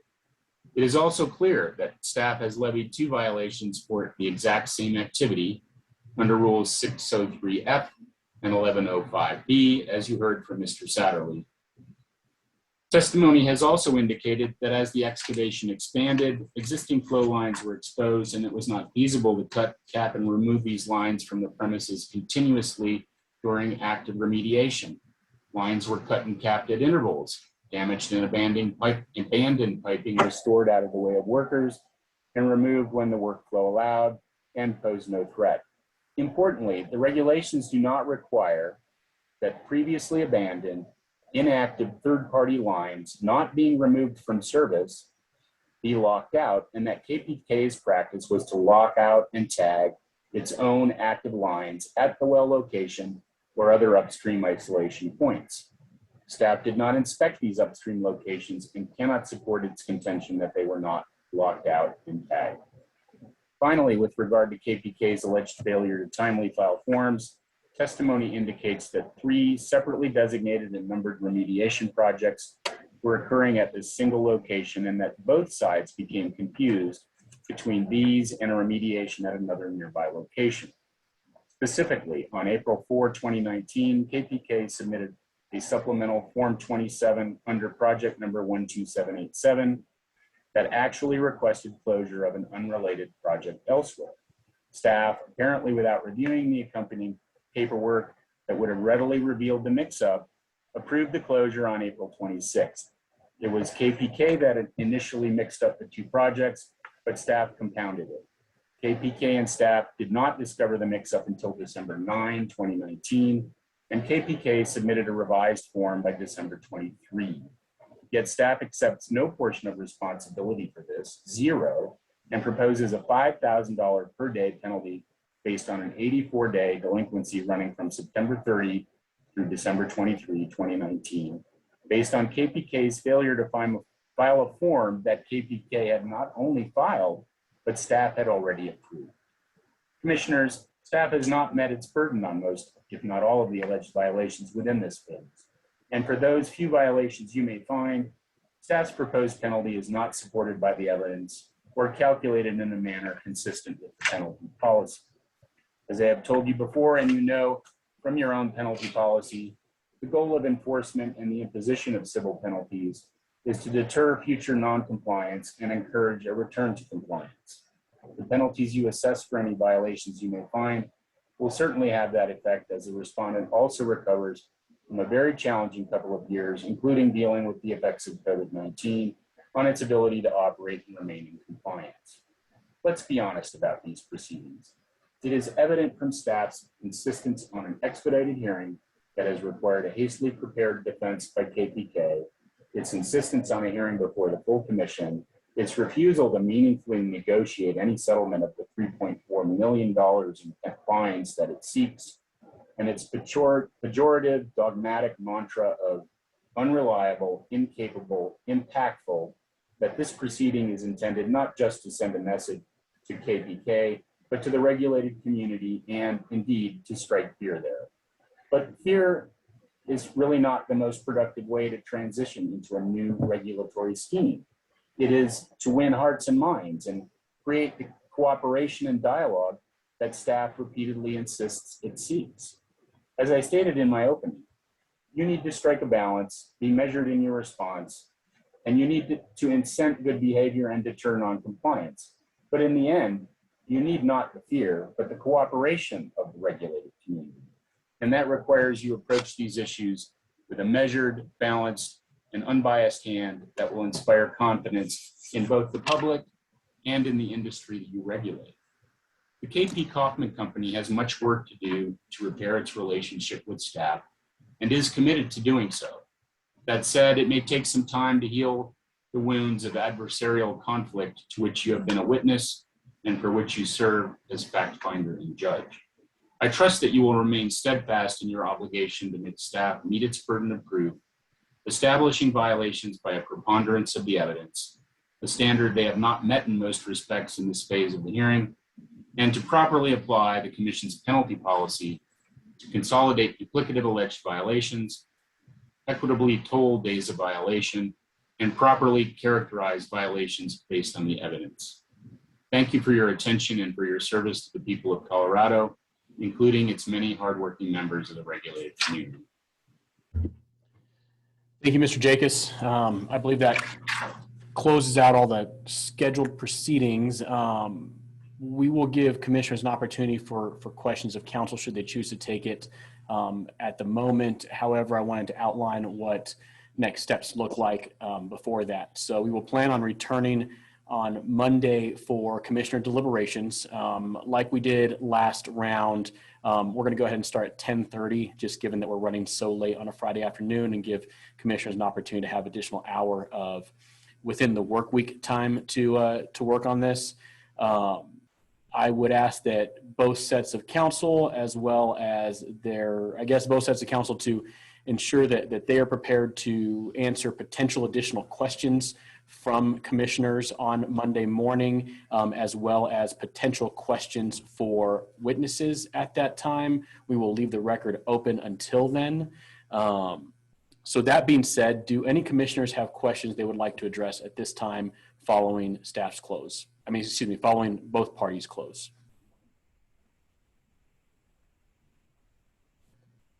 Seeing none, I think our last order of business then would be a motion to adjourn to 10:30 on Monday, August 23rd. So moved. Second. We have motion and a second. Any discussion, any questions before that? All those in favor? Aye. Aye. All right, thank you very much to council. Thank you very much to all the witnesses that participated today, and to all the supporting COGCC staff, as well as AAG Davenport. That concludes everything. I hope everyone has a very nice weekend, and we will see you all on Monday morning. Thank you.